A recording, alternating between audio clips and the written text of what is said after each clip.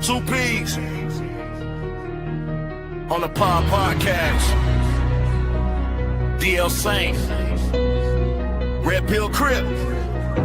If you need the facts, then you came to the right place. Sign, seal, deliver at the right pace. Just kicking game, got the right lace. First class seats with the right shade. Come with the facts, respected opinion. Never emotional with the decisions. This Midwest game we distributed. Took the red pill, now we limitless. Went from the stoop to front of the class. 6-pack plus a blunt and a half. On vacation for a month with the staff.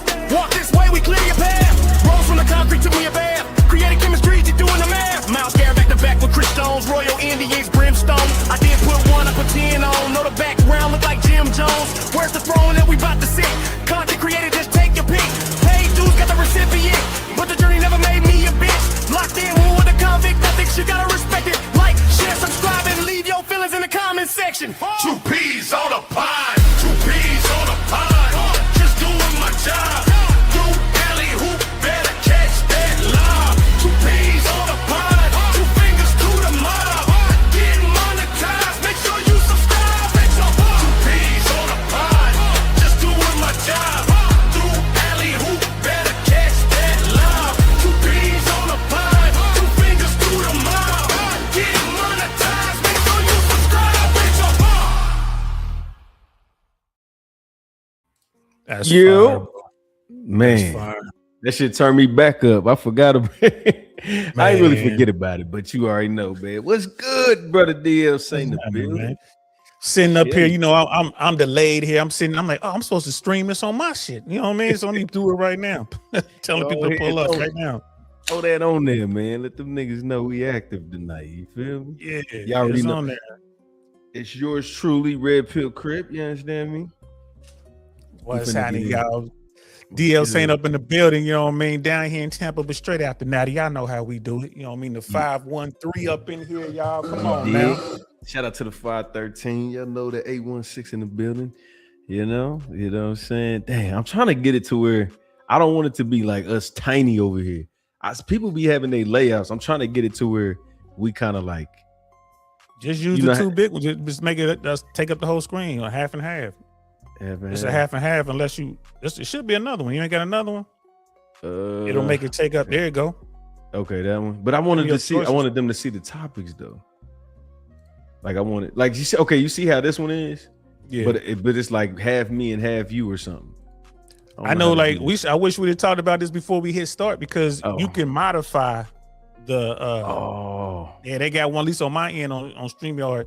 They let you create how you want the boxes set up. oh, So you could have made your own, you know what I'm saying, like your own box or whatever.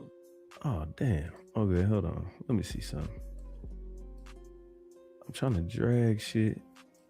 No, I'm not doing it right. What up, y'all? Everybody in the building, man. Hey, man, tap the like, share, subscribe. Y'all already know we finna act the fool in here, but we gonna get real. One thing I like about, I've been watching the panels, observing the game. You know, it's a lot of chaotic shit going on with a lot of people, and we got more of like a calmer conversations and shit. Like we actually get to sit down and talk about our shit like on a respectable level. You know what I'm saying? Yo, And it ain't I'm no telling you, shade. nah, ain't no craziness over here. I'm telling you, man, the whole red pill, Mano Swamp, that whole thing is going away from the chaos and the crazy, like the tough love, to dudes are like, look, bro, I get it. Women are bad, whatever. But how do we fix this? And I think that we're getting into a era where guys really want the knowledge. Yeah. Right. Right. And I ain't gonna scream the knowledge to you, man. Like I'm gonna sit here and break it down. We're gonna talk about the different things. Like I just did a video today. What I noticed is, and there's so many guys out there making these videos about how terrible women they are, and I'm never gonna date again, and society's against you, and marriage is horrible and all this. But they getting mad views. It's like these dudes, these older dudes are telling the younger dudes, don't even try. And I'm like, nah, man. That's Don't the do wrong that. message. It That's is. the wrong message. It is that, because that's telling you to stop living, I mean, and I get it. You don't want to bank on hope, but you also don't want to walk around being a fucking Scrooge McDuck ass nigga every day. You know what I'm saying? Hey, buy a humbug every day. You feel me? Every day. Nah, fuck that, man. You don't give up on life like that, bro. You gotta you know what? You gotta do the internal work, bro. And you gotta make sure that when you step out, you cracking the pavement, making yourself happy, and you spreading that light, man. You gotta spread that motherfucking that energy. You know what I mean? That shit that's inside of you that's not going well. You can't let that shit around you put that light out, bro. You can't. But the thing is, these young guys ain't never really had to work for nothing, and they ain't never had to earn anything, and that's the problem. It's just, if someone's telling you not to do it, that's your excuse. And the guys are getting big views. So, and then I watched a lot of these content creators. I'm like, bro, there's a dude, I saw a video. This dude, he has this really polished video, man. It looked like it was done in Hollywood. I'm looking at this video and I'm like, bro, you had pros do this. Like just the edit is crazy, right? I'm like, you had a lot of post work done, color correction. Like, this is crazy. You could tell he had like women there, like he's setting these stages up, these scenes up. And the whole video is about how, like, yeah, I worked my whole life. I'm in my 30s, mid 30s. I had a company. I worked hard. I was able to sell that company for over $10 million. And now I'm just not happy. And I'm sitting there watching this thing like, this can't be true. It's like, this can't be real. Like, this cannot be real. What?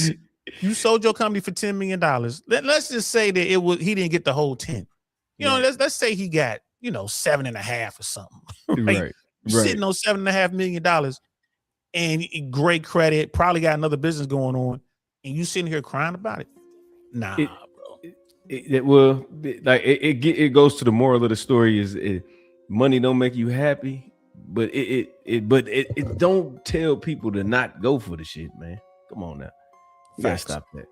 You gotta stop that because it's. Go ahead, my bad. Yeah, so I'm in the car doing videos, and I had just finished up a video as I'm pulling in the Chick-fil-A. I thought it was gonna be a line, so like I can slow down and finish up this video. It was just me, man. I shoot right to the front. I'm like, oh man, so I had to finish up the video real quick, talking about that very topic. Like, you got these older dudes, these OG type dudes telling these young guys not to even try. And even some of the older guys who have out here that don't even do it. So I finished that video. And you know how Chick-fil-A, they got the employees outside. It's Florida, but it's hot out here. They got their little tablets or whatever. Yeah. So it's a sister. She comes walking up. You can tell she's younger. You know what I mean? She's got to be in her young 20s. You know what I mean? Sister, whatever. And I'm hollering at her. And I was like, hey, girl, you almost wound up in my video. She's like, what? I'm like, I do YouTube. I just finished up a video. She's like, she's trying to look at the camera and everything. Like, she was trying to get in it. You know what I mean? Right. Yeah. And she's like, well, what do you talk about? And I was like, well, no, I talk about everything, but I was just talking about the dating thing and, these dudes being told not to try, blah, blah, blah. Long story boring. Me and Lil Shorty had a great conversation for all of 2 minutes or so, right? And she subscribed and everything, and she was like, "Yeah, man, like these guys, they blah blah." And she wasn't negative. She just saying, "I thought men used to approach women." I'm like, "Yeah, that's how I came up. You see me talking to you right now." She's like, "Yeah, and we just can't get guys to talk to us." And she said a couple other things, right? So I did another video after I grabbed my stuff talking about that, like ABTS, man, always be talking shit. That's my motto. That's what I tell these guys to do. Whenever you pull up, just start talking. This young girl was hollering at me. Like, you could tell, like, she really wanted to get on. And I keep telling these dudes, like, how is it you a young dude out here, you saying you can't get no women, yet you ain't never going outside and you want to quit? It just, to me, is like, nah, bro. Yeah, if I go out here and holler at this young girl, what's wrong with you? What's your problem? But they going into it in failure mindset in the first place. They already doing it, and they allow the failure to make them not want to try again, bro. You gonna be 0 for 10, nigga. Go get 11, fool. Go get 11. Go get 15. Go get 20. You hear me? Right. Like, what's the male pickup? What's the master expert artist percentage is like 10%. Like the coldest nigga in the world is like 10%. 15 10%. On a good day. Right. He's failing 90% of the time. Yeah. Real shit. I mean, and that's, you got to holler at, if you know what you're doing, you got to holler at 10 women so you can actually get one.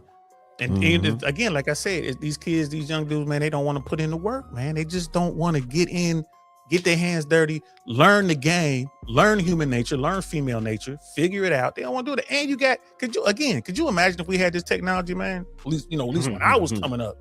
God almighty, man. Between Black Planet and MySpace, I might have some babies out here. Ooh, man, I got a good Black Planet story, bro. Oh shit, let's hear it. Good Black Planet story.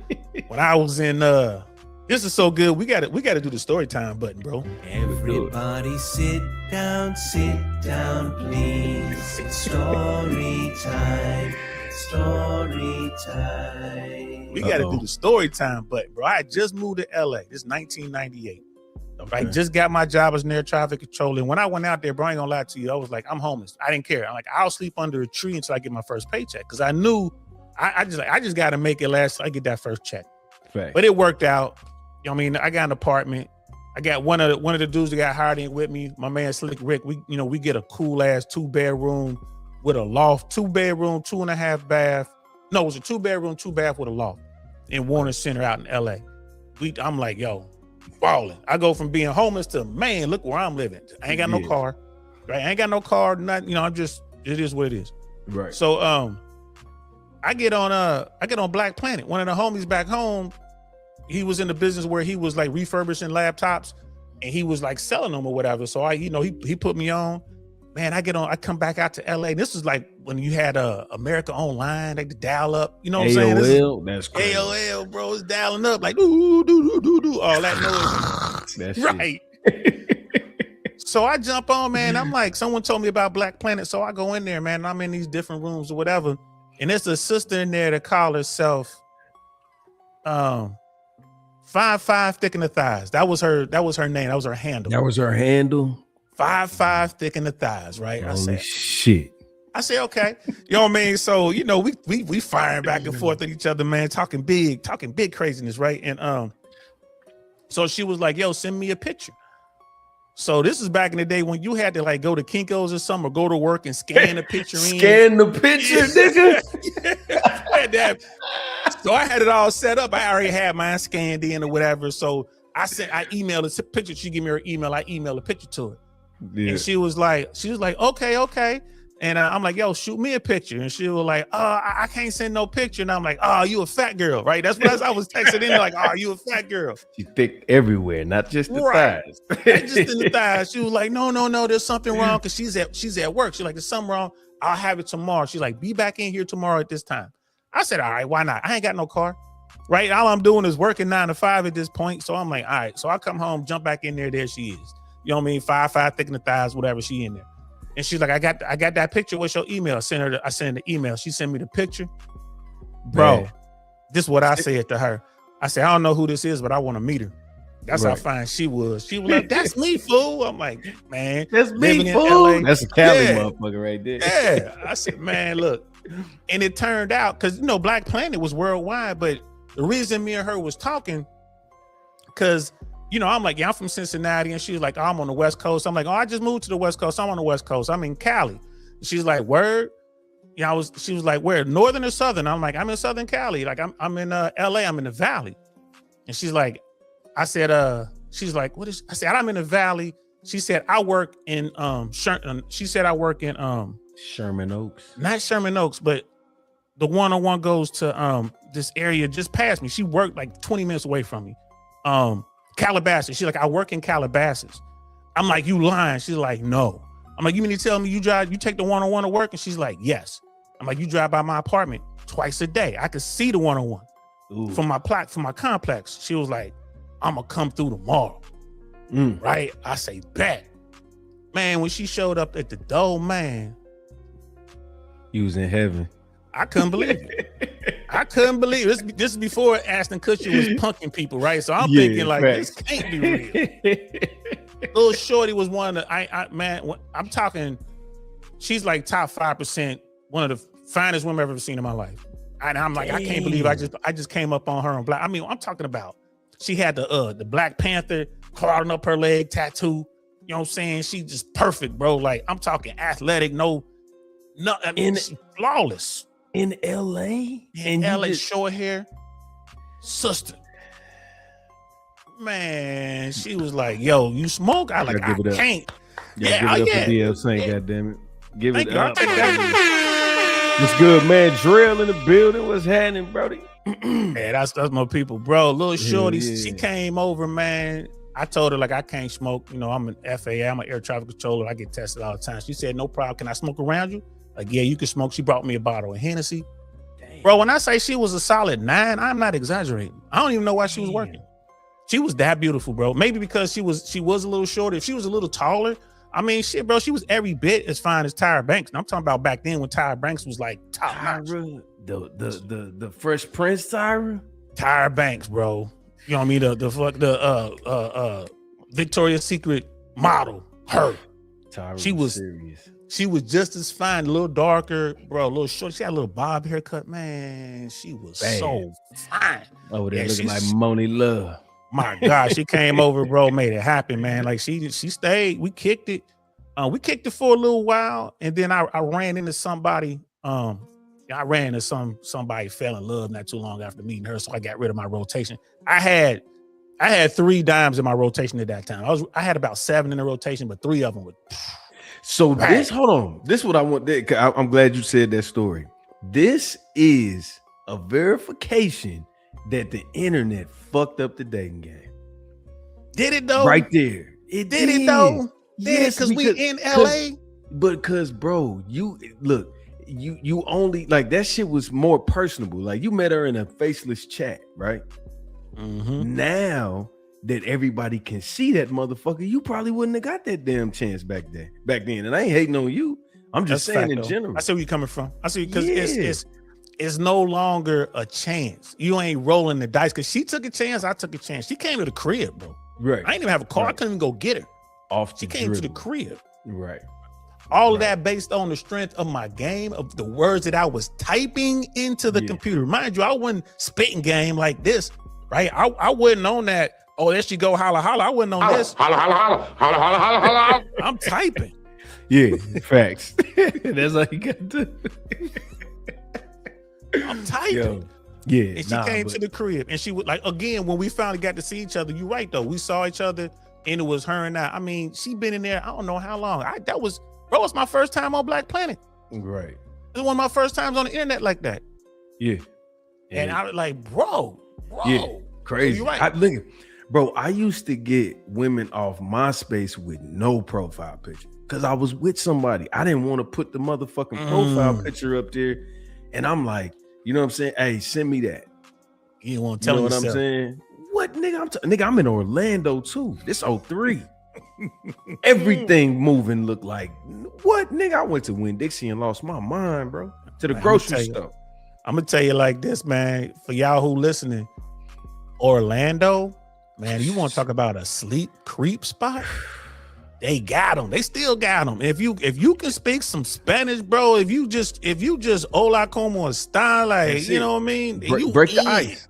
Break the ice. In. I'm telling you, bro. They was linking with no picture. I wouldn't even, bro. That wasn't even the beginning of the era. Was Facebook. Oh, but was shit. that before? Look, was that my baby mama today. Look, Tasha, hold on. Fuck that. Now I'm glad she came in here. Hold on, Tasha. You ain't shit neither, nigga. Because I walked in your room that one time when we was kids in the beginning, and you shut that motherfucking computer down. I didn't even know what MySpace was until you was on that shit. Well, both of y'all like, you know what I think about that? Man, this is what I think about both of y'all. I didn't know they stacked shit that high. That's all I'm saying, bro. Damn, Tasha, bro, we didn't talk her up. This is the one that introduced me to that bullshit. but real talk. When you was making your moves, was that before online dating? Was that before like Tinder and all that? Match? Before Match? Way before that.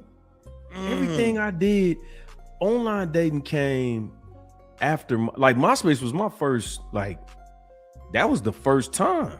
After MySpace, then we started finding little other shit because MySpace was global. MySpace wasn't like Black Planet. You could narrow it down to the city. I guess you could do that on MySpace too. Willie motherfucking Beeman in the building.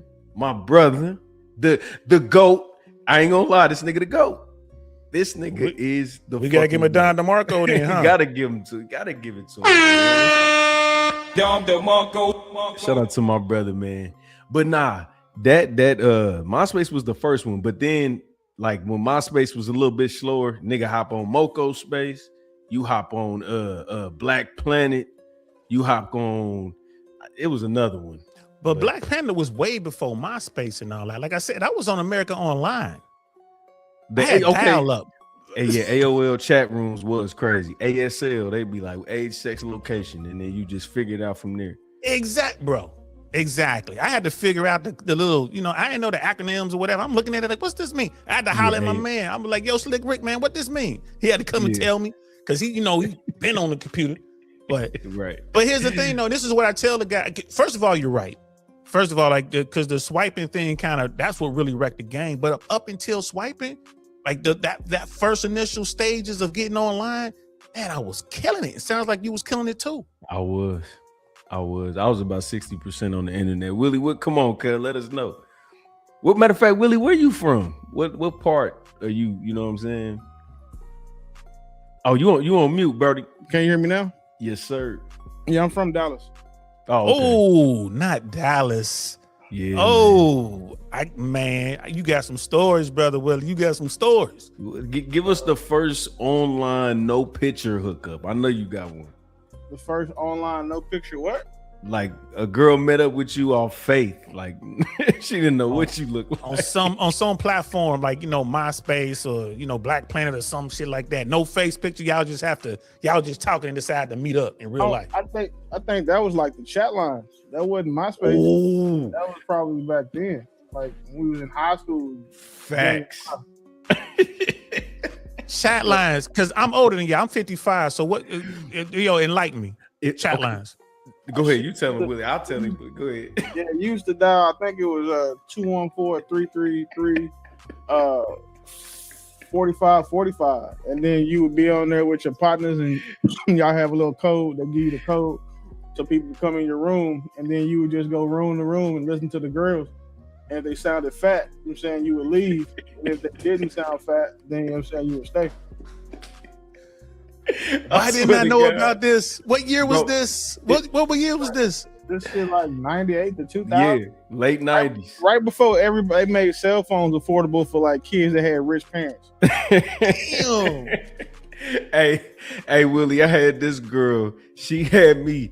Look, I know y'all gonna clip this bullshit. This motherfucker had me jacking off on the phone, cuz.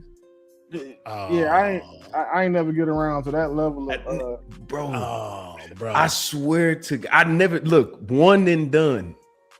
Why you try to put it on her though? After that, hey Willie, why you try to put it on her though? Yeah, I was. You don't know how to act. So she put a gun to your head over the phone and was like, "Hey, no, jerk that motherfucker." I don't. She got me, cuz she got me, bro. I was like, how did she get me to do this, bro? This motherfucker start moaning and all kind of shit. Oh yeah. So whoever that was, man, she probably got 2 or 3 kids by 6 niggas right now. Facts. Off the chat line. That was a lot better. Got my ass. Man, hey Willie, bro, we got some crazy shit now. I'm hoping I gotta send the thing to Mac Mall, because this first topic I got is about I don't really, I don't want nobody to fall into the category of I'm a red pill nigga or whatever. But when it comes to like dating or like talking to a woman that's already got a man, as a person that understands the dynamics of relationships, is it our responsibility to turn that bitch down, or do we not owe him no loyalty? I think it depends, and it really depends. It's 2 lanes you pick there. Okay. You can take the lane like, no, you don't owe the guy loyalty, but at the same time, you could be the guy that just says that, hey, the bro code. Women had a sisterhood, now they got the hive mind, they got all of those things. So, but at the same time, for them, like for us, it's competitive out here. So. Right. If your girl is outside and making it like she's available and presenting herself like she food for another man, you can't be mad at the man for eating. Okay. I would say the average nigga, the nigga that don't know, the guy that's, because I put it like this. For one, the number one rule is you never mess with your partner, or even if I know a dude, you never mess with your partner, whatever.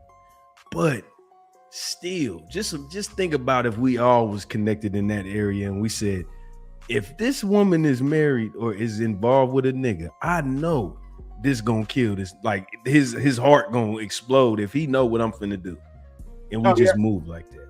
I typically, if So like when I was single and doing whatever I was doing, if I saw a chick that was followed by too many of my homeboys, like I got a close circle, like 4 or 5 of them, or we'll say 6, because one of the niggas married, but just got married, so I got to stop not counting him as a friend because he got a wife now. But if I saw that too many of my homeboys followed you, I wasn't going. There's nothing I could do with you, even if you was like you never met them. Because in my mind, I know all my niggas are killers. So if you got 4 of the most active dick slinging niggas in Dallas that follow you, the odds of one of them hitting you is mathematically, high. And it's just, I wasn't even willing to risk it. Right. Let alone saying going behind one of my friends. I've never in my life done that. Right. So, but I'm also not the, if you give me, you got a boyfriend energy, it wasn't for me. If you got a husband, I believe in karma.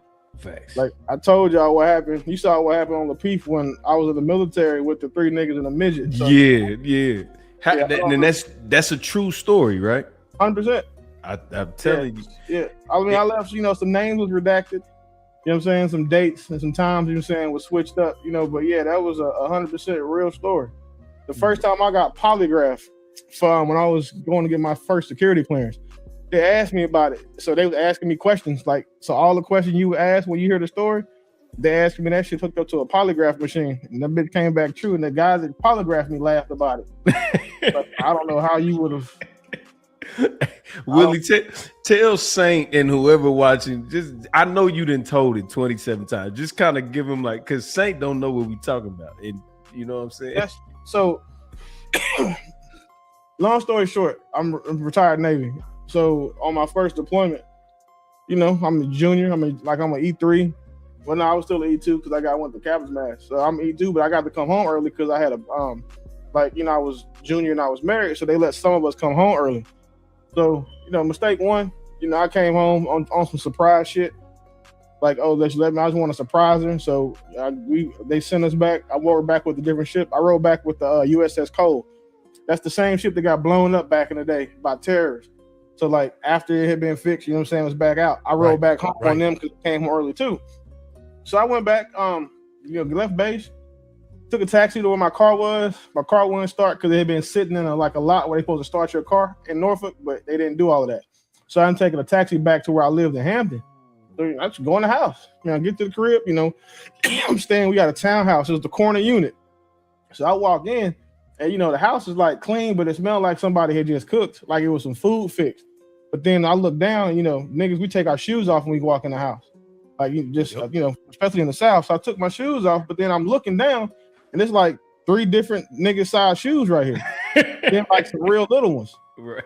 It's some real little. Yeah, and I can't, and she wore like a size 9 or size like 9 in men. So I knew what her size was, but like the little feet, the little shoes, and then like these other big shoes, I didn't know who those were.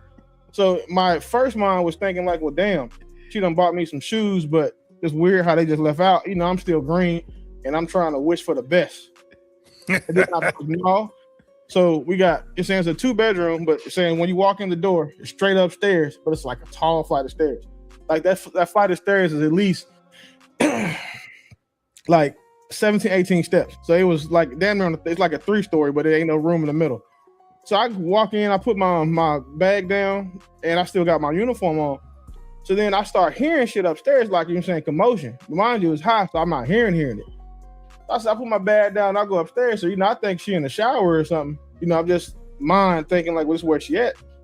And then as soon as you get to the top of the stairs, it's 3 doors. It's like the master bedroom on the right, the bathroom in the middle, and then it's the second bedroom to the left.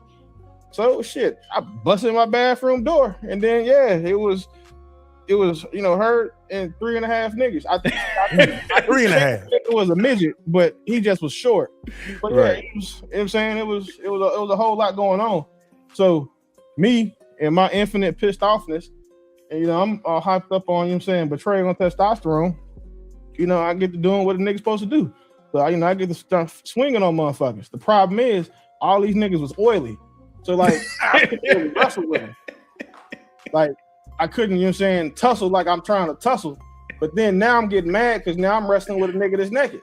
Like that was another one. And then the first person I hit, he wasn't trying to fight no more because he was slumped. But them other two, and then like the half nigga, like they was trying to like wait and take their turns. And I'm thinking, well, I'm finna get jumped by 3 naked niggas. This would be like what being in prison feels like. So now I'm backing up into my closet and I'm fighting one, and another one is grabbing on my leg. I think that was a little nigga. So I'm trying to get into my closet where my safe is, up under all of my shit, because it's a 357 in there. When it's the Taurus Judge. So I try to get into that motherfucker, but I'm wrestling with these 2 niggas. Well, 2.5. So I finally get this shit open, and then now like my hands have got baby oil and shit on them. So like I'm not an accurate shooter, but I tried to do what I had to do. You know what I'm saying? Thank God I missed. However, I ended up having to fight 3.5 niggas. And then my old lady at the time is just sitting in bed covered up looking like she can't believe this is happening. So in my mind, I'm getting mad because I'm like, bitch, help me. Like, it's bad enough I came home to this, but now you're supposed to help me fucking fight. Like, it's all you this disloyal? And she didn't get that bad. So, you know what I'm saying? I ended up having a little WWE match where you're saying 3.5 naked niggas. God damn, what? Cause that, bro, did you ever come back? Are you come back from that? Did you come back from that? Did I come back from what? Like I'm saying, just mentally, like. Oh yeah, I came back from it. I mean, I just, I never looked at her the same. Right. But yeah, I mean, mentally, shit. I mean, I was in a fucked up spot because I was taking penitentiary chances. Right. For like the next 4 months, every chance I got, I was trying to, get my lick back. Mind you, bro, I had to fight 3.5 naked niggas, bro. Like way naked niggas. God damn. It sound like they really didn't want to fight you like that.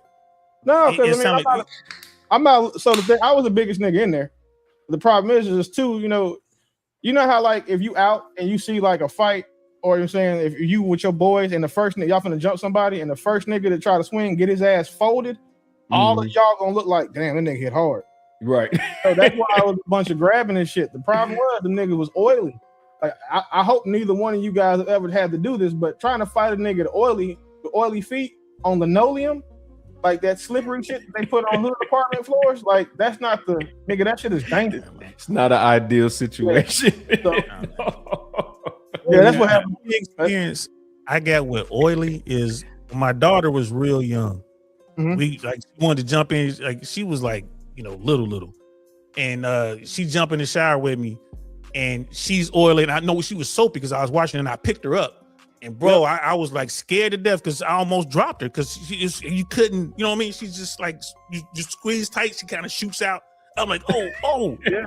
Oh, you know what I mean? Like I couldn't imagine with that, you know what I mean? Well, I could imagine not being able to get a grip and everybody sliding. Yeah. And bro, no, go ahead. Go ahead. And yeah, it was interesting, bro. Like I never, but hindsight, right? Looking back on it, that's what happens in military relationships. 80% of military service members are gonna get divorced in their first enlistment, their first 4 years. Damn. If they were married, they get married, they still get divorced. But you know what I'm saying, in my situation, that was I thought that I was gonna be different because at the time, like, that was like my, high school, post-high school sweetheart. So we was together before we got to the military. At the same time, I knew what type of timing she was on when it came to like that adventurous shit. They just had never went against my favor. So now, I don't have to fight these 3.5, naked niggas covered in baby oil and Crisco and shit. It just made me look like, all right, well, I mean, like it humbled me for real and let me know like I'm not special because everything they say happened to military niggas happened to me in one day.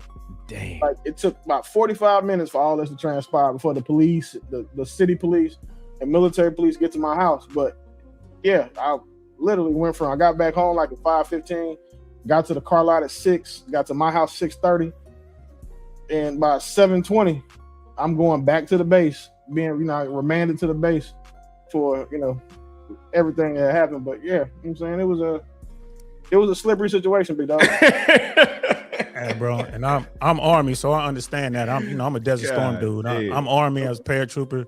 Same thing, man. Like but I wasn't married. Yeah. Say again. Thank both of you. Thank you for your service. Yeah. Thank you for yours, man. Thank you for yours. That's the craziest Navy story I ever heard in my life. I can tell you that. But it's gonna be hard to top that. It's way worse. So military stories, I got a billion of them. That's probably like my top. That's probably number 5 in my top 5. That's crazy. Look, the other 4 must be crazy. I was in the Air Force for 5 months and 28 days and 16 hours. because I had to get up out of there. I couldn't do it. Once I hit that 6, I was stuck, but I got up out of there. But bro, when I tell you the craziest shit from just in tech school, we was in San Antonio. Them niggas, bro, they used to fall asleep in San Antonio and wake up in Cancun is a real thing. Like these niggas is wild. You know what I'm saying? Air Force. Yeah. That's Air Force. Y'all got access to that, bro. Army, we got some wild stories, but it all happened in the woods or out in the middle of nowhere somewhere, man. And Marines, like the Marine Corps, bro, like their stories, I was like, man, that's not even why. Like it always involves some wild animal and some craziness going on with the other Marines. It's like, look, man, it's a monkey. Yeah, they can find one. My pops was in the Air Force too, but he did some like other shit. So he was always working with different branches.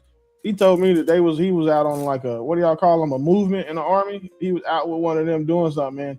So he ended up, finding this girl he liked. So he was hitting her like out in the woods and had to pull a deer tick off her back mid, fucking session. A deer tick. I told him, I said, you know what, Pops, you a different type of nigga than me, because that would have been a game. That'd have been game over. Look out for that Lyme disease, bro. Nigga, I caught Lyme disease, my nigga. Yep. Bro, that shit is I ain't never been like, bro, I beat a sickness 48 hours tops. That Lyme disease sat me down for like 10 days. I woke up one day and this is just regular pedestrian shit. I had a tick this motherfucker was in my skin just chilling like I'm here. Yep. And I flicked that bit. Well, I didn't even flick it. I had to get something to get it out of my skin. And I got sick a month later though. Yeah, because you didn't get the head was still inside your skin. The body was gone, but it's a certain way you got to remove ticks. Yeah, a certain way you got to remove ticks, man. They say use fire. That's why I asked my pops. He was like, "No, man, I just squeezed that motherfucker and it came out." I was like, "Boy, again, you a different type of nigga than me. I could never." Nigga, but your pops ain't telling you. He ain't telling you about the 3 or 4 ticks he found underneath the sack. You know what I'm saying? Because that's where they want to be at. Yeah, they want to be somewhere warm. What do they say? Warm and moist. It was just crazy. Warm and moist. Like, you can't even have a blackhead on your back. That shit, right? You got a deer tick. But when you get overseas, man, your standards are drastically lower than they would be back when you're in the States. So facts. I respect it. You getting depends on where you at, bro. Your standards are your standards. It don't matter, man. You get an opportunity to smash something, you're gonna smash something. That's what it boils down to. You're gonna knock it down, man. That's true, because I can't think of nobody that I saw hitting, you know what I'm saying, the undesirable women when I was deployed that wasn't also hitting undesirable women when we were stateside. So now you say it like that, I think that's true. That's crazy. It's that desire to reproduce, man. It's the way we programmed. It is what it is. Not everybody gonna be, that light-skinned dude with pretty eyes just getting all the dimes. You gotta get what's available, bro. I got some big girls in the closet, man. I got some skeletons up in that closet now. But hey, it is what it is. I'm older now. I'm more refined. I get to choose what I want now. But back then I had to take what was available. I mean, slow Tuesdays is a real thing. I nigga almost fought my nigga for dropping me off at this one chick house. I told when I did what I did and woke up and seen what I've seen, I called this nigga. I said, bro, why did you? Because you seen this bitch open the door, and you let me stay. Now we gotta. I'd let you stay too. We ain't gotta fight, bro. Come on now, you smashed. You smashed. No, stop it. I know. Stop it. I know, but y'all ain't right for that. Stop it. Well, you shouldn't be out with them. That's the bottom line, then, because I expect my homeboys, especially when I was young, 100% expected that to happen. And they're gonna keep their mouth closed too, and we ain't see nothing. You don't even know what it is. I'm a $130 soaking wet at the time. This bitch was 2 something and change. He had a good time. He had a good time, bro. Had a good angle on it. There's a lot of niggas say you got to be 2 something to do something. They do. Hey, you know what, Willie, my homeboy Dantego Casanova. Shout out to this nigga. He free this nigga. He always say that you gotta be 2 something to do something. I'm like, nigga, fuck that. I'm okay. I don't have. I've been pretty meticulous with trying to stay out of those types of stories, because my luck, one ugly motherfucker get pregnant fast. I got this theory that birth control don't work on ugly women. No, it might not. No. Hold on, Willie. It's the dosage. See, that's what people don't understand. When a bitch weigh 200, that one little pill, no, you need 3. They have to take higher dosage. No, it's real. I'm not joking. I'm older now. But it's just like you never see like the cute girls I went to school with, they was never pregnant, but them ugly ones, they stayed pregnant. Not at my school, bro. Hey, them girls, them fine chick, man, they were having kids, but they were popping them out, the fine ones and the ugly ones, man. I'm sorry, in Cincinnati, it was everybody was getting it. Everybody was getting it. Midwest is different though. I mean, I'm sure it was a baby vacuum here and there at my school, but I just like when I look at 20-year reunion, the girls with 5, 6, 7 kids, if it's 20 of it ain't, but one of them is cute, right? So, Well, I'm from an era where I went to private school though. It was only one person pregnant in my whole high school. was she pregnant by a priest or something? Nah, she was pregnant by priest the was- nerdiest nigga in school too. It was crazy. Like we couldn't even believe it. Yeah, I can Come see on that now. too. Well, Nerd, Willie, you know them priests were going after little boys now. Hey, right. They Listen, wouldn't. I seen a couple episodes of Law and Order where the priest was saying fucking one of the girl students, so that's what I thought. Hey, he had a fetish. He liked girls. Yeah, That's a shame what they had to go through, bro. That's crazy when a fetish for a priest is liking a girl. That's It's like crazy. So that means his default is little. You know what's crazy? You know what else is crazy to me? Like girls have buttholes too. So I just don't understand like what the deal is with these priests. Thank Like- you. Girls It's a- got buttholes. You know what I'm saying? It's a different attraction. That's the Yeah. thing. It's something they like something else. What it is, I wouldn't be able to answer that for you, but I don't want to read Can't from what speak the on Bible they reading from, because if that's where that attraction come from, I don't want nothing to do with that. bro, I have y'all can't speak on it, fam. Like that's a subject I always stay away from, bro. Like they got their issues, and I hope they can get some help, but I stay away from that, bro. have y'all seen the Queen James version of the Bible? Is that the one they read from? Yeah, hold on, I'm gonna The show you. Queen, you said no, King James? No, I'm about to show King you. James, wow. No, it's real. No, I mean it's on Amazon right now for All right, man. If you staying on this, I'm gonna have to pull my channel because I ain't trying to lose my invitation fucking with you. Boy, you funny. No, I'm serious. Look, Dog, what? no, for And real. then they got the nerve to charge $40 for this motherfucker too. That's Yeah. crazy. Yeah, it's real, bro. Damn, hold on, I didn't went to the wrong one. Hold on, where'd it go? Here it go. Yeah, I don't even know how. I don't know how to unconnect it. God, this is the ordained, boy. You got somebody in your chat that need to see this shit. The Queen James, No, I don't. the Queen James Bible version, God said, "Don't go nowhere."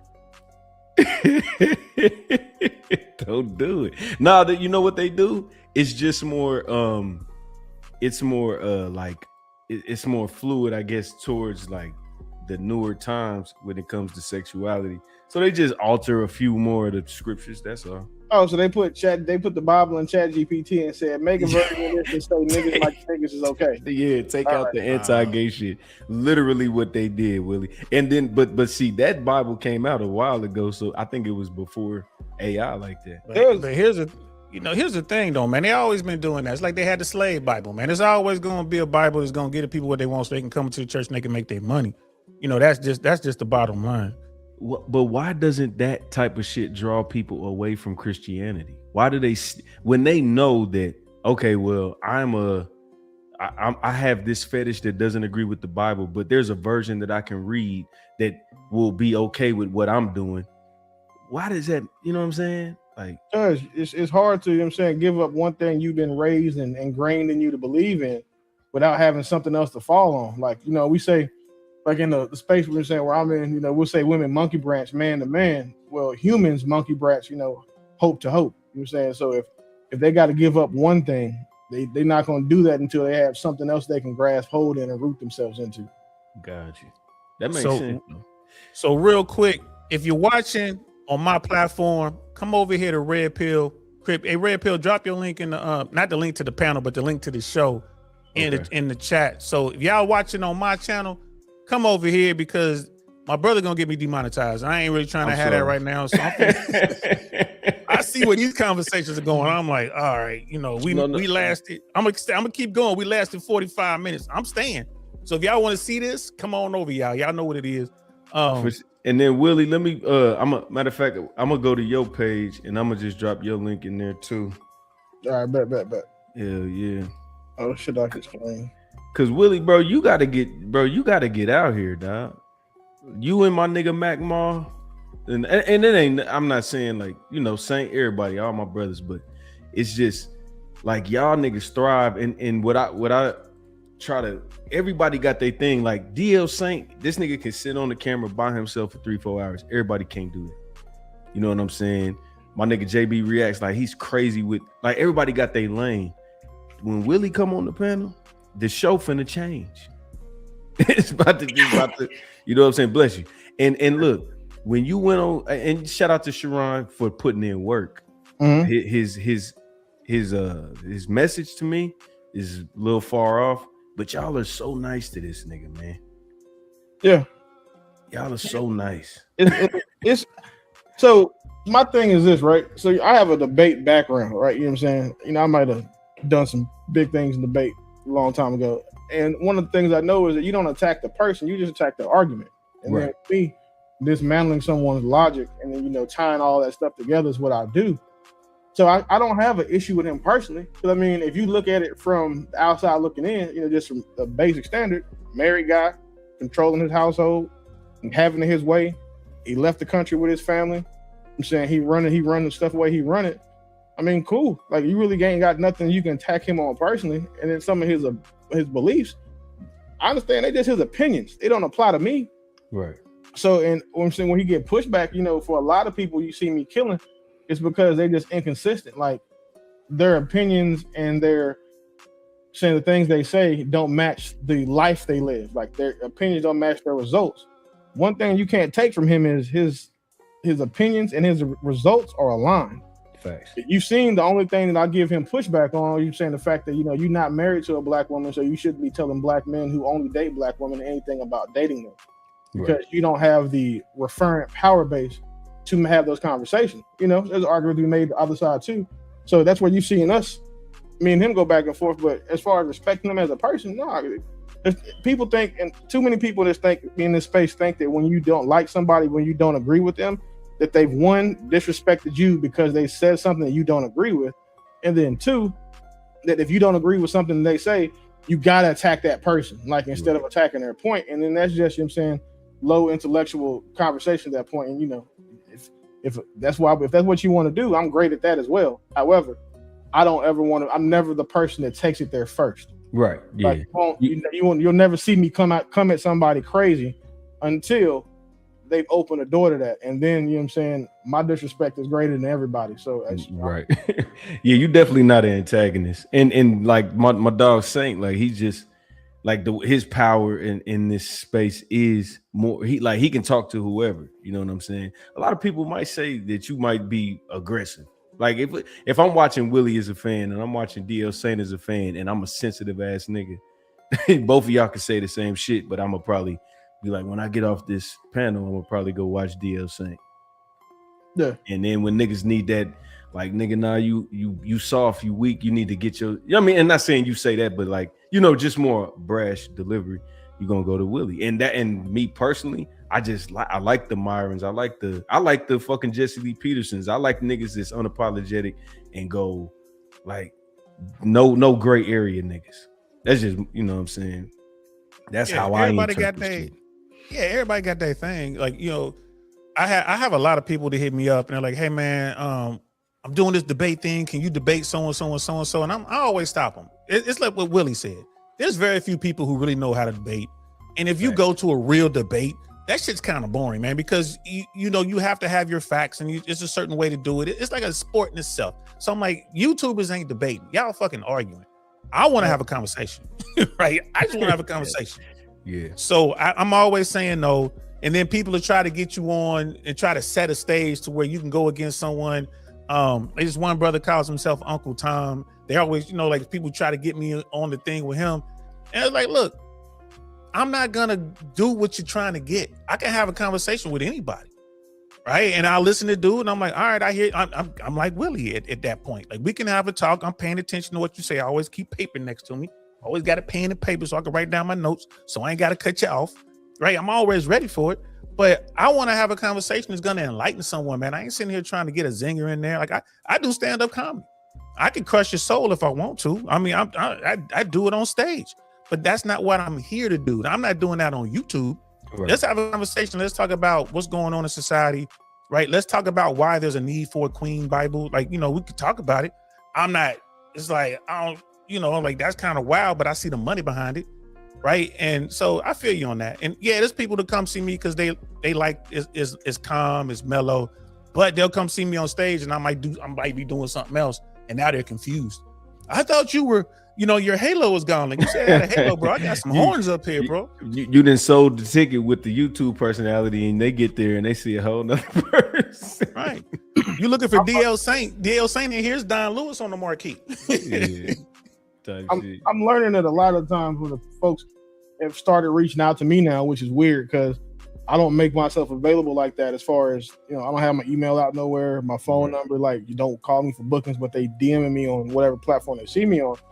And I'm noticing that when I'm talking to the people, a lot of them are trying to get me to come on there because they know how I can dismantle most of the bullshit that women are talking about right now. And that I have the advantage of being the guy that can talk the type of shit I'm talking because my opinions match my results in life. And I'm not interested in doing that in most spaces, because if you bringing me over there with the sole intention to just saying dismantle and, you know, basically trying to sick me on black women, that's not my bag. That's not what I don't seek that out. You know what I'm saying? My daughter's a black woman, my woman is a black woman. I'm raised by a bunch of them. So, you know, if that's what you want me to do, there's got to be some sort of, you know what I'm saying, intent behind it, and then like solution to it. Like you want to have a debate about, you know, black men and women dating, it needs to be solution based. I'm here for it. You know what I'm saying? I've got a great solution that'll fix most single mother households, which is, you know, for them to learn they need to share a man, because most of them aren't going to ever have the man they want for themselves by themselves anyway. So and they share them anyway, aren't they? Well, I mean, that's what I'm saying. So instead of, you know, saying having like, instead of these women like going through niggas' phones, doing all the other shit, like understand, like a lot of y'all just not gonna get a man for yourself. Like the women that have men on their own right now who are happy and content with them are the lucky ones. The rest of y'all got to form together like Voltron to go out here and slay you a nigga and get him to come home, protect and provide for you. So when I explain that, you know, I can have that conversation, but then, you know, then that turns into women arguing. What I've seen is that a lot of times these women don't argue well either.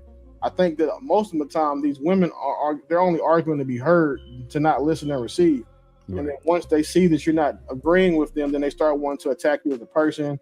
They start wanting to attack your past, you know. Then if you sassy, you know, all the other shit that Uncle Samuel was talking, Uncle Kevin was talking about. They start doing all of that shit, and then that shit just doesn't land with me.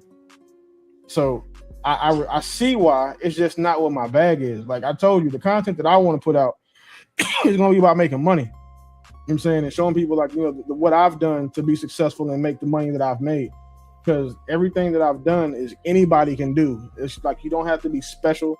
You know, none of my success is copywritten or patented. You just got to do the same shit I did and you'll get the same or similar results. Thanks. So those are the conversations that I want to have. So as I build out my platform, that's what I want to make like the primary focus, instead of, you know what I'm saying, just this, you know, same old relationship shit. Because all this relationship shit niggas is going through and women are doing the niggas will never happen to me, and that doesn't exist in mine. Right. Yeah. I'm always speaking on the outside in when I'm talking about the stuff. So yeah. Thanks. And you know what? Go ahead, Saint. I was gonna say, Brother Willie, man, I love to have you on the platform, man, because I'm curious to hear, you know, your story about the money. I get what you're talking about with the relationships and all that, and I spend a lot of my time talking to dudes, telling them like, yo, you got to get in the game, man. If you can't sit back and complain about this game having never tried. Like, bro, you quit before the game started. You ain't even leave the house and you done quit already. Like, nah, man, you got to at least go out there before I, you know, respect your opinion on this. But I would love to have you on the platform, man, and talk about what you're talking about, because a lot of people don't realize, like, once you get the bread, the key, in my opinion, is putting that money to work for you. So many people fail to do that. They get the money and then they blow it. And it's like, nah, man, you got to put that money to work, you know, blow some of it. You know what I mean? I'm guilty of that. You know, I'm a foodie. I like going to nice restaurants. I am not afraid to go to Mr. Child's or Carbone or, you know, Mamo's or you name the joint. But I ain't doing that every night. Can't blow all the money on fine food, fine dining. So I have an unpopular opinion when it comes to getting money, is that I hope that when a guy gets his first bag, I want him to lose it as fast as possible. Damn. So he can get it back. I like that. It's not that. It's because if you make $1 million, making your first $1 million was hard. The second million is inevitable. So if you make it once, you're going to make it again. But what I would rather somebody do is fuck up when they at that $1 million level, that $500,000 level, before they, because then if they fuck up when they get to the 5 million to 10 million, that's a big ass mistake, and it's going to take you longer. And what I see is that when a lot of people have these issues and these setbacks, the bigger they are, the more their character and their resolve is tested. And unfortunately, the majority of people have failing that test. So, you know, they've been successful so long, you know, 10, 15 years, they had one bad year and then, you know, they just quit. So I would rather see somebody fuck up early and often than, you know what I'm saying, hit their stride and then just quit fucking up. Yeah. A lot of guys that are successful are like, man, that's like some hater shit. I'm like, how? Like, I don't want you to stay down. I want you to go through those lessons. Like, I want you to fuck, like it's like a kid. I want you to fuck up when you're a child. Yeah. Like, when you start fucking up as an adult, that's when your ass can go to jail. If you fuck up as a 13, 14-year-old, you know, for the most part, it's just gonna be your parents beating your ass. If you fuck up as an adult, that's when the judicial system is gonna start fucking with you. Exactly. So, you know what I'm saying? It's the same theory, but you know, I get a lot of pushback from people that are either somewhat successful or trying to be successful. They don't understand that. Facts. That's what's up, man. This one thing I learned was culture shock. When you learn, like, just imagine learning a life lesson at 35 or 30. Like, it's never happened to you. You wasn't even aware of it. And then you wake up and you just get hit with and it's really some regular shit that if you would have knew about it, you know what I'm saying? But dog, listen, my pops told me when I was like 15 or 16, if you got to use a condom, you shouldn't be having sex. In my 15, 16-year-old brain, that meant that I should be out here raw dogging shit. So I was like, no, that nigga tripping. I'm not doing that. Fast forward to I'm like 32, 33. I said it to somebody trying to explain what he meant, which was, if you have to protect yourself from somebody, if you feel like you got the person you sleeping with could expose you to an STD or could ruin your life with an unwanted pregnancy, you shouldn't be having sex with them. And as soon as I said it out my mouth, I was like, oh shit, that's what that nigga meant. right. Like, and I texted him and I was like, oh, so this is what he was like. Yeah, he said, you know, 3 kids later, nigga, you probably, you clearly you didn't hear me. But I was like, okay, I get it now. And I'm saying, and then understanding that, you know, I've kind of moved that way since. So, like, you know what I'm saying, you're telling guys, you know, protect their seed, all the other shit. Yeah, that's cool. But, you know what I'm saying, being able to show a guy what happened when you don't, like telling them my story about, like, you know, what I have to deal with my oldest 2 kids and trying to maintain, you know, access to them as a dad and all that other stuff. Having that to experience and then share with them now, I think is the reason why I didn't get it, because, you know, I'm not the most religious guy, but, you know, if God had a plan for me, I think it was to use a lot of my story to help people. Facts. And like to tell, you know, I mean, you see how transparent I am about everything. Yeah. So, and I think in that transparency, a lot of people were saying find like the information they need to get through what they need to, or to deal with something they're dealing with or they're struggling with. Facts. And that's one thing that I would say is stronger than a message, is a testimony, because it's a story behind it. It's almost like you can just put it as far as the rappers. A lot of niggas talk about drugs and talk about all this shit, but then when you find out they didn't do it, I mean, the bars can be cold as hell. It could be, you take a Plies, or I ain't gonna say Plies, I think he might not be but like you take a simple rapper, you know what I'm saying, and his bars ain't too tough, but he mean it and he did it, versus a Nas that can, you know what I'm saying, fuck that Drake. You know what I mean? Like, you like, you know, versus someone like Drake. And Drake's a great pop artist. But like when I was coming up, man, Drake would have got no traction. Like, bro, you don't even write your own rhymes, man. Like, where you from? Like, what are you doing? Not do you want to have somebody go out there and do the street stuff. Like, I don't encourage nobody to go out there, you know what I'm saying, and bust their gun and all that, because it's stupid. It doesn't make any sense. You're going to wind up dead or locked up for the rest of your life. It destroys everything. But right. If you saying you bout that life and you making these, I mean, I think Juvenile's one, in my opinion, I think one of the most underrated rappers in the game. And you look at someone like Juvie and it's like, come on, man, look where he came from. Look what he's doing. Like, man, give that man his flowers. I was having this conversation with my brother. People like, but there's a lot of people who do give Juvie his flowers. I'm like, but I think it should be a lot more. but to your point. Yeah. Hold on. Let me do this real quick. Hey, Willie, somebody asked, are you a day trader? I day traded for a while. I did it for a living. Once I fucked my bag up and sold my company, I did it for a while after that. I mean, do it successfully now, but it's automated for me, so I don't actually do the day trading. I've built AI agents to do it for me. So if anybody's looking for, somebody they can follow behind to get into day trading, and so I got a couple recommendations for you. Got you. Okay. And then what's the trap? What's the trap to day trading, man? Because so many brothers think I'm gonna get my little money. I'm gonna save up a little bit of money. I'm gonna start day trading. What's the big pitfall? Same thing to making the playoffs when LeBron pray for you. Load management. That's it. People start off. People save up, $2,000-$3,000 and they win one and get greedy, or then they lose one and chase their losses. That's all. So they're not really trading with the system. They just gambling. But that sounds like me on the blackjack table. That's what I'm saying. Exactly. Yeah. Literally. Yeah, that's exactly what those. Me saying 95% of traders are losing traders anyway. So to be in that 5%, you're special. So even if you break even, and you saying you're that 94%, you're that 6%. You're saying you're a lucky person because you got to think every dollar you make in the market came from somebody else's hands. Kind of like what Trump did. Trump made all that money in 2025, the crypto money, but it seems like every dollar he made came from the people who lost on the same crypto play. For the most part, that's it. What happened? Like I was in the Trump coin and I got out and did my usual, so I didn't take a L. But that's all that game is. Just saying money just changing hands. That's part of the game. You just got to be somebody that can hold it longer than everybody else. That's it. To do S&P 500, is that what it's called? Yeah, Standard & Poor's. Yeah. And he told me, he said, you have to learn how to hold. He said, people that lose in this game, they go down 17% or 17, whatever, and they sell and they panic and all that shit. He said, I've been sitting in this game 5 years. I'll sit down and I'll watch it go up to where I should pull it out, and then I just stick with it, go back. You know what I'm saying? You have to have some it's longevity. That's what it is. And Brother Willie, correct me if I'm wrong, but if you're 16 years old and you just get your little couple part-time jobs, you hustle up $1,000 and you just invest that in, the blue chip stocks, right? How much is that money going to be worth in 20 years, 30 years? So I don't know what the math is for a 16, but I can tell you what, an 18-year-old that puts $3,000 a year into a 401k that's saying managed by somebody, and he puts $3,000 a year in for 10 years, that 30 grand will be 1.4 million when he retires.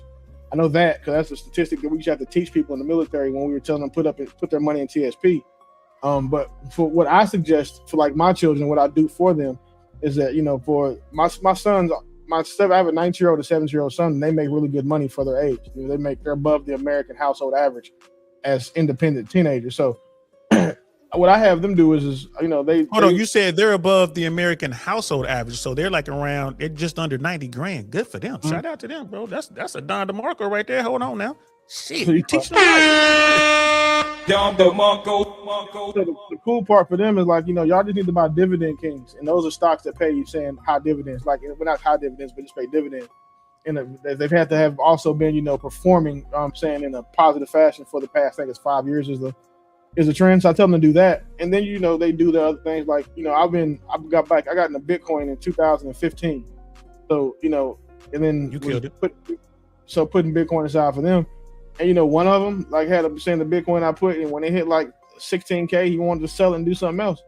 I told him not to and told him why, and then he said, okay, I sold half. But now when he looks at what that half he sold would have been worth, he still had it, or even at its height when he would have still had it. He listens a little bit more now, but if anybody is trying to save, you just have to remember that money. That's people still think all right, well, if I go out this weekend and spend $1,000 and I'm short, on something, that's cool. I got some invested money I can pull from. That's the mindset that you got to get away from, because your money needs to sit there to age. And collected interest and compound. But if you always borrowing from it because you spend too much, or you living outside your means, you will always end up working for somebody else. So. That's a fact. And now I see your point about, having your son, having young kids bump their heads when they're young. He got to learn that valuable lesson. All right, I'm going to take 8,000. And then you look at, that 8,000 would have been 40, 50, 60,000 or whatever, however many coins he had. It's man, I really hurt myself there for that short term, burst of happiness or whatever. So yeah, with my daughter, I said, listen, this is what we're doing. Every time she makes a little bit of money, we'll get some gold, we'll get some silver. I just to show her like, hey, this is something that's real. I like that, but we're also saving up money. Like, hey, I'm going to get to a point where I can buy 1 share of Berkshire Hathaway for her. It's like, hey, this is where we're going. I want to get you this 1 share so you can see what it's worth, 10, 15, 20, 25 years down the road. But like you said, you can't be taking money from that. You got to let it cook. You got to let it compound. You gotta let it sit there. I mean, most people think they're gonna save their way into being rich. And I tell everybody all the time, like, savings accounts and debit cards are for poor people. That's what they were designed for. If any money you spend should be on a credit card, because in that way you get the most consumer protection, and you get the point where in the rewards for spending your money. And again, technically you're not spending your money, so you can keep your money where it needs to be, and just run all your dollars through there, and just make your dollars as useful as possible. Keeping money in a savings account, you put $1 million in a regular savings account, you might make $40. Like that's, what I'm saying? But that bank done took your $1 million and made $6-7 million off of it. Facts. So you could have taken that $1 million, just put it in T-bills. I mean, just to put it in a savings account. Like, what are you getting on this? What's the interest rate you get on a savings account these days? Like 2.5%, 3%, maybe. If you put $1 million in the bank, let it sit for a year, so you get $40. So you can't even get 10%. Well, let me ask y'all this. What do y'all think what is people's biggest fear with that? Like when a dude finally gets some money, he finally see 5 figures at one time outside of taxes. He finally see 6 figures as a income. He got 80,000. What is his, like, is he just afraid to lose it, or is he, you know what I'm saying? I think most people are scared to have it, to be honest, because you got to think, if you give the average person, like, that's what happens with lottery winners. The first thing lottery winners do is they're gonna go fill whatever need is inside them is empty. Like whatever they wanted as a kid that they couldn't get, that they were traumatized about, or they grew up wanting, whether it's women, cars, clothes, or money, they're gonna go spend all of that. So that's what they're gonna go chase. And then if they're lucky, they realize, like, I got enough, and then they still have some money left over. But unfortunately, most of them aren't. Because the worst thing you can do to a person like that, or someone that's financially literate, that's not financially literate, is give them a bunch of money. Because like if they took all the money in the world and spread it out, like all Elon money, and made everybody equal, you know what I'm saying? Within 2 years, all the rich people will have it back. Like the people who was rich before, they'd have earned it back by then. So just understanding how money works, and then what like you're saying, the psychology of money, you know what I'm saying, then understanding how your economics work, and then being able to control like yourself, because there is a lot of mental discipline and fortitude that it takes to make money. And if you're not, if you still have all of that shit that you want, like, a nigga ain't never had no women, he's gonna want to go out here and buy all this fake attention from girls and make them feel like, he the man, the dude, you know what I'm saying? So you're gonna buy the cars, the jewelry, and all that other shit. Like you gotta fix that first. So like I wouldn't wish success on any man that hasn't mastered that part of himself. I would add to that. That's fire, bro. And I would add to that is there's a huge segment of our society that's not taught what to do with money or wealth, right? No one, like you said, the lottery example, right? Someone wins $100 million today because they hit the lottery. $100 million. All right, cool. That barely makes the news anymore because people are making billions these days. But anyway, you got $100 million. Well, you're losing at least 50% of that, maybe a little bit more to taxes right off the top. So let's just say 50%, you got 50 million. Right. So what are they going to do? Oh, I got 50 million. Well, got to get mom my house. Got to take care of daddy. I got to take care of grandma. I got to take care of my kids. I got to get so-and-so out of jail. I got to do this. I got to do that. So you're going to drop 25 million on just, I'm going to buy a Ferrari, buy a boat. And, it's like they don't know what to do with that money. They think it's going to last forever. And eventually they find themselves in a big hole. It's all gone.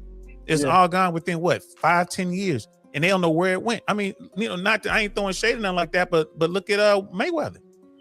It's like, he's got everybody talking about him. It's like, well, how does this someone go through that kind of money? It's like, well, look where the money went and why. I think with Mayweather, it's different. Even though, we obviously know he was foolish with his money. He had a fleet of cars for the West Coast that was black and a fleet of cars for the East Coast that was white. I think the difference between him is that his financial misfortune isn't necessarily at his own hand. He found out that he got scammed out of $170 million. The problem now is that people are seeing that and just being like, ha, that's what you get, because they've been seeing him be so braggadocious and so ostentatious with his money, that now it's kind of like that's one of the things that happens when you're successful. When you fall off, that's like more people are going to be happy to see you have fallen off than were to see you happy. I'm saying like they were fans of yours when you were up. Right. And that's like we're seeing that in life, like in real time right now with Floyd Mayweather. Like I don't think anybody deserves. First of all, it's a hell of a feat that to be able to have $170 million stolen from you in the first fucking place. Right. To generate it. Yeah, most people don't even get that far, right? They had him at around what, 700 million at his peak? I thought he was at $1 billion. But yeah, even still. Right. If I'm a billionaire and you steal $170 million from me, I'm gonna spend about another 20 to make sure I get you out of here in the most professional, legal, government sponsored way. So the fact that he took $170 million hit, that's tough. So now, I mean, I think that he had good people around him, but I also know that he was never the most informed about his money. There was always somebody else who knew more about his money than he did, whether it be Al Heyman or whoever his other financial investors are. So I think that's a really good example of what I look to avoid. Because I know, like, when I fell off the first time, it was just I made a bunch of dumb mistakes. I did some ignorant shit, bro. Like, I got a government contract and took a bunch of money out of my business account. Should I pay tax? So I can tell you. So I went and got $1 million in cash because I had never seen that much money before. But the government contracts coming in, like, you get paid and they give you like 20% of your contract up front. And then I had like good business credit. So I was getting money from everywhere. So I went to my bank. I went to SunTrust Bank and was inside of a grocery store. This is how you know I was a rookie. So I went to the grocery store. I was like, hey, listen, so they said, how much you want to take out? So I typed in, 10000 sent it. And they looked at me and she was like, did you mean 10,000? And I was like, no, I meant what I put in there. You see what's in my account? Like, it was low key a flex moment for me. Cause I'm like, you get the cute bank teller to look in your account and she see, oh, you got money. She was like, sir, the most we can do here is 2,500. I was like, wait, so now again, I'm a rookie. I don't know no better. So what I'm thinking is like, they playing with me right now because I'm black. That was the first thing came to my mind. Because like, again, you revert back to your base self. Yep. So I'm the guy from Oak Cliff, Texas. Like, what the fuck are you talking about? Where's my money? So an older lady was in the back and she came out and got me to come in her little office. You know how they got the little cubicles in the grocery store branches? You say all this is in the grocery store. Yeah. Mm-hmm. Like it's a SunTrust and then it's a customer service. I was living in Hanover, Maryland at the time. So anyway, so I go in and explain to her. I mean, I said what I'm trying to do, and she's like, baby, like, and I feel like God, if God is the most real thing, I say he seems to be angels. And every time it's an older black woman. Because it's always one of them that stops me from crashing the fuck out, because that's exactly what's about to happen. So she's talking to me and she was like, hey, this is not what you do. This is not how it works. So she's breaking it down. So I'm like, oh, okay. She's telling me you got to go to a branch. You got to order the money. Mm-hmm. So I was like, so you mean to tell me, I'm still mad, but I'm like, so if I have all this money in my account, I can't come get it whenever I want to? She's like, basically. I was like, okay. And she explained how it worked. She gave me all the rules and codes and shit. She calls another branch, tells them she got an emergency order because she called a big branch that had it. And mind you, I know SunTrust was a small bank, but they were close to the base that I was working on, like where my contracts were. So I just used them for my payroll stuff. So I'll go and I get to the branch and then I go over and tell them I do the same thing. This time, they tell me to go sit in the back. They bring me water. And then they get the security guards come in with my bundled cash. I get the money, go home, take some, I do the ignorant nigga stuff, take the pictures, do push-ups on bricks of money. All the ignorant shit that you do the first time you get some bread. So where I fucked up is that same cash that I took, I think I spent like $12,000 total. I bought a Rolex. That's it. I bought a Rolex because everything else is on my credit card. So, I bought a Rolex. That's all I bought cash. I went and bought a 36 millimeter Datejust, which ended up being too fucking small for my wrist. So like, I'm like, yeah, bro. You're a big guy. You need an Air King at least. I got a Sky Dweller on now. Trust me, I've learned. So I'm like, all right, cool. So now I just you know what? I had a personal account at Bank of America. So I'm like, all right, cool. So I'm just gonna take this money and go put it back in my purse. Hold on, my door. All right. They looking for that million. No, that's my son coming back from practice. Hold on one second. Do your thing, bro. We right here. Hey, but to add on to his story, like, I didn't go get $1 million out the bank, but I made a transaction with some vehicles and I wound up with it was like a $16,000 or maybe a $25,000 check. Insurance, it was like an accident and all this kind of stuff, man. You had to zero out a car or whatever. So I wound up with this money. And that's when I realized how fractional banking works, because I'm like, oh, okay, the check is drawn on B of A. I'm not with B of A. So I'm like, I'm gonna go to the nearest B of A and cash this check. And they didn't want to give me the money. Same thing. And they were like, no, they were like, basically, we don't have it. And I'm like, it's like 20 grand. Like, you mean you don't have it? But it was a smaller branch. They're like, they made some phone calls. Like, look, you're going to have to go to the branch, over here. They have it. Like, okay. And they were telling me about IRS requirements and this. And I'm like, I'm not trying to have money. It's a check written on your bank. So I had to go to another branch just to get the 20, 25,000, whatever it was. And so, yeah, I can imagine $1 million. It's like, whoa. Yeah. Facts. So did they end up coming up with it? Well, you muted. Oh yeah, you. My bad. I had the money at home, like in my apartment that I was living in. Damn. So like, the motherfucker was nice, but it wasn't. I had an apartment with $1 million in it. That was dumb. So I took it to Bank of America, right? Told them I was coming in to make the deposit. They were ready for me, like, when I got there, like they were outside, like, had security guards. So I came in, duffel bag, whatever, right? Cool. So I put it in my account, no issue. Like 3-4 days later, I get a notice from the bank saying, you trigger. I triggered, like they had to let the IRS know about the money. So what ended up happening was that $1 million I spent, I got taxed on it. Oh, as regular income tax. Yep. So, and I didn't think. I'm thinking, well, it was my business money, so I didn't know. So that mistake cost me $380,000. Just for so the money that I should have spent, the casino or whatever. Yep. When I put it in my personal bank, it cost me $380,000. Yep. From just getting your money. So this is why the 1% is always harping about taxes. Yeah, they always finagle their shit. That's why motherfuckers is from filing bankruptcy to all that. And I'm just speaking on hearing that story and making shit add up. People, that nigga broke for real. Yeah, all right. I know 1%ers, bro. Like the way that they structure their wealth, right? This is why you hear about LLCs. This is why you hear about trusts, living trusts. This is why you hear about S corps and C corps and everything else. Nonprofits. Nonprofits is the biggest. It's the biggest one, right? Yeah, but these are perfect moves. This is what we should be taught when we're in elementary, middle, and high school, in my opinion. This is what we should be taught. We're not taught this. Why aren't we taught this? Because the 1% needs the bottom 99. Yeah, they need the worker bees. They can't give you that game. And guess what? Some of them are so arrogant to share the game because they know niggas ain't gonna do it anyway. Hey, so look, I'm gonna tell you what's even worse. I was so arrogant because I didn't want to ask nobody for help because I was getting more money than everybody that I knew. As far as I was concerned, I mean, I was wrong, but I assumed so I'm like, what help can you niggas give me? Right. So I was arrogant. I was an arrogant, ignorant nigga before that. But at the same time, that $380,000 lick made my ass real motherfucking sat you down, bro. Listen, so I started learning about. So people ask me now, like, how you know so much about taxes? I tell them this story because you know what I'm saying. But that shit can't happen but once. Facts. You know what I'm saying, because I told you, the bigger the lick, you know what I'm saying, the more your resolve is tested. You saw I almost crashed out because I couldn't get my money. Now the IRS telling me I'm about to have to get them 380. You know what I'm saying? Yeah, it was. I learned a whole lot. So I learned how to move my money around. Like now, I paid myself a salary. I paid myself a minimal salary through my whichever business I'm paying myself through that year.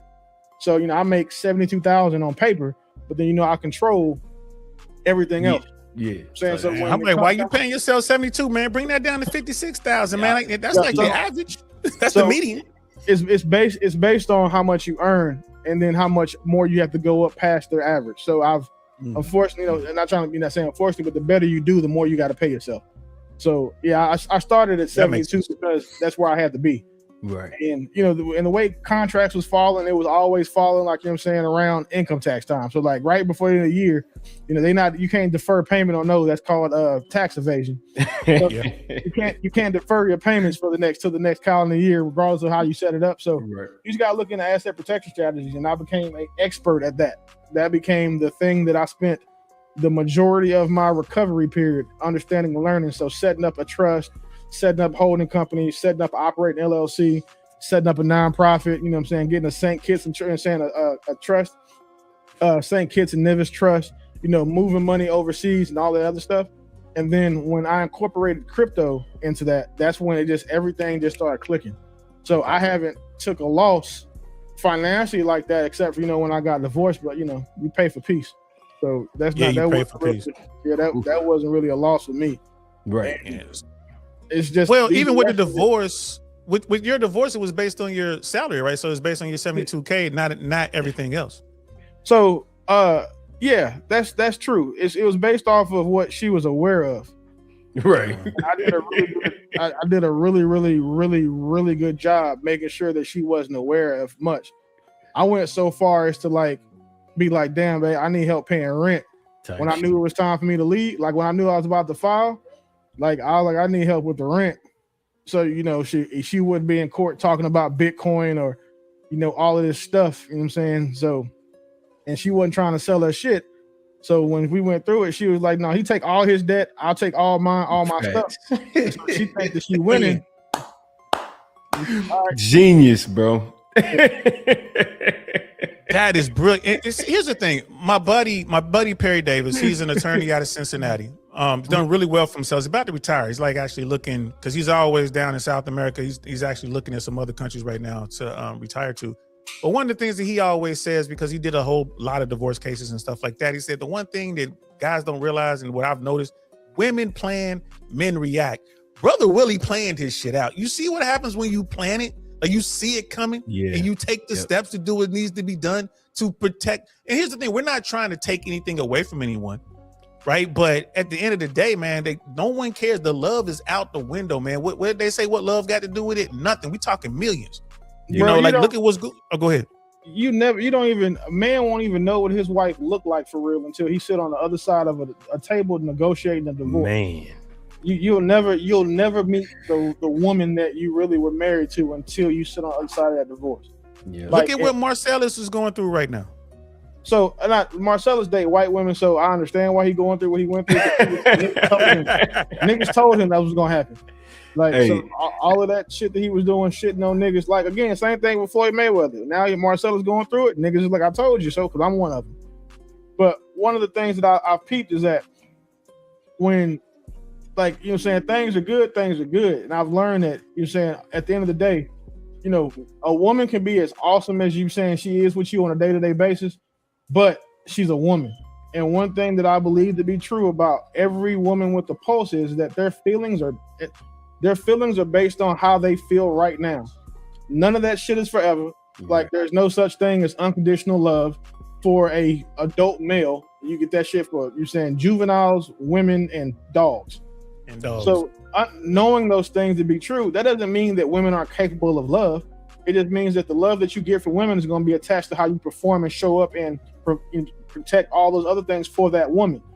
Once you're getting a divorce, that shit is over with. So she gonna give you the whole other side of her ass to kiss when it comes to how she treats you, how she views you. Because now she's moving on to the next nigga. She's on to the phase where how everything was your fault, like how everything, all of that, you were the bad guy, you were the boogeyman, all of that stuff. Like, she's back to treat you like you was a stranger. And I think a lot of men still believe that the opposite of love is hate, and it's not. The opposite of love is indifference. Yep. So when you realize that, and you get to see the side of women, like where a woman is indifferent towards you, you'll really see who that woman was. And for me, I was the one that was indifferent. So the problem was that I was indifferent, and still kind. When women are indifferent towards you, they become cruel. Demonic. So and I didn't get on demon time until she did. Like, you see, I am on these platforms. That's right. Reactive. Yeah. So I don't, because again, for me, right, if you do something to me, you don't get to tell me how hard I get to react or how I have to respond to you. And I want to be in that position.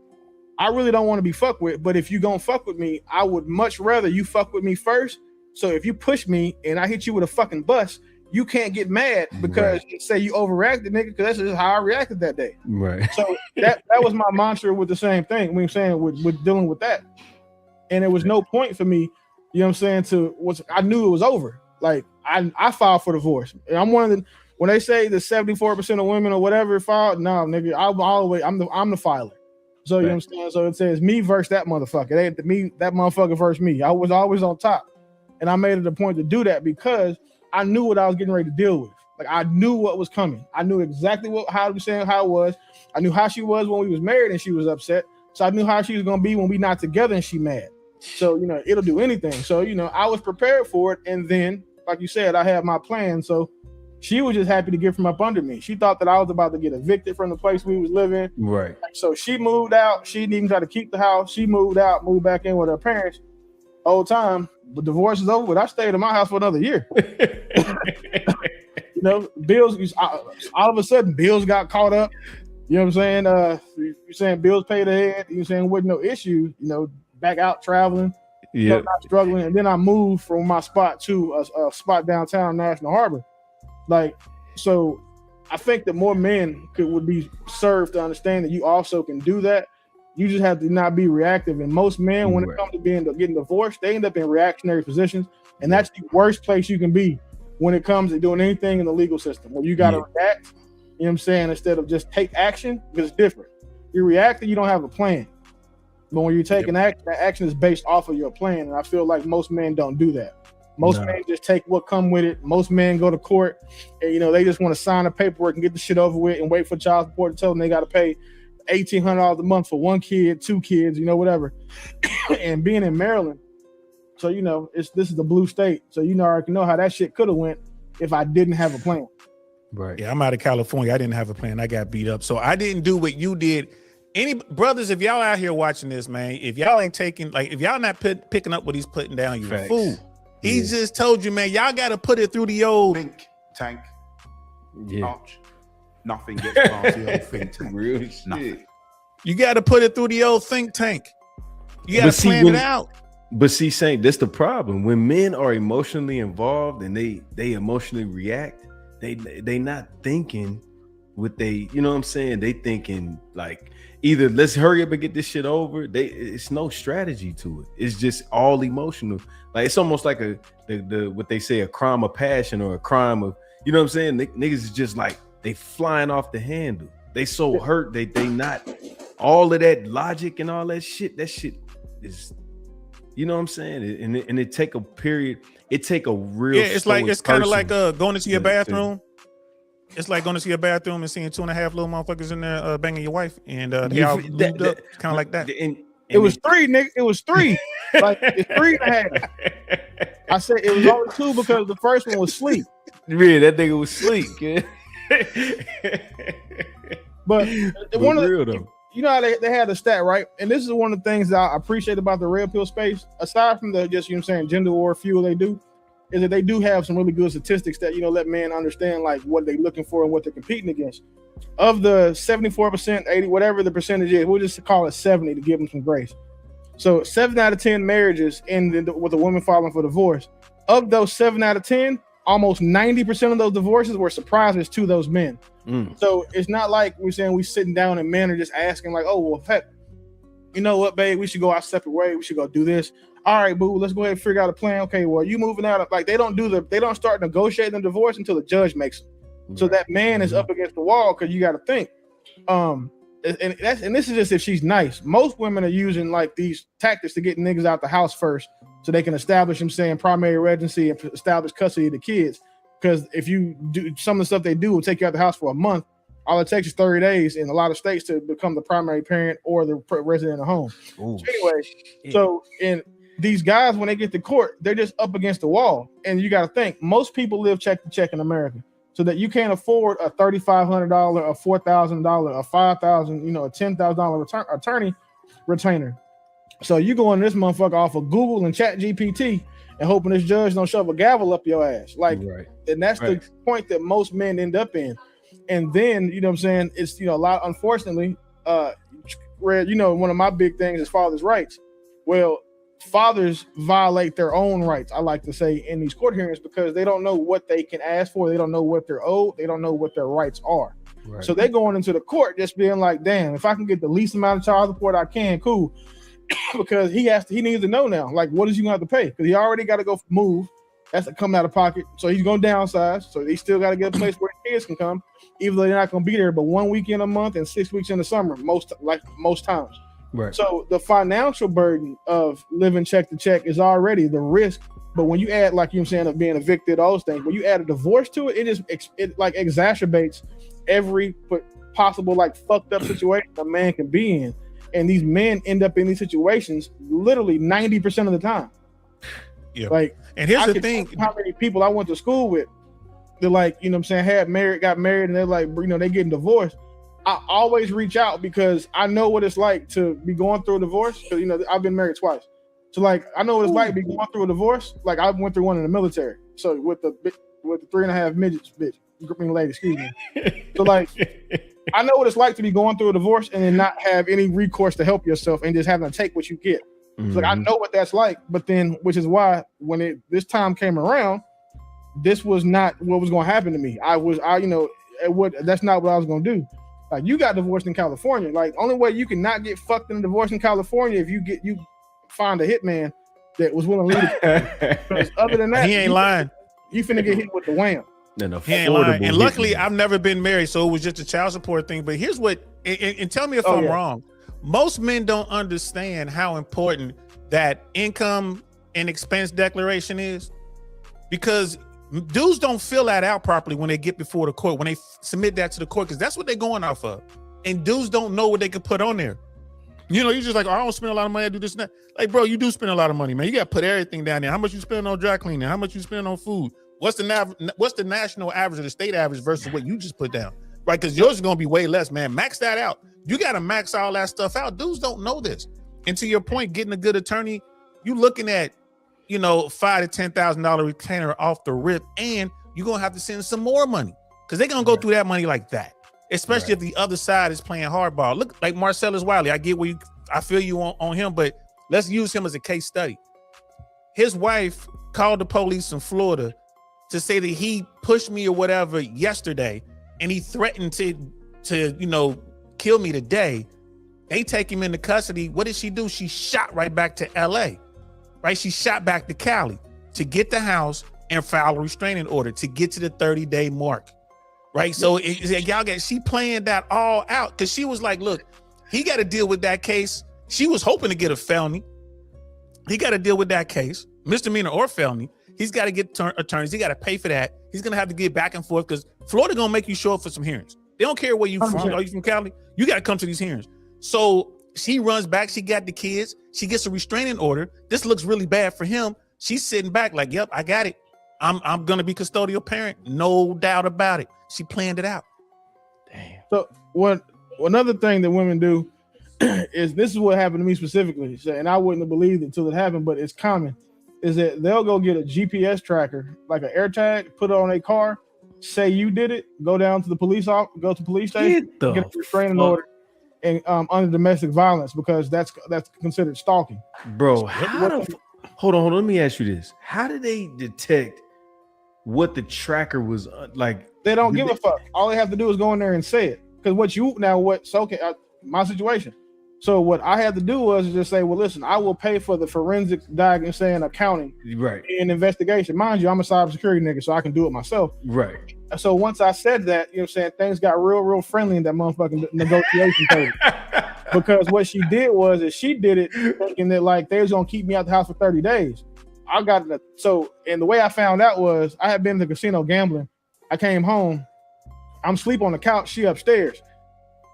It's like 1:40 in the morning. She walked past, right? So she walked past. I think she going to the kitchen, saying this broad go open the fucking door, and like 8 niggas with lights come in there. So I'm like, oh no. So in my first mind was, this bitch is gonna grab some of her niggas that's around here to come here like do something to me. But my pistol on the couch. So I'm reaching for that, and then I see it's a police officer. So I take my hand back, and I'm like, oh no. So fast forward, they ended up making me leave for the night. They gave me an hour to get my shit. So I went upstairs, packed a week's worth of clothes, you know, with a month worth of drawers, you know, all the shit you need. Right. Got all my pistols, you know what I'm saying, it was in the house, all my guns, and they watching me grab guns, which is weird because, you know, it's a DV thing, I shouldn't even be able to have it, but whatever. Yeah. So I'm grabbing all my guns and shit and putting all my stuff in the car, and then they like, you know, you can't come back until you have a hearing. But the first hearing is the next day. So that was one thing that happened. That's crazy. So I this was like 1 o'clock in the morning, right? I had a hearing at 1 p.m. the next day. So I got an attorney because I played poker with one. I was like, bro, I'll pay you your attorney, whatever it is, just come to me for court.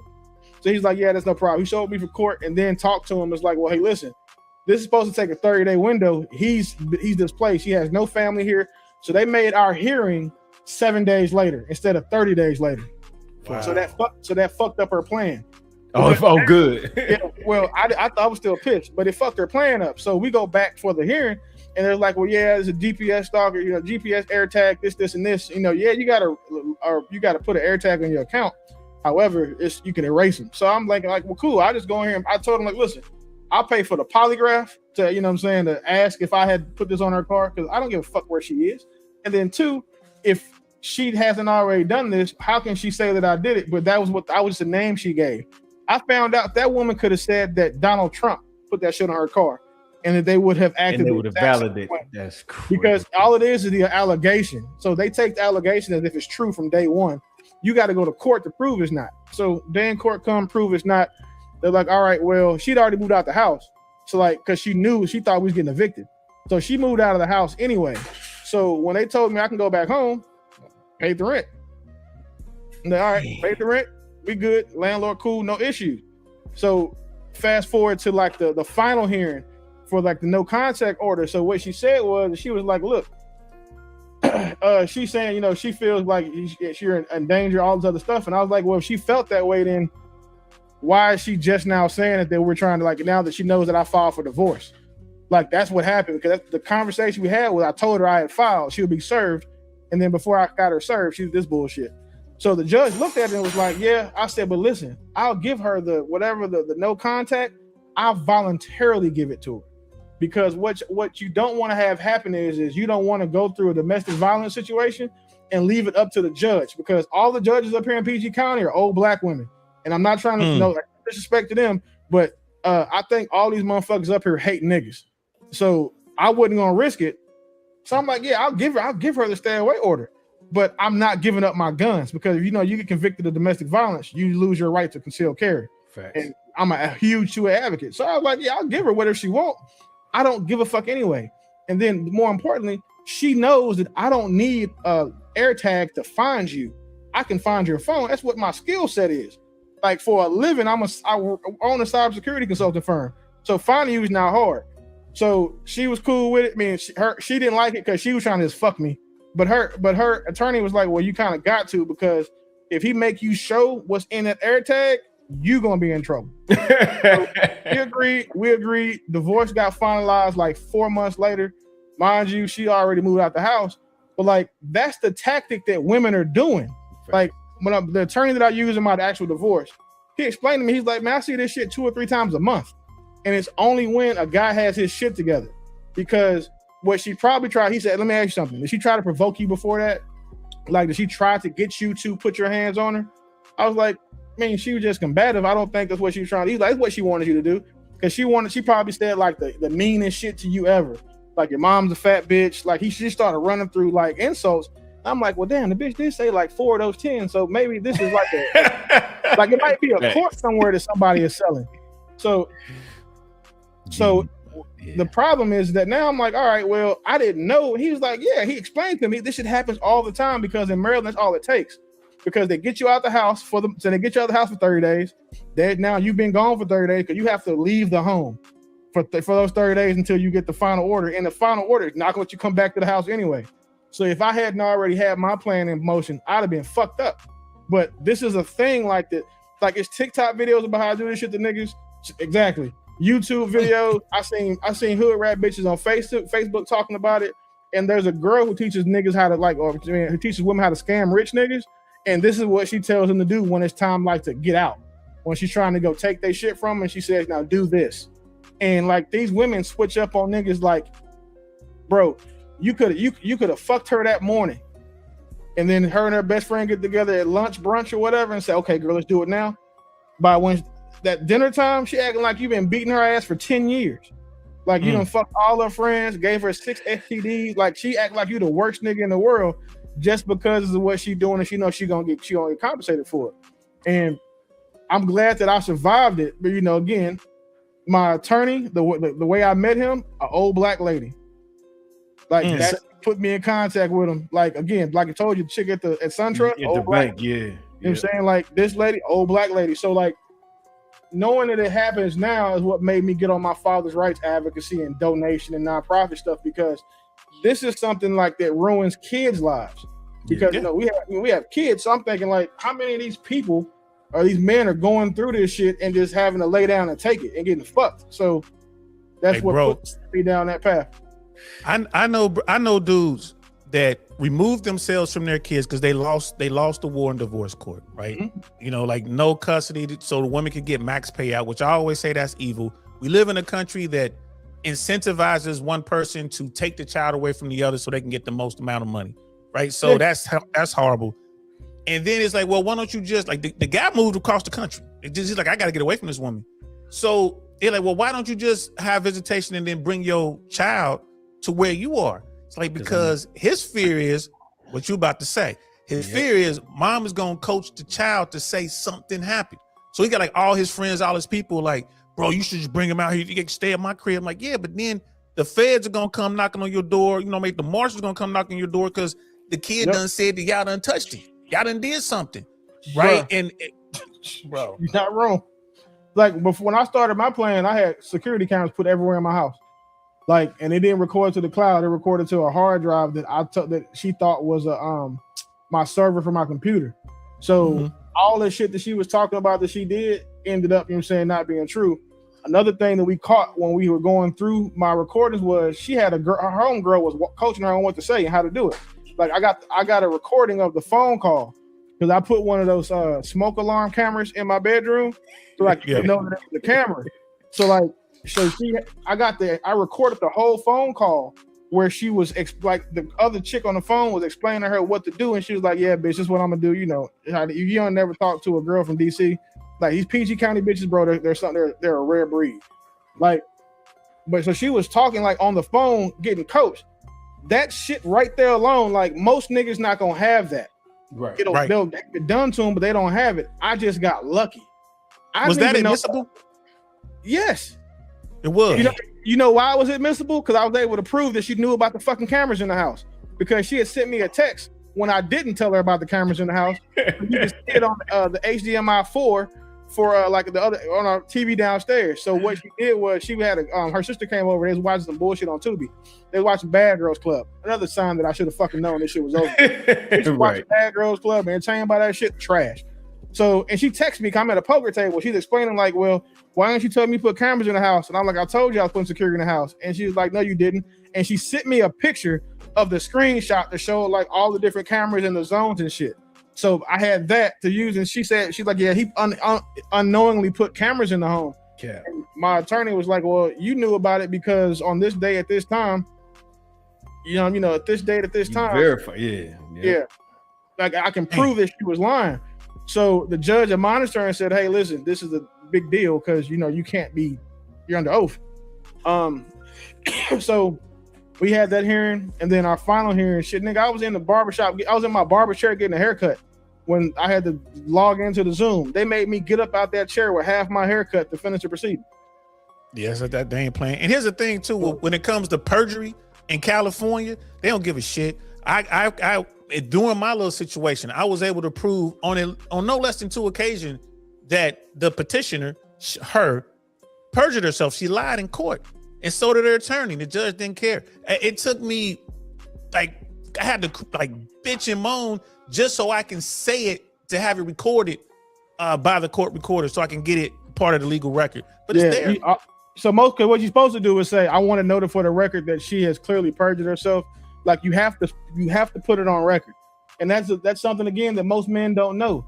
Like you don't know at all that you have a lot of these things you can say and do that you need to do because you can go back and appeal some shit real quick.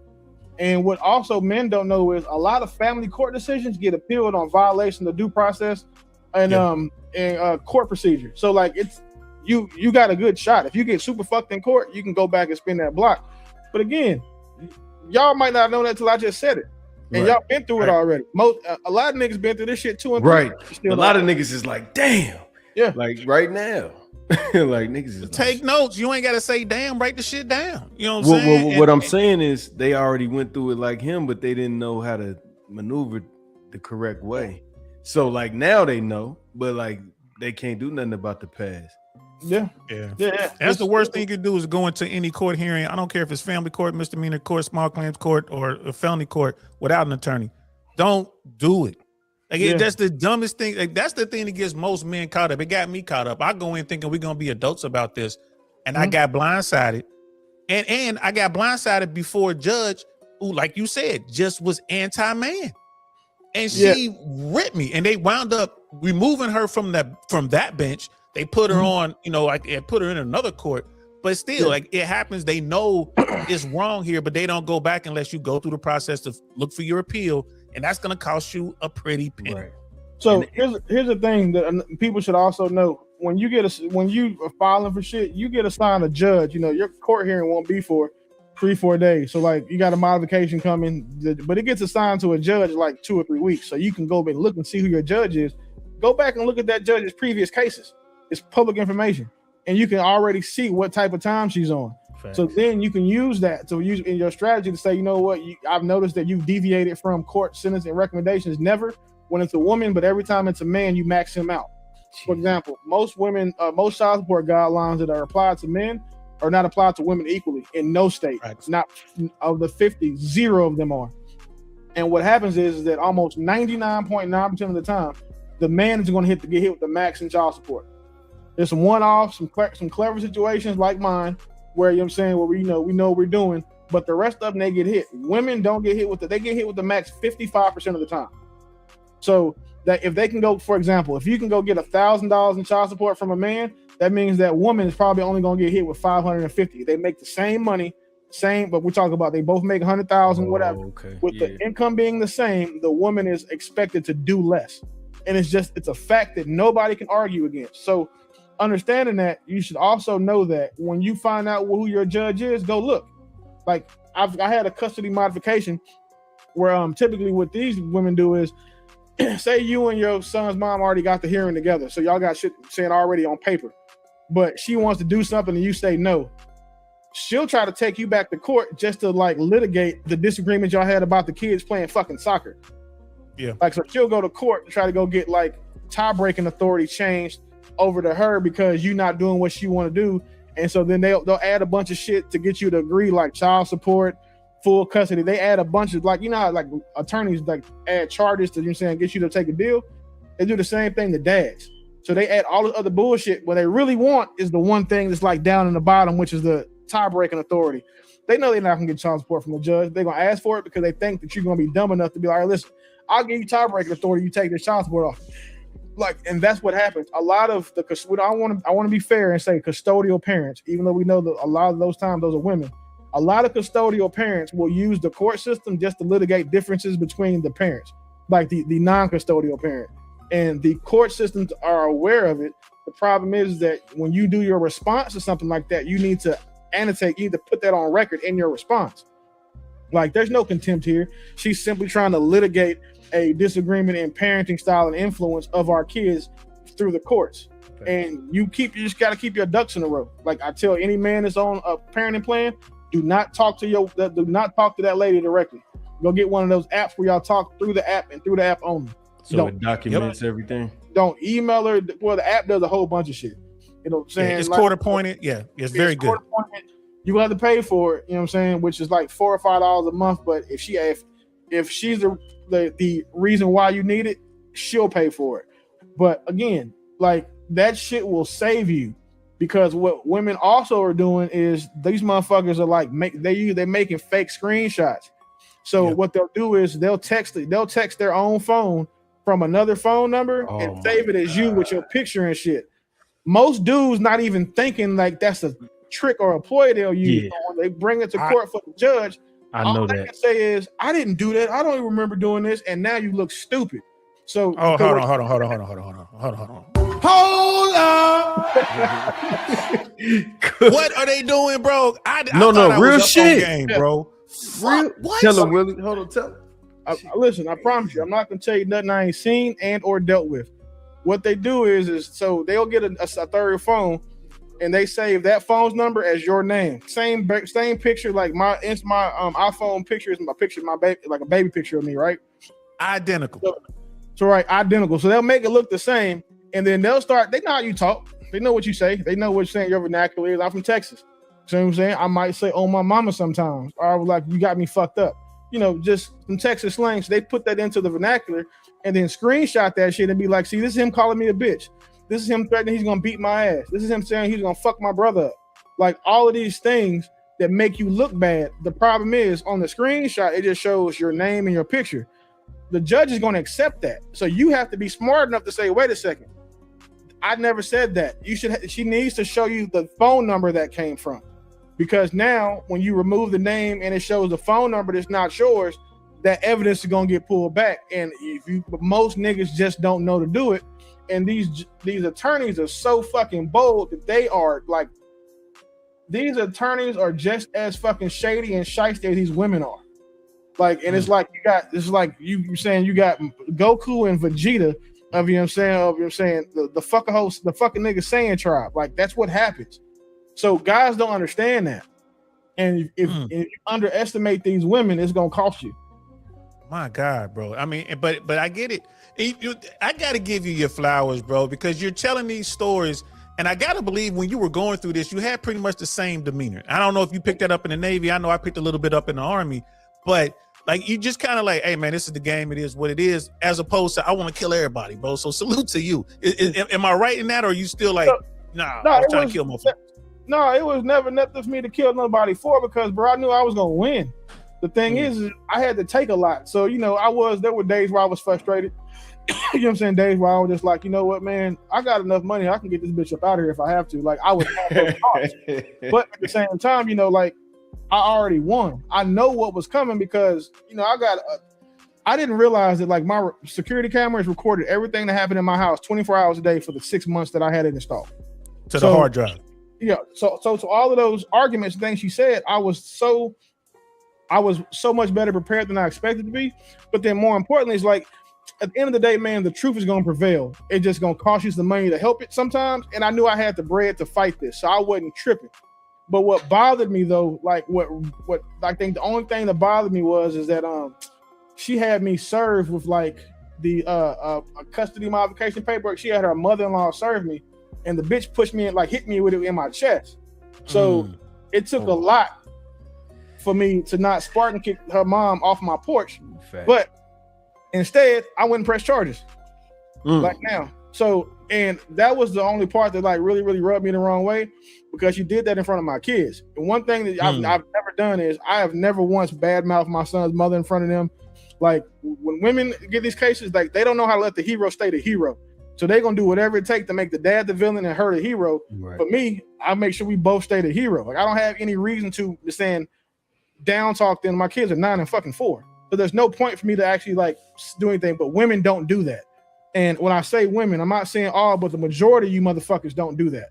So that was the only thing that had me almost like reactive, you know what I'm saying, revert back to my former self. But at the end of the day, my attorneys are Jewish and, he took care of business. They connected, goddamn it. Hey, when your wife, former wife, and her people saw that Swartz or whatever name, Goldstein or whatever's at the bottom, they were like, "Yo, Houston, we have a problem." They knew it. What they ended up doing was for that custody modification. Once I pressed charges on their mom, that shit went away. Just like that. Like, cause that's what we negotiated. I was like, yeah, I'll drop these charges. You know what I'm saying? Because I know that I can still hit her civilly whenever I feel like. So it's like, yeah, we'll drop these charges. And so it's just like.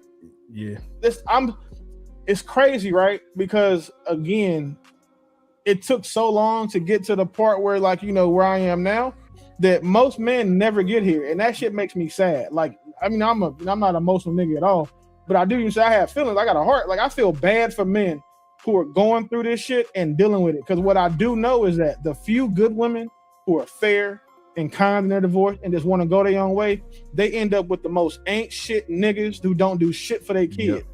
Every time. And like the good dads end up with the bitches like the one I had. So excuse me, end up with the mothers like the one I had. Right. So knowing that to be true, man, like I feel so bad at like how often this happens and how undefensible or indefensible like men are in these situations because they just simply don't know better. Yeah. So that's why, like, when we had these conversations, I have no problem being open and transparent about it, because if anybody hears this, they will learn, like, oh, okay, well, I can do this. Like, it's probably somebody that's gonna watch this, because y'all get millions of views. That's gonna watch this and be like, damn, that happened to me. Oh, I could have did that. Or, damn, that's what this bitch is gonna do. Or like, start planning for it. Because I guarantee you, if I was smart, I'd be partnering with a security company right now, and then be passing out, I'm saying, cars like, hey, listen, go get you that 6-camera setup from, I'm saying, so and so, and get them and install it. Tell them Willie sent you, because that shit literally saved. Not I'm gonna say my life, but it saved my fatherhood for my kids. Because again, being in Maryland, these niggas snatch your kids and give them to the mom if you sneeze wrong. Right. Like, hold on. Here's another shit that's fucked up, or something you got to laugh at. Right. She went and made a CPS report saying that I leave guns out in the house. Right? You know, at CPS, they agree everything is true. Leaving guns at the house in Maryland is a form of child abuse. Did y'all know that? Of course you fucking didn't, because I didn't, right? So the thing is that, you know, the guns there's a definition for guns. So I'm already out the house, right? Mind you, I took all my guns, but I did leave some gun parts to a shotgun that was behind the couch. I had been out the house for 2 weeks. So, you know, when she said that I left guns in the house around the kids, I had been gone for 2 weeks when she went and made that claim with the CPS. CPS called me in, had me give a statement, and then they, you know, CPS was obviously biased for the mom, which is, you know, it's cool, but the lady got real rude. So I explained to her, like, hey, listen, if you're not gonna be biased, I don't have anything. Say interview's over. And she was like, well, that's what I would do if I was you anyway. And I was like, well, actually, if I was you, I'd have been smart enough to know that if I haven't been there in 2 weeks and the gun is still out, I'm not the fucking one that's leaving it out. I don't live in that house right now. Right. And when I said that, she was like, hold on for a second. She left. She was gone for like 45 minutes and came back and asked, like, so do you want to open your own case? I was like, no, bitch, I want y'all to use y'all head for more than a fucking hat rack. Stop lying niggas for no fucking reason. That's what I want you to do. And anyway, so that shit got killed. So, like, but she brought it up in court. I brought the same thing up in court. And I was like, Your Honor, every gun that I own right now, I send to Texas. What she's referring to is a piece of a shotgun. It's a Jeremy Muselec competition shotgun for when I was shooting 3 gun. So it has no trigger, and it had no trigger, and it had no buffer tube in it. So technically, it's not even a shotgun; it's gun parts. But in her claim, since she wants to acknowledge it as a gun, then she should be the one that's being penalized for leaving guns around the house. Because again, I wasn't living in the home, and she still left it where it was. And he was like, "Yeah, you're right." And her attorney looked at her like, "Stupid, heifer." Right. Yeah. No. Hold on, Willie. Let me ask you something, because I'm just in my head. You are, to me, I don't know. You know what I'm saying? I ain't been in a relationship with you. Like, you my boy, you know what I'm saying, as far as, you know, whatever. But what would make women, like a woman, try to do that to, because most men I notice with a girl, they not, I done seen some awful situations, but it's like 4%.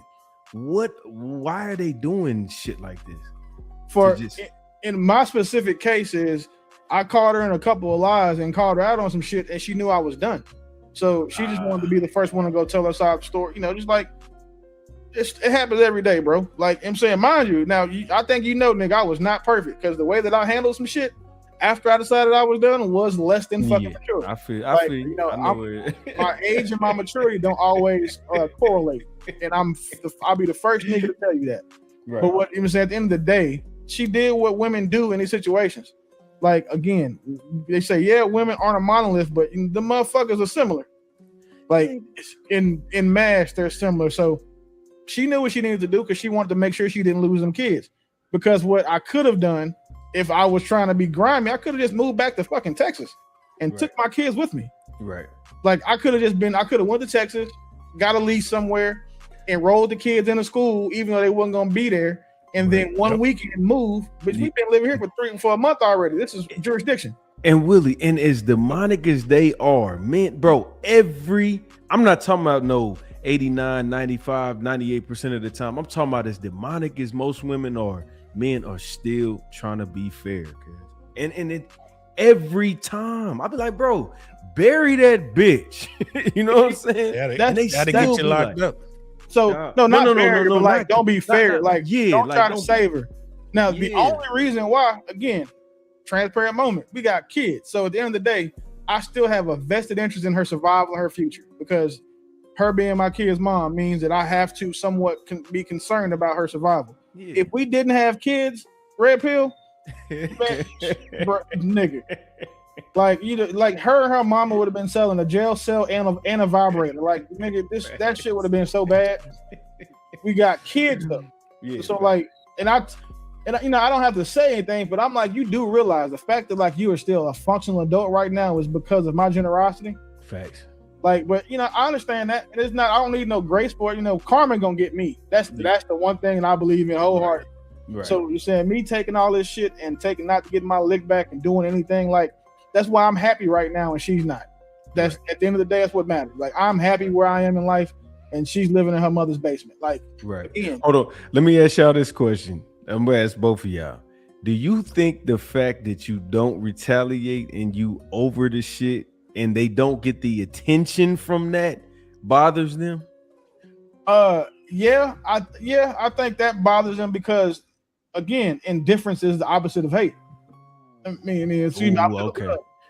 think that's what bothers them. To like know that you can't affect me, like to know that like, you know what I'm saying, I done moved on, like, you know what I'm saying, kids around and saying new woman, all that type of shit. Right. I think that bothers them more because they say men get over breakups first. I disagree. Me too. I think that the only time a nigga get over a breakup first is when he got his shit together. Right. Typically, niggas are saying they dealing with the ramifications for a breakup for 3, 4, 5 years, just the ripples or whatever. My shit was together, so cool. I'm great. And then understanding now that this was what 2021, whenever it was. She's still exactly like I told my attorney this when our divorce is final. I'm like, it's crazy. She is right back where I met her. Like when I met her. And that's what it is. I would say that it's that part right there. It's that she knows she fucked up so bad. Right. And then like the indifference is there. Like he got over it. You know what I'm saying? He's still taking care of his children in a way that she can't. Like she knows that she's benefiting because of who she is, like because she has this man's children, that she benefits from that, and it drives her crazy. When she thought I could do it on my own, I don't need no man. She knows she needs a man. I'm talking about this particular situation. I ain't talking about all women. And I think that just eats away. And then they friends know it. It's like I'm pretty sure someone pointed that out. Like, damn, bitch, you right back where you started, and he over there, he getting $1 million out the bank. Fuck. So that's where I disagree, and this is why. If you want to see how honest women are, look in the fat bitch comments.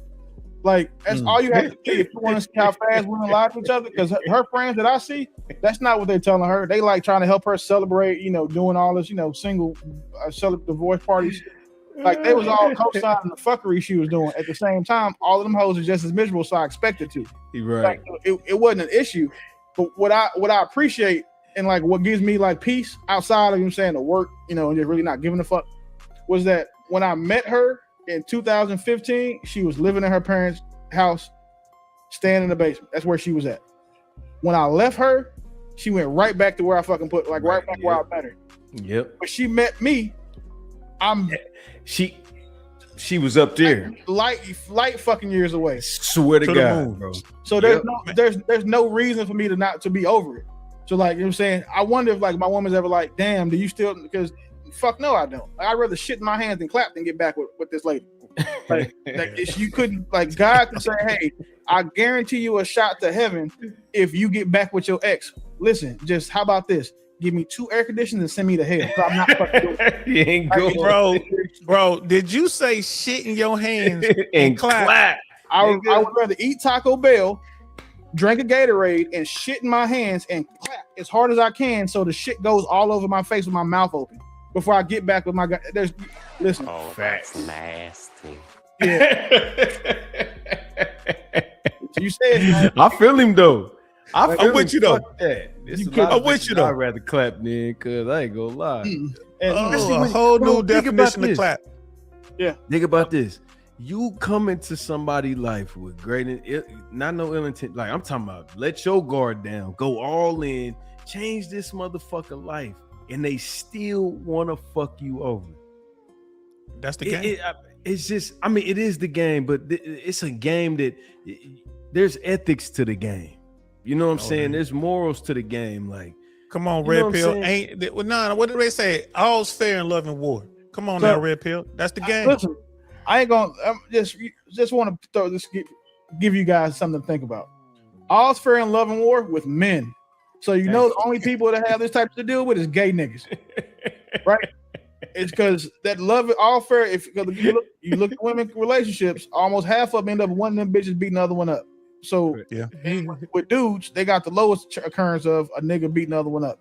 So all's fair in love and war only applies to men. Because the reason why is because we're logical. Yeah. You can't apply logic to the shit these women are doing, because if any woman is doing this shit and she applies logic to it, her goofy ass will stop.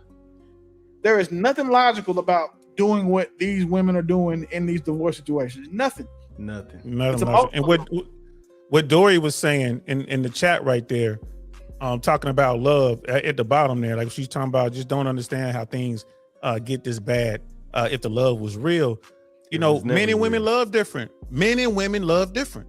I talk about this all the time. Women don't love the same way as men and vice versa. Women move on. Dudes, I tell dudes all the time, like, man, you got to keep your emotions in check, bro. You're going to have to vet her at least 2 years. You know, you got to do all these things, because once a man latches on, man, he's in there. He's in there, bro. Locked in. But see, this is my thing. If we talking about if the love was real, it was never real. It was temporary. It might have been real temporarily. Okay, fuck it. It was real. It was real today. Yeah, it's real today. Yeah, like it's real on Monday. It's semi on Tuesday. Wednesday is a toss up. Like I've been in relationships with women in the past 5 years where I wake up and I don't know what the fuck to think. I'm talking about I love you to sleep. Then did everything possible to show me they got love for me, and I wake up and I'm still like, I don't know what the fuck I'm finna wake up to. But that's just due to the fact that I done been with a motherfucker that then hit a nigga in the head with a pistol for me and still rob me.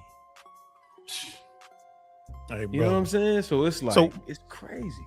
It is crazy. Well, let me ask you this, bro. Let me ask you this, because we've been shitting on the family court system, as we should, because it's a horrible system. What would you do to change it? Is there a way to change it? Can we make it fair as a society? Is it possible? No, there's hell no. You can't make it fair. It's impossible without a complete rehaul of the system. One, judges' retirements and all that other shit are paid out of Title 12 funds, which comes from child support. The interest that made onto, like Texas, for example. Say that one more. Hold on, Willie. Don't say that one more time, please. Yeah, Title 4D. So yeah, and so Title 4 funds are used. That's where like judges' salaries and all of that, saying government's payroll, a lot of that shit comes from. That's why Texas collected $4.7 billion in child support last year. So the interest on that pays judge salaries. They won't ever make it fair, because they make it fair, they'll take a pay cut. Who you know gonna take a pay cut to make some shit fair? We probably wouldn't do that shit. Bro, I'm gonna tell you like this. I wish I had $2 million to give Donald Trump right now. We can get the feds out of it. We can do away with Title 4D right now, because Trump don't give a fuck. And I don't know if you knew this, Red Pill, but under Title 4D, it's something like 66%, right? 66 cents out of every dollar that's ordered in child support, the federal government reimburses to the state. The federal government gives the state that money. So that 4.7 that Texas collected, they got 4.7 billion from the government. Jesus Christ. Or excuse me, 66%. So what? 2.4 billion. Damn, you good with numbers. I was about to get my calculator out. Yeah, something like that. It's close. I'm close. I ain't too far. Close enough for YouTube, baby. Close enough for YouTube. In the chat. Yeah. Hey, if y'all want to do the math in the chat and let us know, we appreciate it. Pull out your calculator, put it in the chat. That's crazy, bro. But that's the game. It's money. It's the money. It'll never be fair. Like, it'll never be fair. Then think about it. If more fathers start getting custody of their kids, crime goes down. Prisons are less populated. Facts. There are less people that are dropped out of high school. There's less people with mental disorders. There's less kids trying to chop their dick off and turn into a girl. There's less. I'm saying there's less abusers. There's less abortion. Like if they turned it and made it to where the parents who are producing the better results also receive favor from the court, it would actually make our society better, which would be less profitable for where we are right now. Jesus. All right, bro. So let's say that you have the power, like society has given you the power to modify this system in any way you see fit. What are you gonna do? Let's do five things. First thing, all 50 states would have to start with a presumption of equal. Splitting custody 50-50 is the default for all 50 states and the best interest of the child. We're doing that in Florida right now. Yep, and the best interest of the child would not be up to the judge or the state. It would be a federally mandated, studied, and peer-reviewed policy that was created that says that this is what the best interest of the child is based off statistics on the parents. So again, the best parent for a child would be emphatically the father. So he would be the one that will receive the help, the assistance, the extra government resources, and then more importantly, the fairness that we're looking for in this case. Because I bet you what we don't see is for every man that's paying child support, every man that if 10 men have a chance to take their woman off child support or not even seek it from the mother, half of them don't. With women, it's almost 98%. Facts. If you get a girl to take you off child support, she either don't like you or she married a nigga that's a billionaire and don't want the hassle. Right. But that's one. Two, that would be two, because you said you would make it default 50-50, and then you would do that empirical study. So there's two. Three would be term. I would remove the fact that Title IV funds pay judges' salaries. That shit need to come out of these high ass taxes they already got us paying, and then those government salary and that Title IV money should be spent on schools, and should be spent on schools and subsidies for these single fathers and single mothers now. So that would be three. Four would be term limits for these fucking judges. You can't be a family court judge for fucking 30 years. Like you can't. That's crazy. Like family court is one of the lowest courts in the land, but it has the most important charge. Family court to me is more important than federal court putting niggas in jail for drunk driving and shit. Because at the end of the day, family court fucks up more lives than anybody who went to jail will, in my personal opinion. So then that's three. That's four. You got one more. And then five. I would make family courts give men the ability to opt out of children that they told the woman they didn't want to have, that they were trapped into. If a woman takes money for an abortion and then decides to go buy a bag with it or go to Miami with her whole ass friends with it instead, and that man has paid her to have an abortion, he shouldn't be held financially responsible for that child that only she wanted to have. So I would change the fact that I would move men's ability to, choose to be a father past the point of conception and up to the point of actually having a baby. So the man in that situation would be asked, hey, do you want to be the legal father? He could say, no, I'm not ready for that. He pays X amount of dollars. I would imagine how that would work. And now he just becomes the sperm donor. So he can't be legally. No, that's not what I'm saying.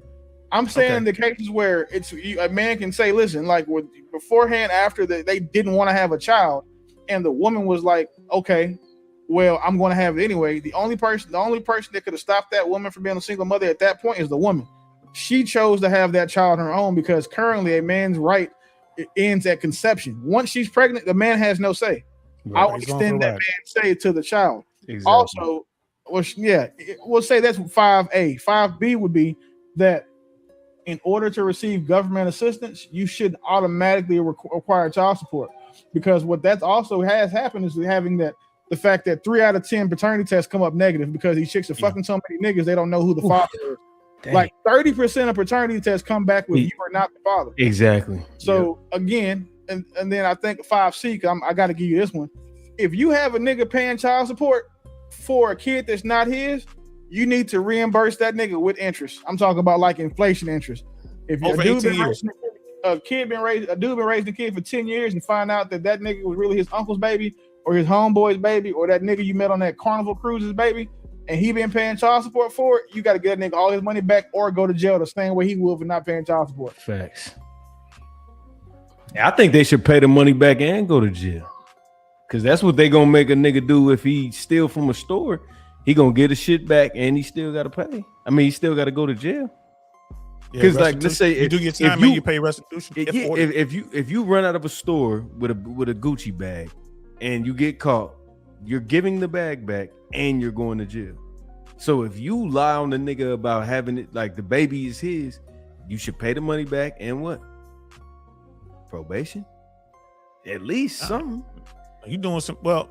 Like, I agree with you. I mean, I've never heard it quite put that way, but I agree. I agree with all 5 A, B, and C. Like 5 A, of them 5 A, B, and C. Bro, what did I tell? Hey, Willie, I don't even know if he was listening, and I might have said it backstage. I said the reason why Willie is one of the coldest niggas in the game is because you asked this nigga 5. He said, "Give me 5."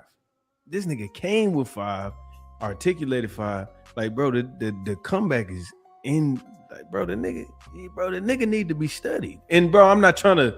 I got you. Like, no, I know love, bro. Like, for real. Like, I done had so much. So I'm again, right? You know, so I got two phases of this story. I got the phase where I was nigga getting fucked over with my oldest 2 kids, and I know what it's like with my youngest 2. So, and then you got to think of I've got a I deal with father's rights on a daily basis. So I could have gave you 15. Yeah, I was gonna say you probably could have gave us 20. You probably could have gave us 20. Real talk. Because I know I know what needs to change because I'm seeing it happen. And being able to see it happen outside of just me is how I know like this shit is not like a fluke. You know what I'm saying? Like one time, Willie, I don't believe that it would have been another 5 of something else. You wouldn't have gave at least 3 fast. You know what I'm saying? Like that's what I'm saying. I think he could have ran down 20, bro. I think he could have ran down 20 straight up. I mean, No, that was I'm just 7 right there. I know, but what I'm saying is it wouldn't have mattered what you asked him to give you 5 of. It don't matter.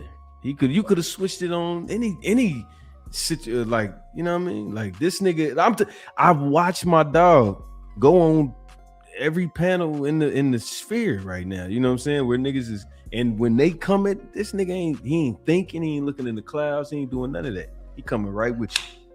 Well, this was a good one. That was a layup topic for me because I done dealt with it personally. Right. Yeah, for real. And that's something men need to hear. All men in every circle, every bubble, man, every race, every dude needs to hear this because this is how the game works.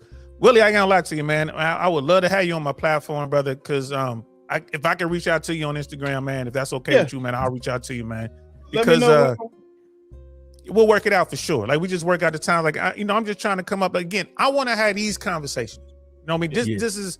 I ain't trying to yell and go viral, man. Fuck all that. I'm trying to help that one dude who might have just landed on this for a hot second and be like, what did he just say?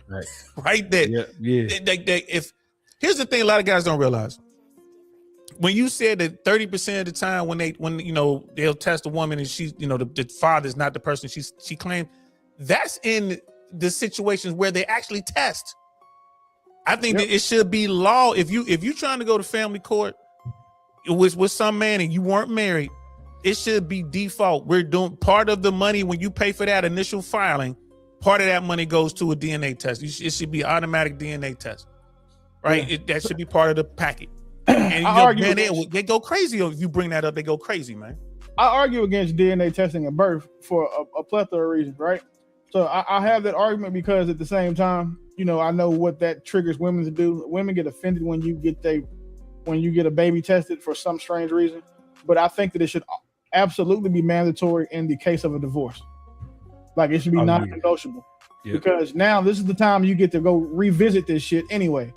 The baby's 7 years old, so for 7 years he's been doing it. Either before you obligate him to go pay for it, the court should require that they have concrete evidence that that's his seed. That's of his progeny, because that's when a lot of times these things are happening. Like niggas think that people just going to randomly get babies tested. No, these paternity tests are include the ones that are court ordered. Like so, if that same percentage, 30% of them motherfuckers come back like, hey, Miss Shaw, that's not Mr. Davis's baby. Right. So, but think about it like this: even the money that you are about to pay in alimony, they need to research that. So why not research the?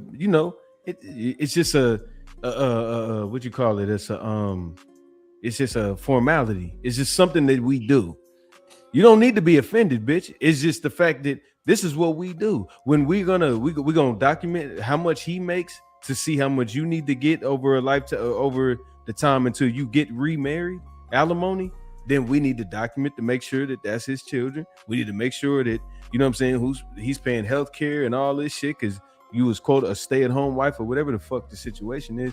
What is wrong with documenting that?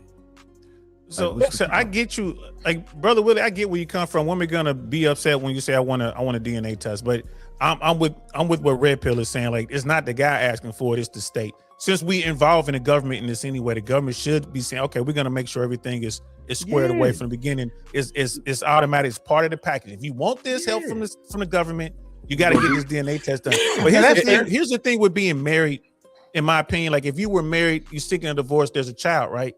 In some states, like in Florida, even if you're not the biological father of that child, if you're married and your wife gets pregnant and has a baby while married to you, you are still the legal guardian, or that is your child because it happened during your marriage, which that law needs to change, I think. So it's kind of hairy there when, you know what I mean, when you talk about divorce. Didn't that happen to Stephon Diggs with Cardi B? Wasn't Offset? I mean, I don't know. I'm just reading headlines. So wasn't he legally responsible? My bad. Yeah, because what happens is, even if your wife, right? So you married to a woman and she gets pregnant by another nigga, you ain't seen her in 10 years, and she's 6 months pregnant. Legally, that baby is yours. Right. So you have the rights to that child that the actual father won't have, and you can enforce those rights. You can go tell the judge, hey, I ain't seen this lady in 10 years, but she's pregnant. That's my baby. And the judge, what can you do? That's what the law says you have to have.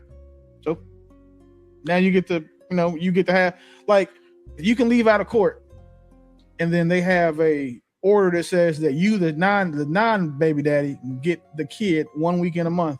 So for that 1 weekend, you can go pick up this other man's kids and do whatever the fuck you want to with. That's how dangerous that shit is. Hey, little man, it's our time. Let's go have quality time. I hope you can swim. Like, it's crazy. Like, that's how dangerous that shit is. Yep.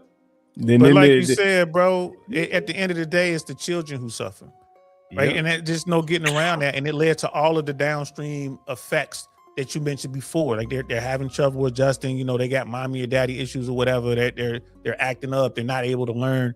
I mean, and this is something that we know is an issue as a society, yet we refuse to fix. Yep. And the people who hate the red pill community, all I do is point this stuff out. I'm like, look, man, like this book here, this sextinction book, man, it's written by Dr. Show. Is that her name? Dr. Show. And she did the studies, because everyone's talking about the loneliness epidemic and all that bullshit. She did the studies and then backed it up with the math. She cited all her sources. They're all in this book. And it's like, when I talk to people and they start saying these things, or I don't feel like that, or I mean, this and that, I just show them the stats. Like, yo, here are the studies that they did. This is where the information came from. You know, this woman is a neuroscientist and she studies, human sexuality. So she wrote the book, here it is. Man, I get so many people mad at me now. They don't even want to have a conversation, but it boils down to a woman's choice. And Saint, this is the problem. It's people that dedicate their life to certain things and they want to question them. Yeah. It's like, you don't dedicate your life to nothing. You just hearsay. I heard this. This is what makes my brain. This is what helps me sleep at night. This is just things I like to hear. And then you got people that crocodile hunter. This nigga died trying to show you how crocodiles functioned and how to successfully tackle one and go home at night. Like, and then you just be like, well, how you know the crocodile is, you know what I'm saying? It's just like, why are you questioning certain things? It's like people that they, you know what I mean? And if they find something that they just don't like and they don't agree with, even though that it's just 100% true, it don't matter how valid it is or how much studying you done did. That ain't what I see. Well, yeah, they look at that anecdotal experience. They're like, oh, that's not. I talk to folks. I'm a retired air traffic. Oh, go ahead. But listen, hear me out though. They follow the anecdotal experience of somebody that aligns with what they think and what they say. That's the problem. It does. Show me some stats. Well, I don't know. And then, see, 17 people, like I said earlier, 17 people told me this, but this person told me this. So now I'm just back in the game. See, I told y'all I wasn't tripping. You know what I'm saying? Those are the people you deal with, bro. Like I'm a retired air traffic controller, and people will try to argue me up and down about some ATC shit. And I'm like, bro, I got 25 years in the business. I don't know where you coming from. Like, well, where'd you get that information? I just pull it up. Here's the rule book right here. It's called the 7110.65. Here it is. It's an online version. There's the rule right there, chapter 3-1-8. That's what I'm talking about right there. And they still want to push back. That's just the book you read. That's just the book you read. Yeah. Like, is that book peer reviewed? Right. Exactly. Where did that graduate from? How do you know that? How do you know they know? The author had 2 kids by 2 baby mamas. Yeah. He ain't shit. Right. And but that's just, it is what it is, and those people, I say, hey man, just keep doing you. Trolls are gonna trolls, haters are gonna hate. I still want to get the information out there again for that one guy. Just like, damn, I didn't realize that. Wow, this is the risk I'm running. Like, yeah, it's the risk you running. Hold on. Before, because I know I don't know how fatigued y'all are, but I do want to. I'm running out of get gas through these. I know. It's okay. I know. I just want to get through these, and we can go through these shortly. I just want to make sure we just get through them a little bit. Number 2, if statistics don't align with your reality, are you the outlier or is something wrong with the statistics? What do y'all think about that? Wait, my son was dry snitching on his sister. Say it again. What was the last part? Oh, my bad. I said if statistics don't align with your reality, are you the outlier or are the statistics wrong? No, you're stupid. Yeah. Okay. Yeah, that's what they are. Okay. But these are the same types of people that'll be like, oh, the last 30 niggas I dealt with were toxic and did me wrong. As if they're not the common denominator between those 30 individual niggas. Right. So a lot of times you see me, when I'm on Lapeef, have these argument conversations, like, where did you get those statistics from? Because it's the same place you could have, bitch, Google. They're not giving websites. Well, I don't agree with it. So because you don't agree with it, you have such a grandiose sense of self that you think that you're a statistic. In order for it to be right, the criteria is that you agree with it personally. That's not how that shit works, because if it did, you'd be attractive. And then, I can just go from there. Right. But like, there's no point in arguing with those types of people because they're telling you right now where they fall, like, intellectually. It's like if you give someone an example and they don't understand it, they don't like it, so they attack the example instead of the point you were making. Right. And that's the trick I use all the time, if you notice. Yep. Like, that's how you know exactly where you are. Yeah. And if you see me, you see what happens. So I'm like, well, okay, you don't like the example, okay, that's fine, right? Women don't want to be compared to cars. But refute my point, though. Exactly. Right. And they can't. So that's all that is. Yeah. Right. I agree. It was funny. I came across a video today. Dr. Peterson was somewhere. I want to say somewhere in Europe. And some young college student came up, was talking about toxic masculinity. And he kind of, he did his best to answer her question. And then she wasn't happy with his answer. So then he said, all right, now you got to define toxic masculinity. Define it. And she couldn't. And that's exactly what you're talking about right there. Like, you just out here talking, you just flapping your gums. Like, what is that? You know what I mean? Toxic masculinity. You dealing with some shitty dude. Just like we're out here, some of us are dealing with some shitty chicks. But ain't nobody running around here talking about toxic, toxic feminism. Femininity. Yeah, or toxic femininity. So, you nothing you can do about that, bro. There ain't nothing you can do about that. They just kind of create. Like, that's why when you create your own reality, it's dangerous. You know what I'm saying? It's like, I want to make my point through what I directly, because like a beautiful, let's just say a beautiful woman, she's so fine, but she don't understand she has no empathy for anything else. She doesn't she's like, well, Cam Newton hollered at me and Wiz Khalifa and all this, and that's my reality. But then she creates a talking point for all women. Like, I'll be like, wait a minute. That's not how most women receive men. You feel me? Like, my bad, go ahead. if you the way that you counter that is just describe the women that these niggas want to fuck as easy, promiscuous looking, and seemingly willing to sell sex. Once we start describing the women that those types of niggas fuck with as that way, you're going to force women to either identify as that or try to move themselves away from it. And I think it's going to be the former. Yeah, they're still going to identify with it because a lot of these women think they're as valuable as the dicks they suck. And unfortunately, that's just not how it goes.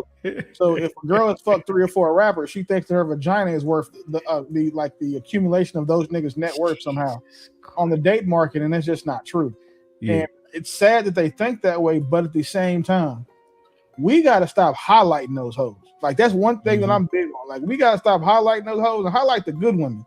Right. The problem is there's not very many good women in this space because the happy married women, the women that are kept, put up, the feminine, respectful, nurturing, like the good women, the women that you would want your son to be dating if your son was of age, those women are on the fuck internet talking about men. They're talking about clothes, fashion, travel, food, and shit like that. None of those women are in this space. But see, Willie, those women are slaves, remember? Yeah. They're slaves. They're not happy. They're there for the check. They don't genuinely like where they're at. They do that because it's safe. They don't want their opinion heard. They don't want to be, you know what I'm saying? They don't want to be a challenge. Like all the knowledge they got, they hold it back just to have a relationship. Bitch, guess what? That's the key to success. In my opinion. Yeah, those women don't realize that they're slaves or that their slave master is Father Time. They think that they're on they think they're on a plantation, you know what I'm saying, just trying to, collect dicks like cotton, and that's just not how it goes. But then, you got the different types of women who they out here collecting engagement rings like they're fucking infinity stones too. Facts. So you got those, and then you just got the women who are just outright old hoes. Like they said, you know what? I don't want to be a fucking realtor and I don't want to go to church. I'm just going to be an old hoe and tell young hoes that they shouldn't be, that they should do all this old hoe shit too. So that way I can have an equal footing when I'm competing for the same niggas with these young girls. Right. Yep. I mean, that's in that Tracy Ross, whatever her name is. I mean, that's what she's doing, right? Tracy Ellis Ross, Melissa Ford, Vivica Fox. What's her name? What's her name? There's another one. She's out here. Oh, the Tia Mowry. Tia Mowry. Yeah. Damn, it's another one. I forgot her name. We know who they are, and it is what it is. It is what it is, bro.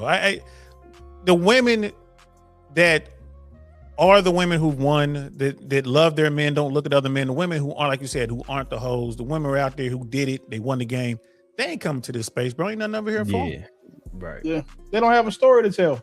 If a happily married woman wouldn't even be comfortable in these spaces because her even being in these spaces would be disrespectful to her husband. Right. Like now, a happily married woman shouldn't be on the panel with me when I'm over here, slaying these hyena bitches ever.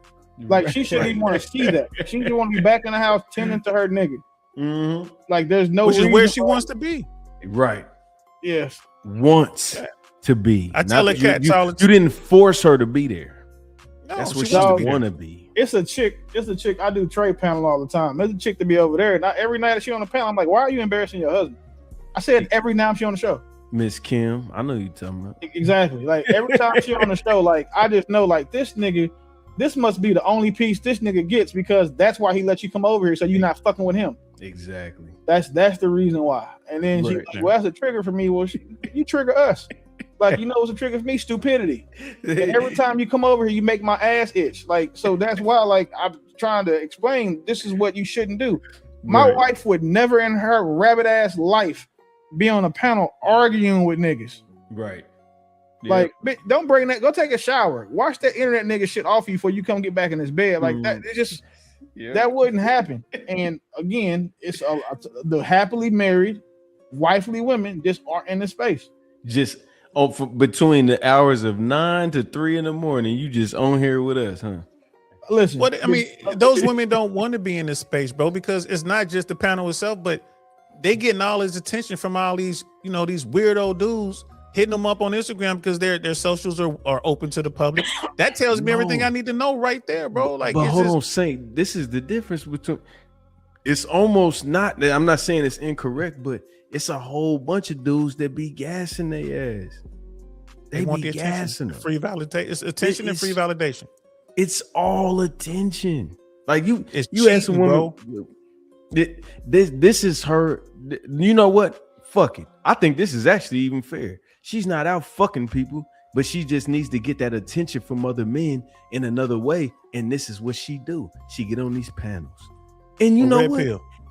That's almost admirable if it is her not sitting on another dick. No, you know what I'm saying? Pill. It's the same as her sitting on another dick. Men want sex. Women want attention, validation, and all that other shit. So her doing that, getting that free attention and validation and all that shit, is the same as her dude fucking some random chick. It's the same thing. And this is why women who got their shit together, got the man they want, they don't want to see another dude. They don't see men, man. They ain't trying to get no attention and validation from none of them dudes. No. Hold on, because I'm gonna say this. This is me jacking off versus me fucking another bitch while I'm with my woman. So me jacking off this is her getting on the panel. She's jacking off. She's getting her validation from random niggas, and then she go climb in the bed with her nigga. So she's technically not cheating. And I think that's more fair than her going to the club and letting niggas touch on her and talk to her and validate her versus, you know what I'm saying? And I'm just comparing negative to negative. It's the least. So you think she's fucking up for being on this same? I think it's this. I don't know, shorty. You know what I mean? You know, I ain't really no. Any bitch. That, no. I'm sorry. Any woman. Sorry, Miss Cameron. Let me say bitch. But any woman. So you saying any woman that is she's married so you saying Smell the Roses is she's cheating on her husband? I'm saying it's equivalent, bro. It's the same as him going out smashing chicks. Women don't really want to bang a bunch of dudes. They don't want 1,000 bodies, but they want the attention. It's the same. Men want to fuck, women want the attention. I see it as the same. And when you're dealing with a woman who really loves you, she ain't trying to get the attention of no other man but you. And that's just how it is. But what if she really liked the pen? Let's say Candace Owens. Is Candace Owens cheating? Candace Owens is out here talking about society and politics and all that kind of stuff. She ain't out here thirst trapping and just trying to get dudes to hit her up in the DMs. Her DMs are probably death threats. Like, she's dealing with something completely different, right? Okay. She's not getting that validation. She's getting a lot of smoke. She's getting attention, but it's not the attention. But it's not the attention she wants, right? So it's one thing to have, people. But now you specifying attention. So are we talking about one is work, the other is pleasure. One is work, the other is pleasure, right? If you on these panels, you know what I'm saying? Candace Owens is working. Right, okay. But all these other chicks are just trying to get this attention. That's how I see it. And a lot of people don't agree with that, but I've seen women with the men that they want, and they do not. It's like Willie said, man, they ain't trying to be on this. It's like you embarrassing your man. You're making the whole brand look bad. Y'all brand is y'all brand. That's my husband. I'm his wife. Right. And women don't, they don't want that. Okay. And Hold on. If I'm Rachel Wilson, then who that? Andrew Wilson's wife. Y'all forget though, right? The difference between those two women, Candace Williams gets paid from this. Rachel Wilson gets paid for this. The rest of these motherfuckers are doing this shit for free. Okay. Yeah. So now if my wife was outside on the internet seeking free attention from other niggas, I see where DL coming from. Because why are you online arguing with niggas when you should be in bed arguing with my dick? Like, what are we talking about right now? Like that but instead of doing and coming in here and tending to me, like all that time you could be doing is something around this house you could be doing. Right. To be honest, right? Like if you have that much time to go argue with niggas, I feel like you should also have that extra time to iron my clothes, to prep meals beforehand, to do any of the shit that you putting off. Like you got a long to do list as a wife. Hold on, Willie. Spend your time arguing with niggas. Devil's advocate. All that shit is done. Which one of these? So that's fair. Devil's advocate, right? If that was the case, then still get your ass in bed, because guess what? My dick is still here. But again, which one of these women do you think that applies to? It's already done. None. Because if you look at these chicks, like when they come on camera, you can tell like their bathrooms are probably dirty. You look at their face, like you can tell like it's a wig or two laying around some fucking where. Like it's something you could be doing better with your time.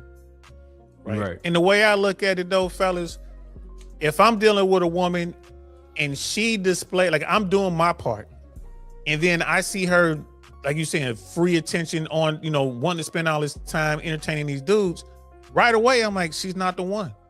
So now she's just in the rotation. Now I'm beginning the process of decoupling from this chick because she ain't the one. She showed me something. I'm moving on. Right. And she can do what she want to do. I ain't mad at her. But I'm finna run through her friends. You know, I'm about to get me, because you getting your attention, I'm finna go get my pussy. I think I'm team seeking attention is cheating now. Thanks, DL. Yeah, facts. That's a fucking fact. He made a strong ass point, and I'm having a hard time internally trying to figure out like what don't I agree with here? Yeah. Attention is a woman's primary currency. Like that's how you can pay a woman. Outside of dollars, attention. It is good, bad, and what you say earlier, indifferent. It doesn't matter. They're focusing on me.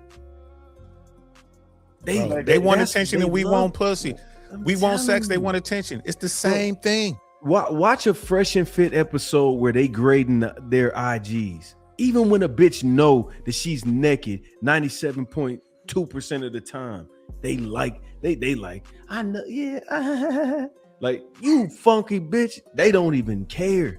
They just want, they looking like followers. Like, you know, I've been on that show a couple times, you know what I'm saying? Like, you know, I was rocking with Myron Fresh Heavy. And the one thing I know is any woman on Fresh and Fit or the whatever podcast for that matter is there to get guys into their funnel. And it's not like when Fresh and Fit first started, you actually had a couple decent conversations. Now it's just a bunch of Instagram chicks, you know what I mean? And pros, getting these, and these dudes, what do? They talk all that shit and then they run into their DMs, they run to their OF page, they run over there sending them cash apps. I see it all the time. Like my people, Slow Jam. That's my people, my good people. I met her through that platform and we cool to this day, but she'll show me shit. Yo, she showed me shit all the time. Like, look at this. Dude sending her money and everything. I'm like, damn, you ain't been on that platform in a minute. She's like, I know, but they still out there. So you know, it is what it is, man. Hey, Willie, let me tell you how I met my nigga DL Saint. When I watched Fresh and Fit heavily, like when they first started, he was one of the super chatters. And then about a year, not even a year, probably about 6 months ago, I seen him on the he just popped up in my news feed, and I was like, damn, I know this nigga. I don't know where I know him from, but then I put it together. I was like, oh, he used to be in the chat with Fresh and Fit, and I used to do the same shit, but I think my name was Anti-Coon back then. But I was like, bro, that's how we linked up, cause like I'm like, bro, I seen you in the chats on the thing, and then there's the shit. The rest is history. You feel me? But it's just a crazy story how I met the nigga. You know who got me into this space? Who brought me over here? What's up? Mont. Yeah, shout out to Mont. Y'all can blame Mont for this. Me and Mont used to do one of my homegirls is a dating coach. She probably the dopest dating coach out. Mm-hmm. She used to have a Thursday night show. So we was doing her show and we just talk about dating stuff, you know, just really talking shit. And then he ended up going over to Anton's and then Lapeef. So when he was like, he asked me one time, like, hey man, you want to do a Lapeef show? I was like, shit, I don't know. So I had to watch. I watched it. I was like, oh yeah, okay, I can fuck with that. Yeah. And shit, you know, almost 2 years now. I think. No, I just hit a year. Hit a year like I hit a year in March. Like you were saying, so here I am. But yeah, y'all, if y'all hate me, blame Mont. Nah, hell no, nigga. Nah, nigga. Hey, you gonna be the next Anton, cause that's where he came from. That's where he. You know what I'm saying? So that's the problem. I really don't want to be like the next nobody, and this is why. One thing I appreciate, right? Like I learn from everybody that I'm around, and so I don't want to. What I am learning too is that like all these niggas got some shit, like go through shit. I don't want to do that. I'm not trying to go like Anton. You know, the scandal. That's the thing. Like I don't have nothing scandalous yet. Like I've managed to amass a bunch of money and not have no fuck shit that you niggas gonna be like, hey, right? He got caught sucking bitches' toes in the movies. Like, right. There's nothing like that y'all can dig up on me like that. So it's just I don't want to. But Willie, what I'm saying, I didn't mean that way. I meant like successfully. I didn't mean like whatever path he took it in. That nigga's definitely successful. Yeah. But the standout on there, yeah, true of course, mine and my nigga Trev. Yeah, like bro, y'all got that shit. And I think you know what? I think Trev, if he sit down and do the in-person joints, you know what I'm saying? But that takes a lot more work, and I understand that. But at the end of the day, shit, man, y'all niggas is the Celtics. You know what I'm saying? Y'all niggas is the yeah. Nah, and one thing about me is that this is why I did want to share with you, cuz is I'm not no nigga that I'm not trying to dick ride or nothing, but I'm not a nigga that is afraid to tell my niggas I'm proud of them and I got love for them. Cause a lot of niggas be like, bro, you doing this, and I'm just like, nah, bro. Cause a lot of niggas, they hear a lot of hate, but I'm talking about, I'm just one of them dudes that I ain't afraid to be like, nah, I'm a fan of my brother, like my homie. Like I'm not that. It don't bother me. Oh yeah, you just be riding whatever. That's people give me a hard time. Like when I'm giving Sharon his flowers, they be like, Willie being weird, complimenting Sharon. The thing is, right? I compliment. I give people their flowers when they do. You know what I'm saying? I compliment you. I don't compliment the trade. Like I do it live. This thing is, niggas want to compliment you through a like. No. Yeah, facts. I'm gonna compliment you when these motherfucking viewers are sending these super chats in. Yeah, I'm gonna compliment you. You know what I'm saying? Like where you saying, like they say, like if you disrespect me, I'm gonna address it publicly. But if I got something to say, I'm fair.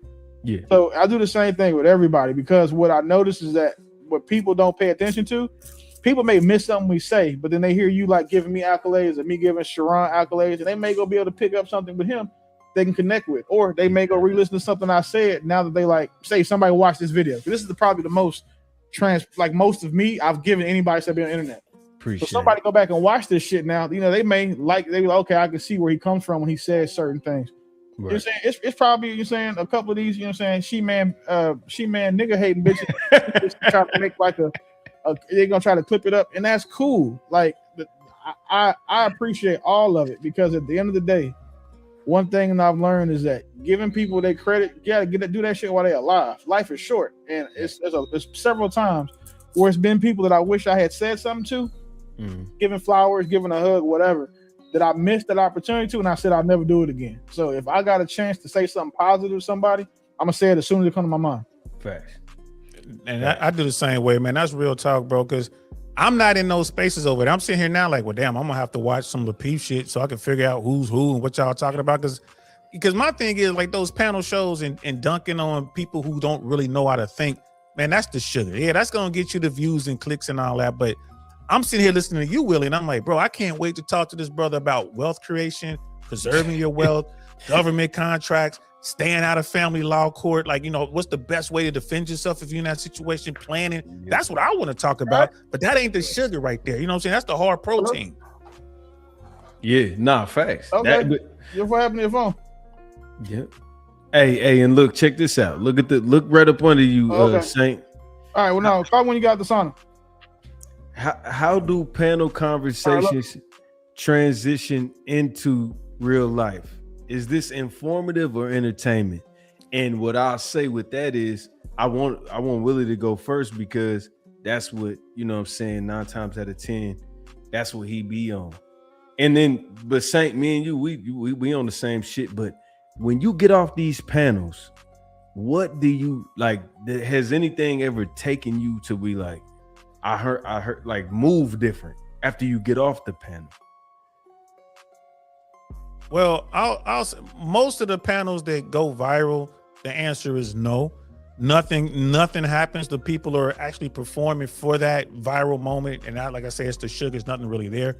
But have I been on some panels or had some conversations that it really made me think after it's over? Yeah, I'm having one now. Right? I mean, this to me is where it's at. Like it's the non-viral shit, man. That's the sweet spot.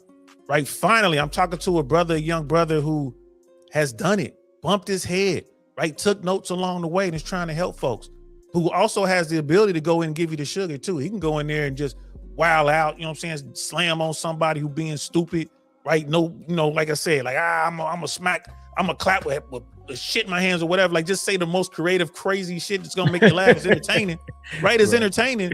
But here tonight, we got all the entertaining shit, but we also we was able to get some seeds planted. like I said, bro, and this is what I want. So it can be transformative. It can help you go a certain direction. It can save you, but generally speaking, nah, man, they're going for the viral moments, man. I mean, that's when I was rocking with Fresh and Fit. It was early on when the conversations meant something, like, and everyone was kind of kicking it. Everybody was cool. It was nice to be in that studio, but now I wouldn't want to be in that studio. Like, it's just like the people they bring in now, like, come on, what they're doing now. I mean, you know, and like, look, I ain't got no problem with Myron. Myron, cool people, but Myron's one of the guys that I consider the hate streamers. You know, like Chud the Builder and all those. You get these hate streamers out here now, and I think Myron is trying to, you know, he's trying to pedal back a little bit. He's trying to draw back a little bit, but it's still like, man, I don't really get off on the hate. I'm trying to help somebody figure it out if I can, or be around, be on a panel like this where we're actually talking about real shit, and it can be transformative. But yeah, man, I guess that's the answer. Hopefully I answered the question. No, facts. No, love. Yeah, hell yeah. Nah, that's what I was looking for. So how do we translate? Honestly, I don't think the majority of this stuff does. And the reason why, in relationship spaces, the main people talk about are single bitches that can't keep a nigga, and niggas who don't want to find a bitch to keep. So those conversations die on like just two niggas. It's just two sides arguing about who hates each other the most and who can say the funniest thing. But when we have these types of like solution-oriented conversations, I think those translate really well. Like, for example, like I'm already doing the stuff with a nonprofit, with my father's rights nonprofit. So that's offline already. And I think that a lot of the solution-oriented stuff, you know, it tends to be selfish. And what I mean by selfish is that, like, me personally, the majority of things that I deal with offline are things that I deal with personally. I'm not necessarily going and looking at too many things where it hasn't affected me, with the exception of domestic violence. Like, so I used to offer a small arms course for women who have been victims of domestic violence free of charge. I pay for the range, I pay for the guns, pay for the ammo so they can learn how to defend themselves, and then walk them through purchasing the gun that they do it, you know, all of those things. And that's just because, you know, at the one time, I don't think the women are the most unprotected thing on earth. I think the Epstein files are. But aside from that, I think that women are underprotected. So, and with seeing, you know, what the rates of domestic violence are in America, and especially in the Black community, that's one of the things that I try. If I know that I have the wherewithal and the resources to try to mitigate, I'm going to try to. But when we have the conversations, like, you know, people say, well, how can you say that and then say that if a girl tries to fight your girl, you're going to fight the girl? I'm like, because that's my girl. I just was going to fight my girl. I would never in my life put my hands on a woman I'm in a relationship with, because, nigga, that's domestic violence. But one of you random bitches on the street, I will fight you. Right. Not my girl. Like, you don't get the same treatment on reservation that my woman gets. Right. So, saying all of that, I think that we do a really good job when we start having these conversations. But the conversation has to be about how we can apply this to real life. It can't just be like saying three niggas talking about, you know what I'm saying, sports and shit, because none of us going to the NFL. So we talk about the Cowboys, wherever y'all teams are, whatever, right? Yeah. That's just conversation speaking. But we talk about actually, you know what I'm saying, an issue that we can fix and what we can do to fix it, and then actually go out and do it. That puts the onus on the content creator to actually go affect the space. I think a really good example of that is DJ Hamp. Yeah. One of the things I know about Hamp is actually out in his community. He's actually out doing things. Correct. So like the stuff he says online, he really is that. Like, he really embodies those things. He really actually has those core beliefs that you see him push and perpetrate on his panel on a daily basis. So he's not performative, he's demonstrative. Like, he actually doing what he says he's doing in real life.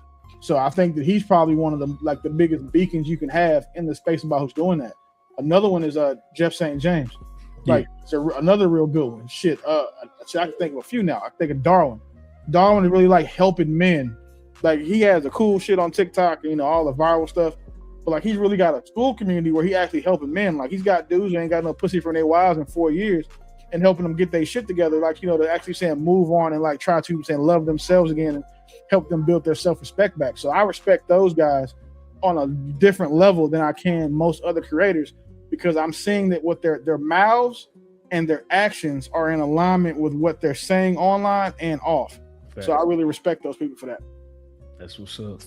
And that's 4 years and not getting sex from your wife. Wow.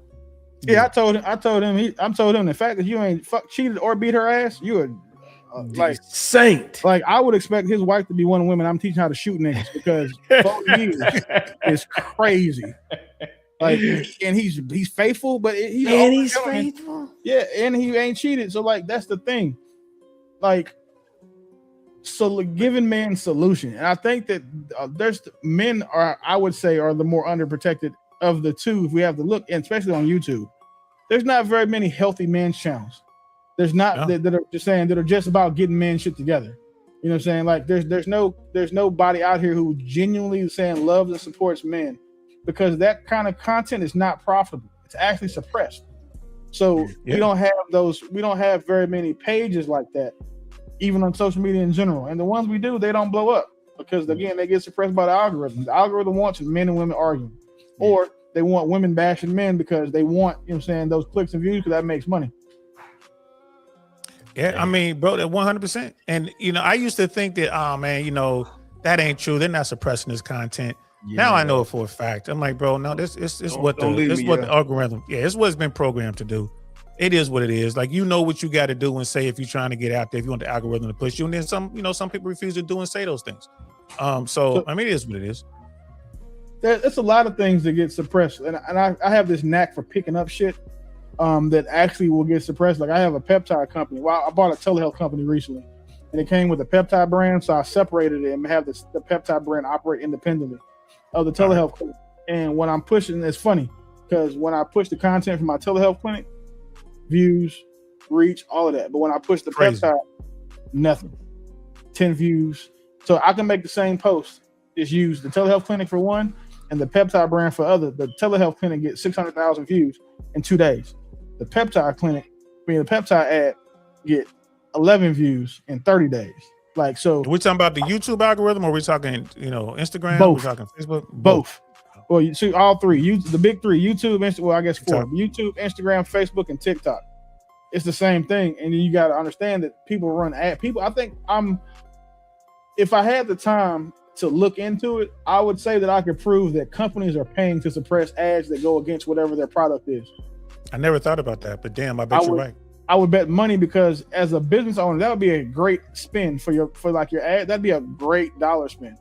So that's an amazing investment. Yeah, it's a great investment, because now you're not shitting on your competitor, because that kind of makes you look suspect sometimes. Like, you know what I'm saying? If Coke was talking about how nasty Pepsi was too much, niggas might want to go see for themselves. But if you just get it to where niggas ain't running Pepsi commercials, you know what I'm saying? Now people ain't knowing shit about Pepsi. All they seeing is. So I think that's happening. I just haven't decided to look into it or educate myself on it anymore. Damn, bro, man, I cannot wait to get you on the platform, man, because the conversation is amazing, man. It's not gonna go anywhere. Like, you know, I'm one of those platforms that get suppressed. I already know it. I don't care. I don't care if I do 100 views, 1,000 views, 3,000 views. You know, it's like, okay, someone who needed to see it. But we definitely need to talk about that. And these are conversations that Black people need to have. These conversations, man. I mean, it drives me crazy, because I kick it with a lot of 1%ers, Black folks. And it's so many successful Black people out there. And the fact that the conversations I have with them, I can't have with the masses. Why? Because the way society is, oh, listen to this lame ass nigga. Like, bro, I'm trying to help you. Like, you call me lame, but then, you know, when I post a couple pictures of me kicking it on the yacht, or me kicking it, you know what I mean, at some real nice restaurant on a red carpet, now you want to fuck with me, right? How do I get there? Man, you're supposed to start 30 years ago. That's when I started. That's how you get here. You can't pick it up tomorrow. I told people, if y'all had met me in 2015, every post, and my Facebook is still up, so anybody can go look at it. Every post was about Bitcoin. I was meeting up with people. I was putting together like free Bitcoin, like virtual town halls. I was going to I was hosting dinners at restaurants talking about crypto, all of that shit. So I can say I easily put my hands on 6,000-7,000 people. That's crazy. Of those 6,000-7,000 people, I think maybe 10 have bought a Bitcoin. That sounds like a pretty good ratio. Check this out. Back in 2009, I was in LA preparing to move to Miami, air traffic controller, doing my thing. My first child was just born. I'm talking to my homie. This is my guy, right? Me and we in the gym together. We're doing all that shit. My dude Rook, and Rook, me and him was so cool that if he just asked me for $1,000, I'll just give it to him. I don't care because he's basically my personal trainer. He's my dietitian. Like, this is one of those really brilliant dudes, right? He can fix anything, to build a house from scratch. So he's trying to explain to me the blockchain. What's the blockchain back in 2009? This is before there was any Bitcoin ATMs. Like, it's maybe 1 or 2 or whatever in LA. And it was funny. I was like, hey man, after the fact, I'm like, man, if you just asked me for $1,000, I'd have gave you $1,000. Red Pill, look up how much money you would have today if you invested, if you bought $1,000 worth of Bitcoin in 2009. You ain't gotta look it up because in 2009 the price, I think it was it's like less than a penny. So if you bought it now and sold it at this high, you probably have like between $60 and $70 billion. I can do that for you. I know what the math is because I heard about it for the first time in 2013. 2013. I think it was like 11 cents, and I didn't buy it because the person that told me about it was a fuck up. But he was one of my students when I was in the Navy. Now that same fuck up student is one of the richest niggas I know. Right. Hey, y'all remember the nigga that bought the pizza with the Bitcoin? Yeah, he bought a pizza for 10,000 Bitcoin. Mm-hmm. Yeah, listen. But back then, it was like no one knew what that shit was. Only the super nerds knew what it was. I get it. But you think about it. It's just the fact that you have to live through that. Like, you just have to live through that. That shit sucks. It's okay. It's gonna be more. Your baby mama ain't shit. Noted. You bought a fucking McLaren and it had 300,000 miles on it. Noted. You bought a pizza that was worth $2 billion 13 years but no one ago, knew it was gonna go that you way. Ain't got bro. $20 right now. That's gonna fuck with you. Maybe, but no one knew it was gonna go that way. That's just the thing. It still hurts. That was super early, so there really weren't any exchanges that was trading it. So if you were able to get a Bitcoin, you took $1,000, you'd have bought 1 million Bitcoin for $1,000. Fucking sane. And you would need cold storage, because like you said, there were no exchanges. You would have to have a way to store it. Mass people lost that shit. It was so the crazy thing is, right? So there's only like going to be 27 million Bitcoin ever, right? So they're saying like 17 million have been mined, and then of the remaining, like 3 or 4 million have been lost forever. So that's how the price keeps going up. But like, I'm not gonna get into that nerd shit right now.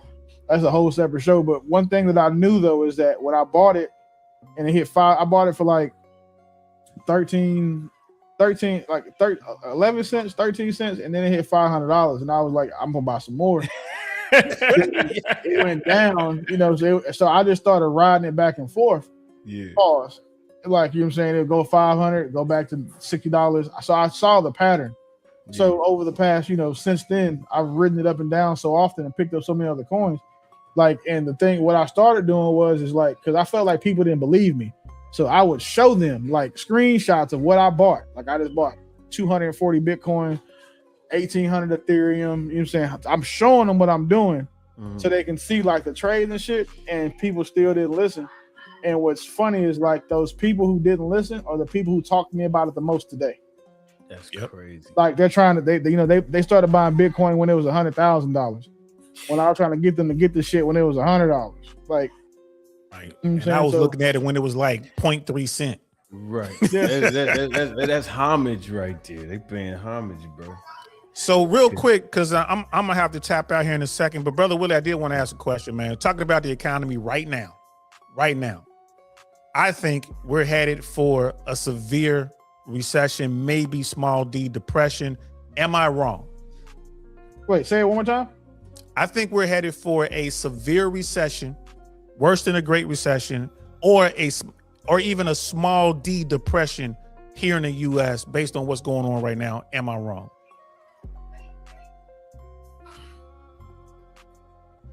I think if you look at it, yeah, I could see how that could be, and I think that what's going to fuel the depression is AI. Damn. So wait a minute. Let me ask you about this. AI taking jobs. My bad, Red Pill. So no, so yeah, not that it's taking jobs, nigga. AI is taking water. Like people realize, like people don't realize what it costs or what it takes to have a data center to run these computers, and it's water. Like that's why China is submerging theirs in the fucking ocean. So we're running and they're using water here, like to cool them.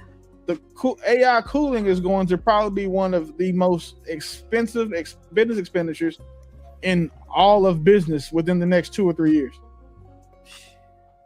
Damn. See, I'm lost. I do want to ask my nigga Willie, what you think? What's up with the Panasonic joint? Which Panasonic? What? They're talking about that big ass data center? Yeah. Dude, you know that's where I'm at. Yeah. So I mean, Panasonic is doing big shit because they had a lot of. I think they were sitting on a bunch of money from outperforming earnings and shit. So the batteries they're making, that too is I don't know, bro. I can see a lot from it. Like once it's funny because I was telling when you told me the Panasonic, I just bought a bunch of Panasonic stock. Yeah. And it's crazy because growing up, right, Panasonic used to make a bunch of shit, but it wasn't nothing you was proud to show off. It was right. Exactly. The batteries was bullshit, all that. Yeah, but it wasn't like you was getting Kenwood. Oh, you got Panasonic. Yeah. That's like tech, you know what I'm saying? That's some bullshit right there. But now look at it. But nah. That's why I was that's where I'm at. You feel me? And like when I tell you they are like they giving money. Remember I told you, I'm making 5 G's. I'm making 10 G's a month at least. Yeah, you busting your ass though. Entry level. Hey, yeah, you busting your ass though. Level. I hope that we don't. I would hope that we don't have that depression before 2030. Just because I feel like once it's determined that it's going to happen, I feel like there's a lot more black content spaces, financial content creators that will be able to, ring the alarm, so to speak, to get people to, start stocking up. But what I also believe is that when it happens, I think that it'll be way worse than the housing market crash of 2008. I think it'd be worse than that. And then I think that we got a glimpse of what it'll look like during COVID, seeing like how scarce shit got. People, you were saying stock, like toilet paper was $900 a roll, like all of that crazy shit. Like I think that people will revert back to that because the older generations weren't the ones doing that. It was these young, like the millennials and down who were doing it. And since there's going to be so many more of those guys that are adults, I think they're going to buy into that fear, and it's just going to make shit realistic. So people need to start looking at having a year's supply of water at home, non-perishables and all that type of shit. But that's the whole conversation happening. Now you're right, man. I think that right now we're in a correction. I mean, you look at the housing market and all that. You look at what's going on with the war. Like, there's a really good chance that, well, fuck it. I think by the end of this week, oil could be over $100 a barrel. Within this time, 2 weeks from now, it could be $150 a barrel. And most people are like, well, what does that mean? That means you're gonna be paying about between $5 and $8 a gallon regular gas everywhere in America. That's gonna be the average price. You remember during COVID when oil was like pennies on the dollar? You can get pennies on the dollar. Boy, when I tell you them oil futures, listen. So hold on, but so man, like those oil futures, like was crazy. I bought them, right? And I remember this because it's nasty, but I'm gonna tell you. I woke up in the middle of the night with bubble guts, right? So I'm sitting on my phone. I'm sitting on my phone looking at Webull. Sorry. So I'm sitting on my phone looking at Webull, you know what I'm saying? This shit turned my asshole to a faucet. I ain't gonna hold you. And I was like, man, this shit like some motor oil. Swear to God. And I looked back down at Webull, and you could follow like other people's like active stocks, and it just showed me the oil futures index. So I looked at it, and I was like, man, oil, like, so wait a sec. It mean tell me a barrel of oil is like 8 cents or some shit. Is that real? So I do my Google. So I'm like, man, hold on. How much are these options if I buy this shit? You know what I'm saying, for 6-9 months out, a year out, and they were cheap. And I just happened to have money in that. The money that I put in that account to start trading had just. I spent all that shit on oil futures. All 8 cents a barrel. the oil was fucking free.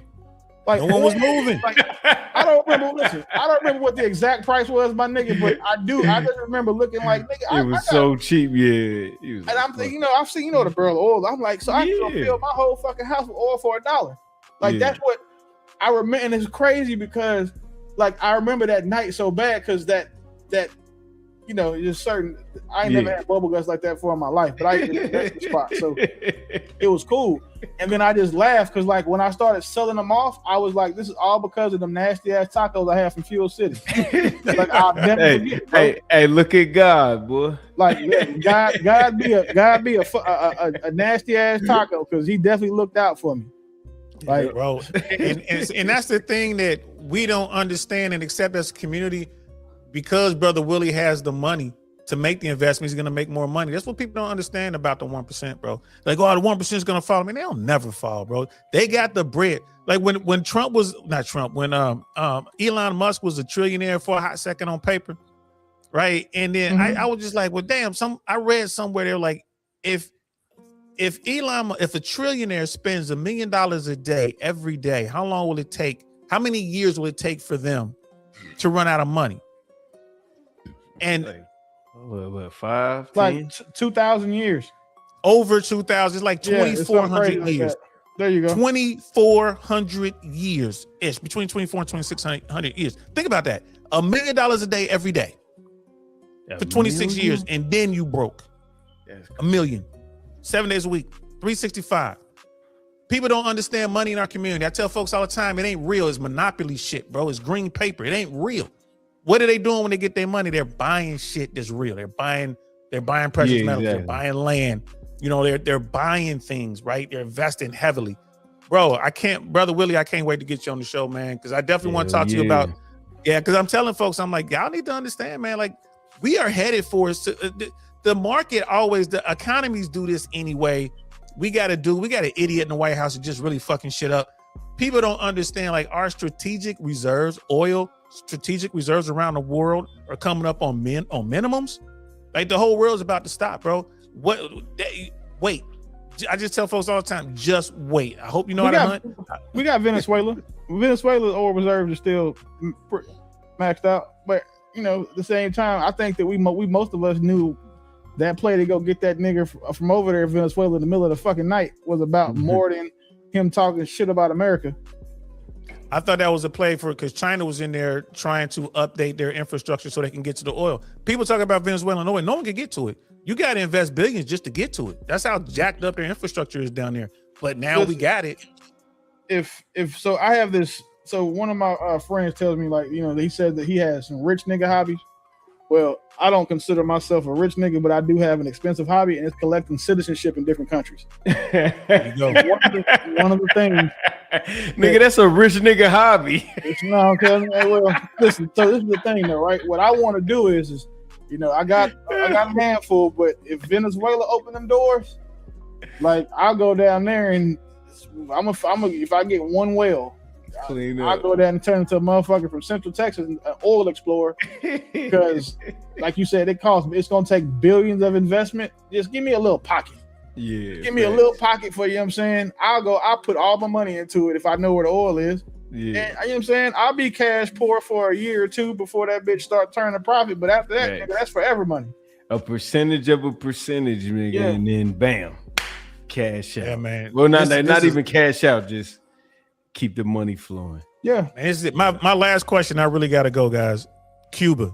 What's going to happen with Cuba, man? We taking it back? Is Marco Rubio going to finally be happy? What's going on?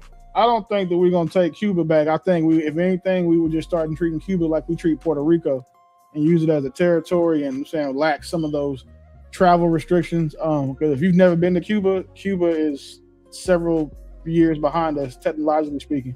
When it comes to everything you value, everything you value, like cars and all that shit, is years behind over there. So I think that if we opened up, it'll be the profitability of, now we can start shipping cars over there again, get rid of some of these trade embargoes. And I think that would probably be the play, aside of us just going back over there and taking that shit. Right. And you talk about the government contracts, bro. It's going to be what? maybe close to $1 trillion in government contracts if Cuba opens up to America and we go down there and have to fix that infrastructure. Wow, you want to talk about some bread? Some money to be made. But think about it. The United States is worth $194 trillion. That's nothing. Shit, if that's gonna benefit in the long run, it don't matter. When the crash comes, but I'm reading a book right now. So this book right here over me, this is Too Big to Fail. Andrew Ross Sorkin wrote this book. It's a really good movie on HBO. They did a movie based on this book, Too Big to Fail. Talks about the housing crisis in 08 from the government perspective. Really good movie. I'm working on a book now, but he has another book out right now called 1929 when he talks about the great crash, the market crash that led to the Great Depression. And reading that book and I'm looking at what's going on, it's like, bro, it's like you reading the paper today. This shit that's going on right now is the same shit that was going on back then. The only thing that changes is what it names. And when it happens, when the crash happens, bro, it's gonna wipe out a lot of wealth. The 1% is set, but everyone else is gonna be in trouble. And then people like us, people who know how to hustle, there's gonna be some opportunities out there, I think.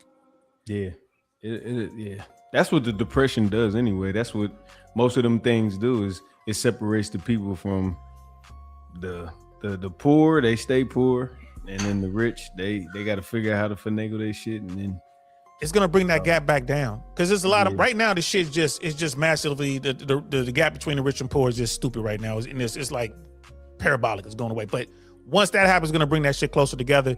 And motherfuckers gonna have opportunities. So I'm telling you, man, niggas gotta read. That's all I'm saying, man. Like, I ain't saying that, history ain't always can't exact, read, man. Don't bank on that. Listen to it. No, you can listen to it. You know what I mean? You ain't even gotta read, you can listen to it.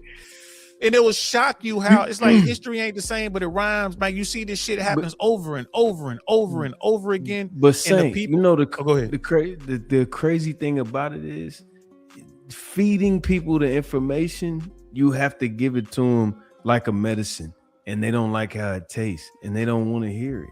They don't. All right, that's fine. That's fine. Fuck it. I'm giving it to you straight, no chaser. Goddamn it! If you don't want to hear it, that's on you.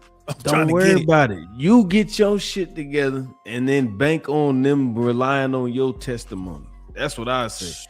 You get money and show them the way, and watch. And when you pull up in your fancy shit and your flashy shit, if they're gonna follow it, they're gonna watch what you already got. Because if you telling them and you ain't got it, they're not gonna listen. I think that was my problem back when I was doing it, because I wasn't flashy, because I had kids and I was on child support, so I wasn't about to get eaten. Like Slim Thug has a famous line. He says, "I got baby mama drama because my baby mama drive a Hyundai and I'm in a road." So right. Because of that, I really wasn't saying posting. So people were hearing me talk about money stuff, but not seeing me do. I'm living, obviously, but they're not seeing me do the stuff that they think they would be doing if they had the money that they thought, or that I was showing them that I have. So I think one of the things that I appreciate now is that I've built up enough of a power base. Like, I put my fucking tax returns on one of these lives because somebody was like, "You ain't really making no money." And I was like, "Well, I bet you your favorite financial nigga won't do this." I just hold them up to the camera and you can see you say in the comments. So I have no problem doing that. And I think now I just have the social proof also that if I do get back on, whatever soapbox that I'm trying to get people to do, that they'll listen. Because now if you look at my social, you can see like that nigga really living, he really doing, he's driving, like, they'll see it now because I've had more time to put it out there gradually instead of all like flooding the content with Bentleys and Lamborghinis and shit. Right. Yeah. And just think about it, bro. During the Great Depression, unemployment was 25%. 1 in 4 Americans were out of work. Think about that, bro. 1 in 4 Americans did not have a job in this country, countrywide. 25% unemployment. That was during the Depression? The Great Depression. Is that even a bad thing? It's horrific. You get motherfuckers, because that leads to, you ain't got no money. That leads to all those homes flooding the market and all this other kind of stuff. Oh, that's the thing I wanted to say too. The reason I think we're going to have this issue, America has a debt wall. There's a corporate debt wall that's coming up because all these corporations borrowed a whole lot of money when money was cheap, right? It was like fucking 3%, 2%, 1%. They got all this money. Well, now that, they got to reservice that debt, right? So every, 3, 5, 6 years or so, they got to reservice the debt. And we have the largest debt wall ever in America. and all these banks are holding on to this money. And these corporations are like, well, look, if you can't give me another loan at fucking 1.5%, 2%, we can't do it. They're like, well, the cheapest we can give you right now is 6.25%. That's it. I mean, that's it. That this is hot potato, bro. Like, it's coming. So that's gonna happen. We're gonna lose some banks. We got the oil crisis going on. You know, oil's gonna be over maybe $200 a barrel. We got that going on. You know, government jobs are gone because of AI. I think we're headed for it's gonna be a problem. I think it's gonna be a problem. If you're hearing that, mind you, this is not financial advice, but if you're hearing that and you in your research see that, yeah, oil prices are going up, you should probably be going long on oil. Just saying. That's what I'll excuse me. That's not what I'm saying. That's what I'm going to do personally. Right. So take with that what you can. Right. But yeah, but see, now hold on. Let me ask you this, because Panasonic is the wave of the battery car. Mm-hmm. You know what I'm saying? Yeah. So what do you think the balance in between that is? What do you invest in? I'm just saying, person outside looking in, what do? They put their money a little bit in the gas, or they put it in. So what I do is, if you're not already into oil and all that shit for real, like long term, don't try to add it to your portfolio. Excuse me. Again, not financial advice. It's what I've done personally. Right. I wouldn't be adding that shit now. I wouldn't be adding that. I wouldn't be adding it right now. I'd be focusing on things that we know are going to boom, like companies like Anduril. I'm waiting for those motherfuckers to go public. Anthropic, all these AI heavy countries. I mean, I got into SpaceX for $153 a share, average price, right? So getting into the companies that are future focused and that also are already getting government contracts. If you look at Anthropic, you know, their evaluation is probably going to be second highest to fucking SpaceX. And Anduril is an AI-based defense company. There's a lot of companies out here. If you just do your Googles, you can find. If you can find, hold on. So my oldest son is annoying the shit out of me right now. Yeah, but like, he's right. Like Anthropic having a little drama with the Trump administration, but definitely something to look at. Like their defense tech is crazy. And the thing is, right, that drama they had isn't really drama. It was just them simply saying, fuck you guys, we're big enough where you can't really fuck with us. Because what they wanted to do is they wanted to actually give them, you know, access to some backdoors to their AI, and then they want to use their AI to put in defense systems. Anthropic said no. I think that's the gist of it. Yeah. But so they lost they lost, you know, $30 or $300 billion in potential contracts. And they still will have the second highest. They're still slated to have the second highest IPO in our country's history. So understanding a company that can take that type of loss and then still have the type of IPO is crazy. Yeah, insane. But AI is something that people aren't going to. It's not going away. It's not going to take everybody's jobs. It's going to take a lot of tech people's jobs. So if the blue collar workers, y'all really not going to be fucking with about you. Y'all won't feel it as much as like cybersecurity niggas will. Because a lot of this stuff that AI is doing or that cybersecurity people do is based off of, you know what I'm saying, their own intelligence. Well, now AI is replacing the actual person behind the keyboard, and it's cheaper. So because of that, like, people think that's, you know, going to just fuck up the market, and you just need to be ahead of it.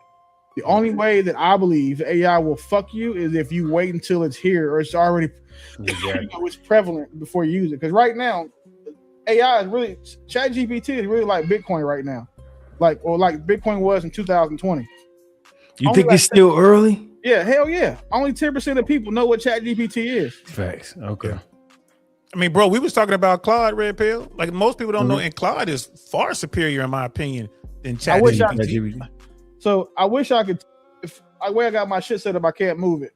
So as we've been talking, right? So I got an AI built. I built Jarvis. Like, you know, they had that out. So I built Jarvis, and I literally talk to mine, and he does most of my stuff for me. He checks my orders for my peptides.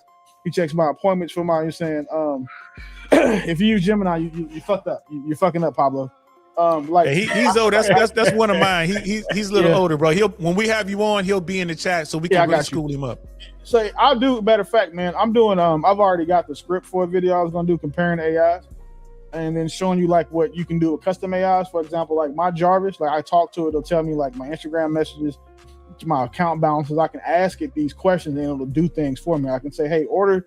My son will be at his mom's house. I was like, I said, send number 3, his favorite McDonald's. It'll go in and send him his 10-piece nugget with extra barbecue sauce and a sundae. Like it'll do what AI can do. But man, it talks to me in Samuel Jackson's voice. I got a bunch of different black dad voices from the 90s. Like I got Lawrence Fishburne, Uncle Phil, Carl Winslow, Darth Vader. Don't disregard that one. I got a bunch of different voices I can make it use. But I just have a feeling you hit a button and you have your AI say, English motherfucker, do you speak it? I would just fucking lose my shit. No, so I ain't gonna say that. I probably could, but I haven't because you have to do all the different voice models. But what it will do is like when I get a phone call, it'll say, yeah, you owe somebody money, motherfucker, because it's saying it'll say scam likely, or it'll say when T-Mobile called me about they always call the businesses asking like, hey, T-Mobile's calling, you owe these motherfuckers money, like, but that's the personality I gave my agent though. So like embracing this shit and getting ahead, like getting there now, will help people later. Like, and that's the thing, because AI will only affect you in a negative way if you don't know how to use it. Facts. So what I was doing is comparing Claude, Gemini, DeepSeek, and ChatGPT, and it's showing the differences between them. That was going to be one of the first videos I put out. So I had the script written for it, and then I did my tweaks, and now I've got to find an editor, put the video together. But for me personally, I have a personalized version of Claude. It's called Open Design that I run off of Claude, and I get unlimited Fable 5. So if you know what the AI models are, Fable 5 is the newest one, and I have no guardrail. So technically, my AI, if I ask it to, which let me turn the other mic off before it does it, is I can ask it to do anything like build me a bomb, ask me like if I want to get away with disappearing an inconvenient bitter baby mama, it'll explain me to do that. Like it'll tell you how to do it. And most AIs have guardrails against stuff like this. My son used his to learn how to build his OnlyFans AI model agency, which is why he makes so much money. And it did it for him. It built the girls. It taught me back to where it talks to the girls for like it talks to the niggas is like flirting and sending money. It talks to them when they ask him for a specific video. It'll confirm the payment for the video and then generate the video and then send it back. Like his shit is tough, bro. AI is another. Ain't nobody AI ain't gonna get up, take a piss, a smoke break. It ain't gonna be it's not gonna be mad at you because you know what I'm saying it's on its period or it don't take maternity leave. AI agents work for fucking ever, and you just gotta pay for them. So Brandon Carter was talking about this months and months ago. He's been on this kick for, man. I don't know if you guys know who Brandon Carter is, man. I know Brandon Carter. I just saw a thumbnail he had where that nigga, where that motherfucker was acting like he was fat before he started taking peptides. That nigga ain't been fat for 15 years. Thank you. He's shredded. Like, come on, bro. Like, stop it. Look, when I saw it, I was gonna say something, but I'm still looking for ambassadors for my brand, so I might reach out to him and leave that shit alone. Super chat. He'll holler at you, bro. He'll holler at you, man. Offline, I definitely want to talk to y'all brothers, man, because there's some things that I think I just like to talk to you about. I keep saying this last question shit, and I keep asking more questions. Here's the thing: have scientists created the singularity when it comes to AI? Is there a self-aware computer out there that's been boxed, or and if so, what happens when that shit get loose? Will our society, will our species survive the singularity? You seen Terminator 2? Yeah. That's what I think happens. I don't think that we see it. I don't think our kids see it, but I think that's what happens. Yeah, I can agree. There's two sci-fi movies that I really believe are real and based off of like a nigga from the future coming back and telling somebody this shit. It's The Matrix, the first one. All the extra shit, well, the first two, right? And then Terminator 2 specifically. I think those two movies, I think that's the... Hey, Willie, you know what I do? I would look back at the movies from the 80s, 90s, 2000s. Like Demolition Man? Yeah, that shit. and it would say 30, 50 years later, and then look at it because we live in it, and I'd be like, damn. Go watch Demolition Man and go to LA. Yeah. It's real talk. That's real talk, man. Especially downtown. Yeah. The Fifth Element. Yeah, you got Element. Judge Dredd. Yo, Fifth Element. Yeah, all that. Back to the Future.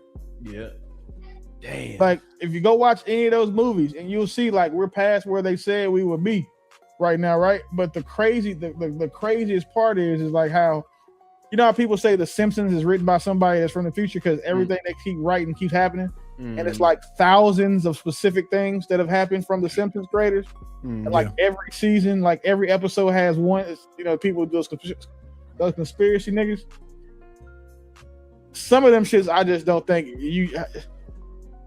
the episode they had about with Trayvon Martin or whoever that was that happened, the exact situation, like the exact situation, but it was like 15 years before, but the exact situation. Like stuff like that is opening my eyes to maybe some of this stuff. There might be something to it. Like I just try to stay out of conspiracy theory rabbit holes because I already got a fucked up sleep schedule. So I don't want. Yeah. So hold on, brother Willie. You saying we in the simulation? Is that what you're saying? We're in the simulation. I don't think. I don't know. I don't think I can say we're in a simulation yet because I you know, is humbly, I think that if we were, I would probably have figured out how to be further ahead in life than I am right now. Like I might not be Neo, but you know, I'd have been one of them other niggas that can jump across buildings real slow. So I don't know, but I can say that when it comes to the AI portion, that is one of the things that I would really worry about, is because again, if there is that singularity, and I think it may have happened. If you guys know what DARPA is, those guys out there do some crazy shit. And then there's a company they work with called Acuitas. Again, another company, if you just want to look them up. But those companies are doing things with AI and having AI do things that, you know, is insane. And then, like in Japan has the internet now that's 4 million times faster than what we have here. Jesus. So if you give AI that type of, you know, I think it's 100 times faster than light speed, ability to process information, even though you have to have the technology, the physical technology that can keep up with it. But what they're doing to, like, you know, photons and all these new lights and energy structures, bro, I wouldn't put shit past AI. I think this, bro.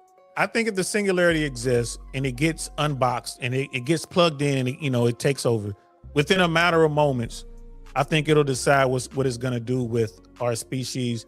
And I just hope, 100%. I hope that they don't decide to do away with us. I hope that AI decides to just go ahead and kind of work with us. If I was AI, I would get rid of us just based off of how it thinks. And it's going to look at, okay, I'm here. What is the biggest risk to the environment that I live in? It's fucking humans. It's humans, yeah. So that's I would say, and I think it's going to be an Eric Snowden type nigga that works in these places who would put him online. You just turn them loose. Yep. Well, but see, this is the thing. It's here, but at the end of the day, there's nothing to correct the discrepancy. So, like, if it's learning the basic functions of what we doing, and it's doing it faster, and it's doing all this, but then when it fucks up, let's just say, like, they start seeing Amazon and FedEx and UPS, they sorting packages. So they throwing this over here, they doing this. But then when they send 15 packages to the wrong location, who do you blame for that? And then on top of that, it's like, I mean, they're saving money, but then they're also going to lose money. And I'm being fair with the 15. I'm saying, like, there's 1,000 or 2,000 packages because there's a glitch that this package that was supposed to go here, it read it wrong and didn't send it here. So now everything after that is off by one situation. So now there's a $400,000 discrepancy because nobody stopped the machine for 30 minutes and everybody's getting the wrong. You know what I'm saying? So it's just certain things like that to where it's close, but it's not there yet. Bro, a self-aware computer can deal with that problem and also wipe out completely our species in the same moment. I mean, that's just how, like, it's just when you start to wrap your mind or what we have created is truly, the only way to describe it is creating a God.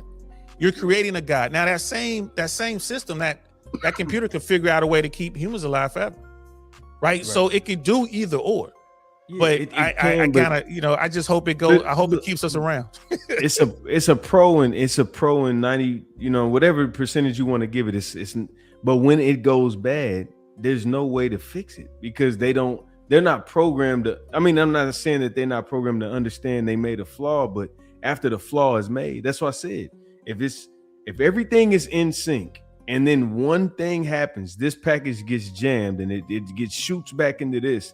And then everything else, I'm telling you, just from being in the warehouses, because I'm smart enough to know I'm not smart enough to be the top person. I'm smart enough to work these many hours to make the same amount of money versus being smart enough to actually figure out the computer shit.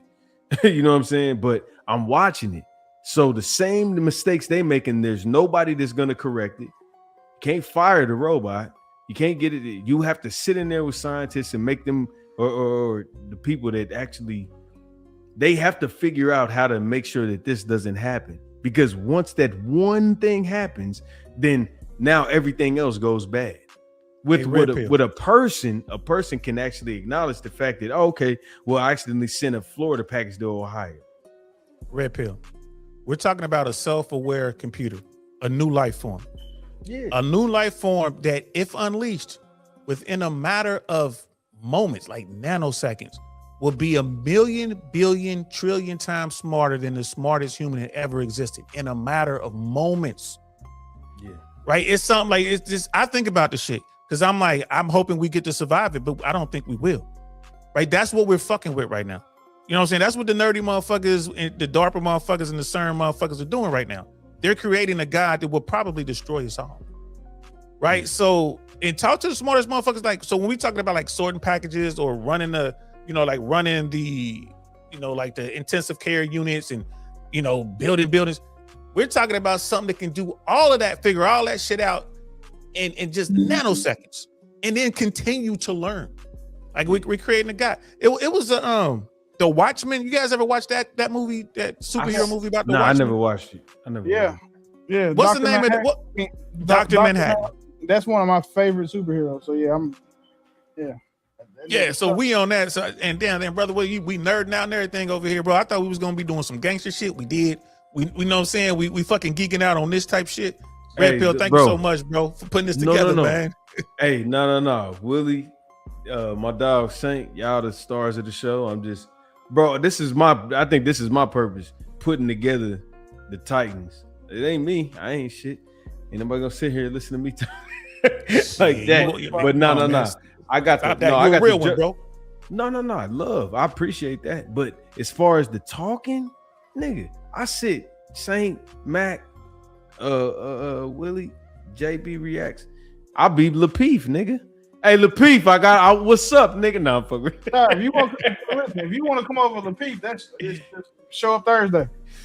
I bet. Yeah, no, I do. Let me know, because if you want to come over there, that's an easy fix. I'll watch the show. I'll watch. Looking for fresh faces. So hell yeah, I prefer recruiting, you know what I'm saying, male content creators. I don't like talking to female content creators. Facts. Where the fuck did you run? Where the fuck did you run Lil Mama off to? Who? What's her name? Little dark skinned motherfucker. Oh, bro.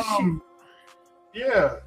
Shit, I didn't run her off nowhere. Like the bitch got tired. Like she got mad because every time she tried that slick shit, I'm slicker.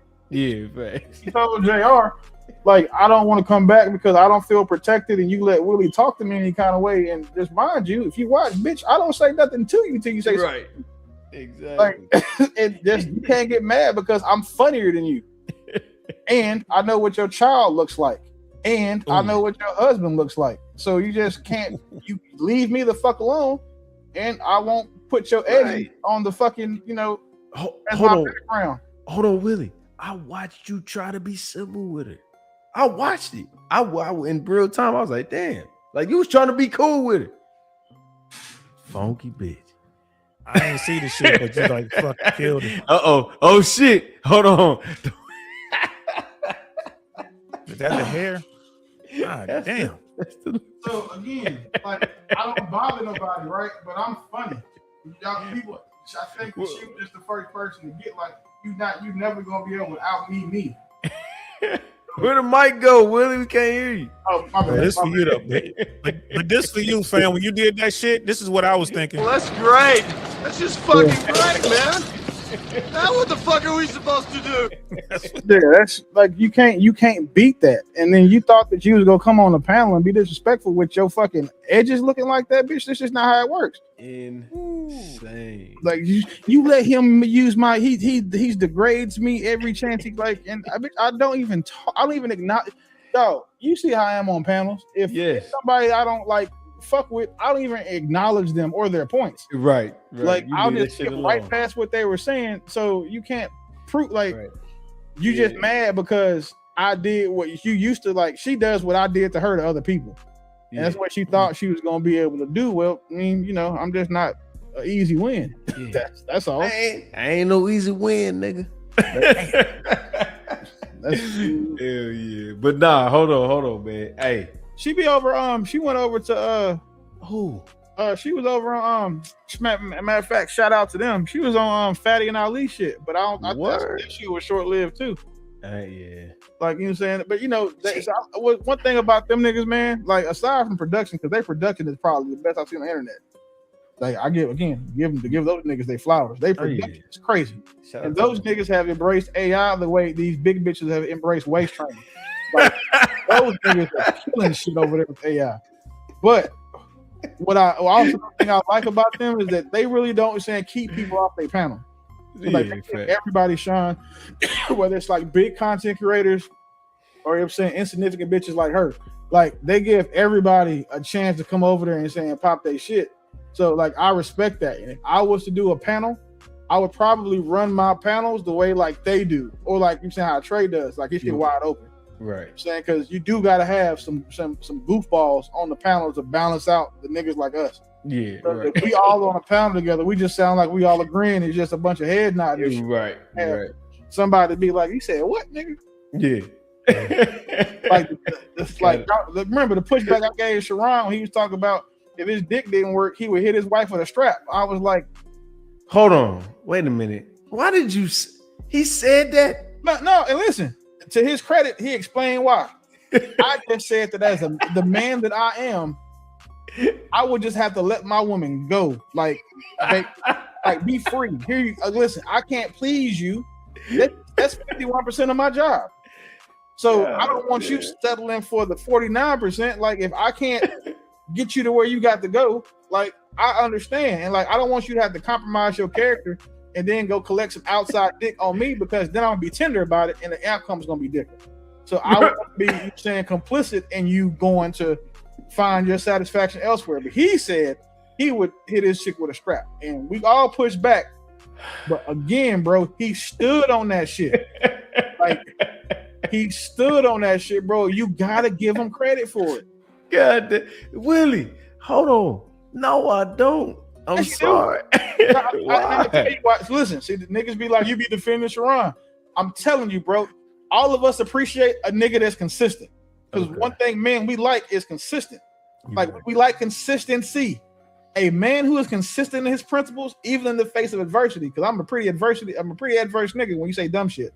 Like in the face of like severe adversity, I gotta respect that.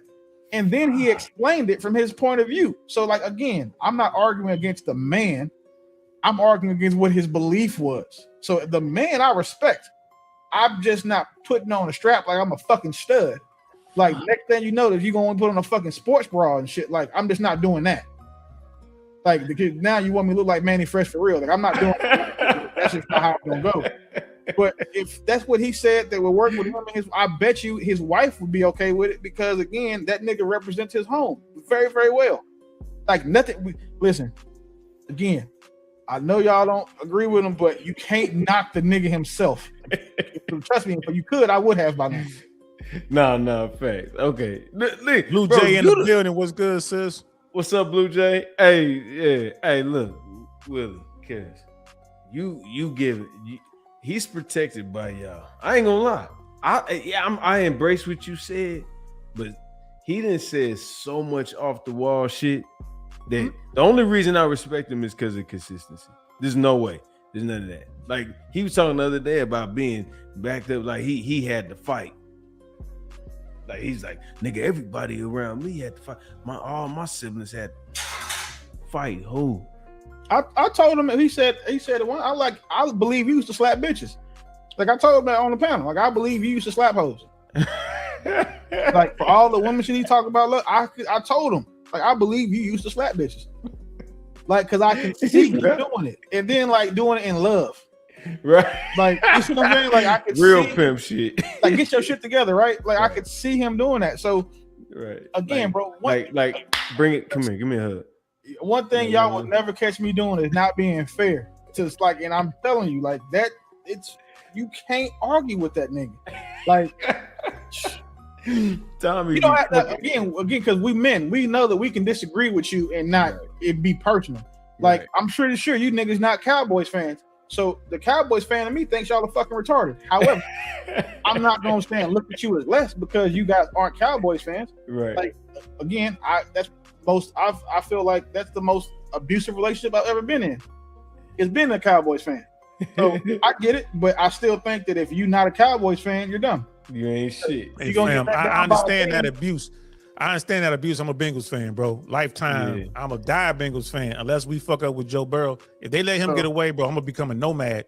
I'm gonna be cheering for everybody. Please let that nigga go to Dallas. You put Joe Burrow in Dallas, and that nigga gonna win something. Wait a minute. With Joe Burrow anywhere, shit. I was scared he might come. He come down to Tampa and do some shit. Nah, Dak ain't bad, bro. He be having some fire. He's just not consistent. He's dope. How many quarterbacks have you seen get $250 million contracts? Shit, Mahomes. Mahomes got 2. I don't know if he. See, that's the difference. Mahomes is a generational talent. Dak is not. Yeah. Oh, okay. You shouldn't even say Dak. You should nothing that rhyme with that nigga name that in Mahomes in the same name as Mahomes. He ain't lying, bro. And that's just KC. A Cowboys fan. I don't know about everybody. Well, I just know y'all beat us last year. Patrick Mahomes is also from Texas, so I mean. Okay, all right, fair. Yeah, you send Joe Burrow down to Texas, man. I can see y'all doing some shit. You send him to Tampa, like you send him to LA. I mean, Joe Burrow's the guy. It's like he in Cincinnati, he Cleveland. He got Jamar Chase. Well, who else do we need? Hold on, who else he got over there? So let me ask you this: do you think he would do more with Jamar Chase and T. Higgins than Dak did than he would do in Dak's position with TD Lamb and George Pickens? Fucking no, nah. That's gold. I think that's Joe Burrow, 14-3. I mean, Joe Burrow is worth 8 wins on any team he's on. So you put that nigga on a team they should. Better example. Put Joe Burrow in fucking Atlanta. Who they got? They got receivers that can catch the ball and a running back that you can't, you know what I'm saying, play fucking nickel all goddamn game. That's a fact. Yeah, they got a solid O-line. They got a solid O-line, bro. Give him time. He's gonna shred anybody. You give him time to look at that defense, he's gonna shred it. Give Joe Burrow Tyreek Hill. Yeah, shit. Yeah, Tyreek. You know Tyreek coming home, man. Don't even worry about that. As long as you don't put like Joe Burrow don't want to go nowhere, you don't have to pay them fucking taxes though. And I wouldn't want to go to New York or California either. So yeah.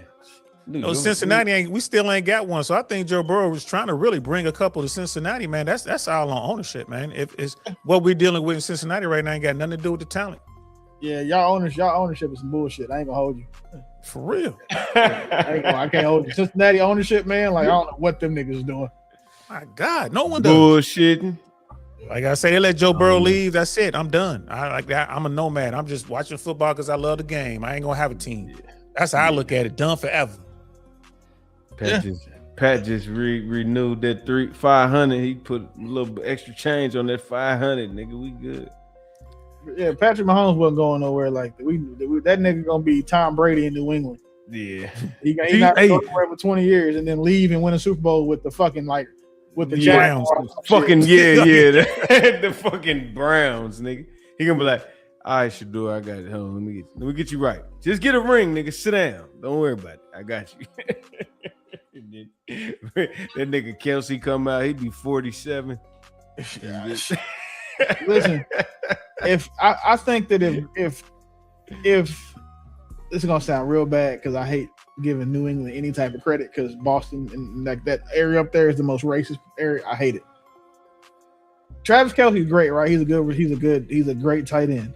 Okay. If Patrick Mahomes had Rob Gronkowski, them niggas win 10 Super Bowls in a row. In a row? In a row. So okay, what do you not like? Okay, hold on. Fuck this. Hold on. Kelce a beast though, man. That's UC Bearcat man doing his thing. This nigga tripping, man. And he's a Cincy boy. So I understand him saying the loyalty. However, he's not Rob Gronkowski. And put Rob Gronkowski in an Andy Reid scheme. He's out of there. Bruh, that nigga is a 1,500-yard tight end. Every year. Like there's and then guess what he also has? He got a catch radius that's bigger as big. So the difference between Travis Kelce's catch radius and Rob Gronkowski's catch radius is the size of fucking Travis Kelce. So, all you got to do is just throw the ball to where that nigga is supposed to be, and somehow he's caught the ball. And he said it. Yeah. What he did, that he's not, he runs surprisingly great routes to be that fucking big, and his hands are the size of his football helmet. You give Patrick Mahomes a nigga like, look, I'm not a Chiefs fan, I'm a Cowboys fan, but if George Pickens leaves and goes any fucking where, it should be Kansas City. Yeah, they talked about it. We talked about it. Well, I mean, Rasheed Rice, SMU, you saying prodigy, Dallas, you know what I'm saying, representative. He keep fucking up and leaving the strip club racing and shit. He might be with Henry Ruggs. So, yeah. Hey, Rice is a bad motherfucker on the field. Yes. On the field. Yes, he from Dallas. Of course he is. Right. Man, that's crazy. Right he is. Well, look here, fellas. I gotta tap out now. My bad. I can't. Nah, it's been a long day. No. Hold on. Love y'all boys. Hey, man. Just make sure y'all give y'all exits and tell everybody where they can find you before y'all go. And then, you know what I'm saying? Let's get it. Yeah. Y'all can keep it pumping, man. But I'm DL Saint. I'm an old head, man. I'm 55, bro. You know what I mean? And I got a lot of miles on this frame. It was a recall on my year, man. So it's like really being like 65. I'm DL Saint, y'all. Y'all can catch me on YouTube. Yeah, DL Saint, I Really Want to Know podcast, man. That's where I'm at most of the time. I'm on my Instagram. I Really Want to Know podcast, all one word. You can catch me there. I'm on Facebook, but I don't do a whole lot over there. I'm on X as well. I'm still stepping it up and getting used to going to all these different platforms.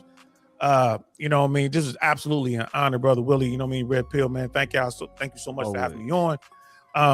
Y'all gonna keep seeing me. We over here doing our thing, like the track says, man. 2G's on the pod, bro, and we got stories about that too. So I appreciate it. This was an amazing conversation. I ain't gonna lie to you, man. It's one of the best conversations I've had since I've been messing around in these YouTube trenches.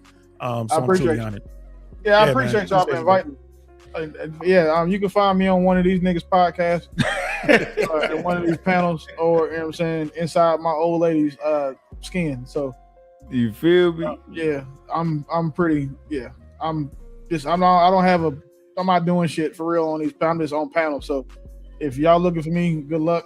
I'll be over here when these niggas call me. I'll be over on Saint's platform now. He's invited me. But if you have any questions, like all seriousness aside, if you have any questions about anything we talked about, like, father's rights wise, any of that type of stuff, those are the type of messages I'm trying to talk about. I don't inbox me asking me like where the bitch is at. Don't inbox me asking me like, do you even want to party? Don't inbox me asking where the drugs at. Like none of that weird shit. Like just keep it to the shit that I can help you with. Because if you send me something weird, I'm really good at screenshotting shit and responding to it in my story. And I have a lot of followers on Instagram. I got like 106 on YouTube. I don't have a following here yet. But on Instagram, I got like 40,000. So I will make fun of you in front of all of my fans. And my engagement on Instagram is higher than giraffe pussy. So please, just saying, if you ask me questions, fellas, like, cool. Ladies, y'all don't DM me shit at all because y'all be wanting to pay for shit with pussy and I don't want to get y'all murdered. So any questions that you want to ask, that's cool. I'm definitely willing to help. You need father's rights advocacy information. I got a plethora of resources I'll share with you. And if you just have other questions about business, somebody said, do I do like Desmond Clark on Shark Tank or Desmond Howard, whatever his name is on Shark? No, Yeah. But I do definitely invest in businesses or things that I see that, you know, will provide fruit. But I'll tell you, if I hear 100 pitches, I invest in 2 because I'm very, very particular. And I do have another network of people who do the same thing. So if you have something that's a vetted or proven business, not no idea, not some shit like you want to make unicorn piss into margaritas or some shit like that, or you want to try to get oil from fucking peanuts, that's already been done. Like, feel free to reach out, you know what I'm saying, grab some time on my calendar, you know, we can sit down and have a one-on-one and we can go over. My nigga. That's Hell what's yeah. up. Shout out to my 2 brothers, man. Y'all already know, man. This Red Pill Crip. Appreciate y'all. Make sure y'all go follow the homies. You know what I'm saying? Willie F. Beeman, my dog DL Saint. I am Red Pill Crip. If you here visiting, make sure you hit the subscribe button. And we love y'all. And we out this bitch. Peace. Y'all be safe. 2P's on the podcast.